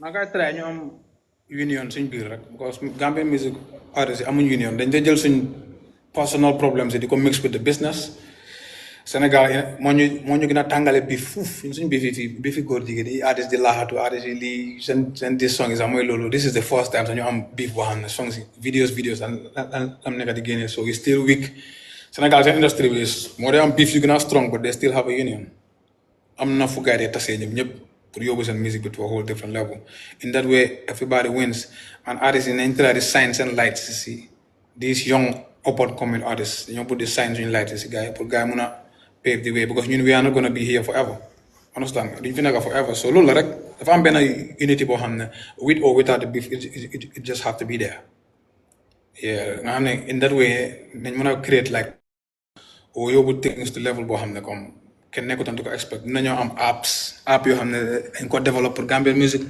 mën nañoo am apps yoo xam ne dañ ko développe pour ay tickets comme ticket sales you know what I mean comme sooy antu bi ay kii dafa jël xaalis antu bi ni kon loolu yëpp du am app la moo nekk xaalis bi dafa dem direct.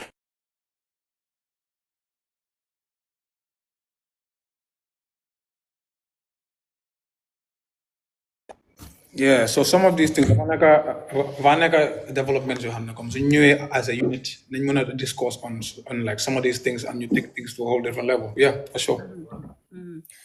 Mike, would you call you saw what Sahalat Award being amon so shows you def most of these things come you having to have a car, a land that was given to you.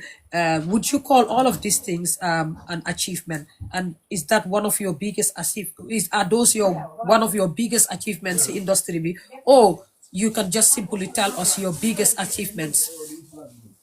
Your League of Folk the most biggest achievements. Biggest achievement mooy impact ma def ci music industry rek mooy lu ma la wax am na seen 3 big artists yoo xam ne comme with the help of Mike Jayda moo tax tey nga nekk fi ñu nekk I don't necessarily need to mention seen names yi boobu is one of them loolu is the only thing loo xam ne ma ko dee xool as a big achievement but I was sa Halal Music Award comme la shout out to Sister Njie jigéen bu dëgër sax war na def loolu noonu fii loolu tamit is an achievement but I don't really view it as that though anyway. And when I view stuff like that as an achievement, my small achievement is to help somebody else succeed. Lola feel them an achievement. And it's gonna keep this line be continue the music industry. Come to feed. I'm not artist who then they do the music industry. I'm not artist who then they dundal music industry. People gotta just learn the difference. You know what I mean? So people feed from the game. So I'm actually feed the game. So like if I'm different that only Niku real may understand the difference. Mike, yow balaa ñuy dem again ma laaj la lan nga am tey pour wax fani Gam Music because laaj naa la musician si so the last question is lan nga am pour wax ko fani musician Gam Music lan nga am pour throw out there as an inspirational message to everybody especially the fans.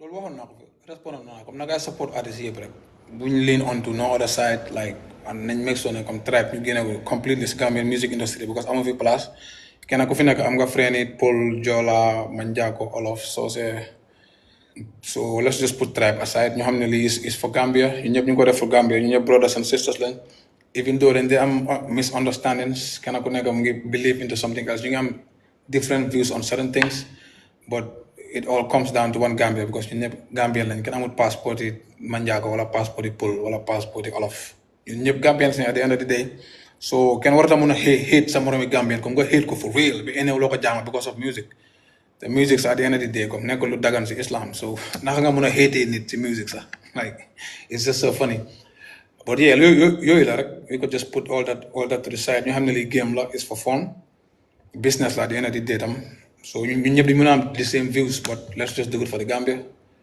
and that's about it.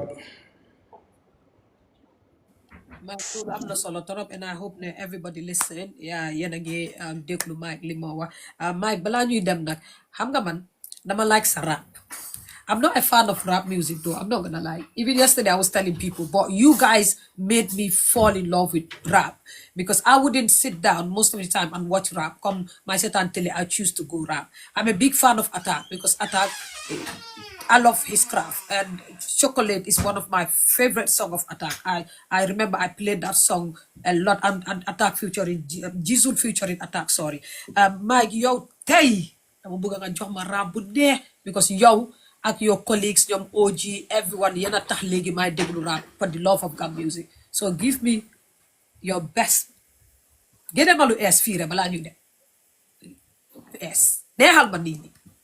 Yep. I'm gonna go, man. It's your boy MY Killer Boy, Mike Jayda Flame Boss, the Job King. You know me, I'll be talking real things. Listen real good, pay attention. A combination of some real talk and my creations. West Africa, the Gambia, Doko gis Mutok Nan, Doko gis Nabandila. Always on the move, trying to find man, God's will, the ultimate, he always on the right time. You got to pay attention when you look around. The time you're on a smile, be the time another nigga frown. I ain't trying to put this on you, trying to make you feel like your pop this on you. Breathe in the love, breathe out the hate. Steady making sure the love conquering the hate. ñàkk tax bi nit di xeeb sa tool waaye àdduna comme tool la te doo gis ku béy sa tool yi waaye I see the devil on a mission invading all these young souls and blocking their vision. I'm watching kids in your chill now, my bro, fuck my feel gow. You know I gotta pop a pill. But never lose sight to your future. Cause fuck the whole digger to see the bigger picture. Try to concentrate when you're teenage, cause when you grow up, that's a whole nother different page. Peace out. Okay. Mike, like I said, I'm a fan of your craft. I'm a fan of your music, and I bet Duman Kena, you draw a lot of us to see who is my Jayda. Someone like me to go and dig deeper and find out. Like I'm telling you, it's one of the interviews you're having. It was hard work for me. I'm not gonna lie to you because normally I would just come and interview people because I'm so good at what I do. I'm good at talking. But this time around, I had to go dig deeper because this is an artist for Hamne. Setuma want a lot or know how I want a lot about them. And that's the most beautiful things about some of these things. Chow, not only that, every controversy, good or bad, is a good controversy. I am wishing you all the best in your career. And I wished to see video in, video out, having to run to YouTube like I always do, not Bifla or any other thing. Much love to you. And I am always here to support. Send me anything, I am there. Beef songs I don't share on my platform, but I would say that the whole YouTube channel, like I always do, your hamga dumala explain. You understand what I mean? Any project, I am also here. Send it, and we'll be there. We'll be support. Ma Whistler, your asset team, some management team, thank you very much for having you and letting you and people watching for keeping it clean. Ak sama moderator si thank you very much. Kena kisa jigen la Mike, san ko sa daw. Bena jigen rak bu di kañ borom jikar la mu ngi ni. Shout out to the moderator. Te Mike moderator bi sa toma yaay la Aida la tuda. Oh, okay. Who's my man? Shout out to her. I love to her. Ak góor bi tamit. Ak góor bi waaw. Ak góor yi yëpp góor yi bu leen tudda man yëpp góor yi daal ñoom ñoo xam li mbaari góor la. So Mike ma wax la thank you very much. Am a good night and guys ma wax leen jërëjëf toog bi yàgg na bot waxoon naa leen ko Mike interview am bi dafa gudda. I like to bring here and there and have a good night guys. We will come back later maybe suma nelawul ñu ñëw waxtaan si live bi fii. Thank you very much guys. Thank you all of you.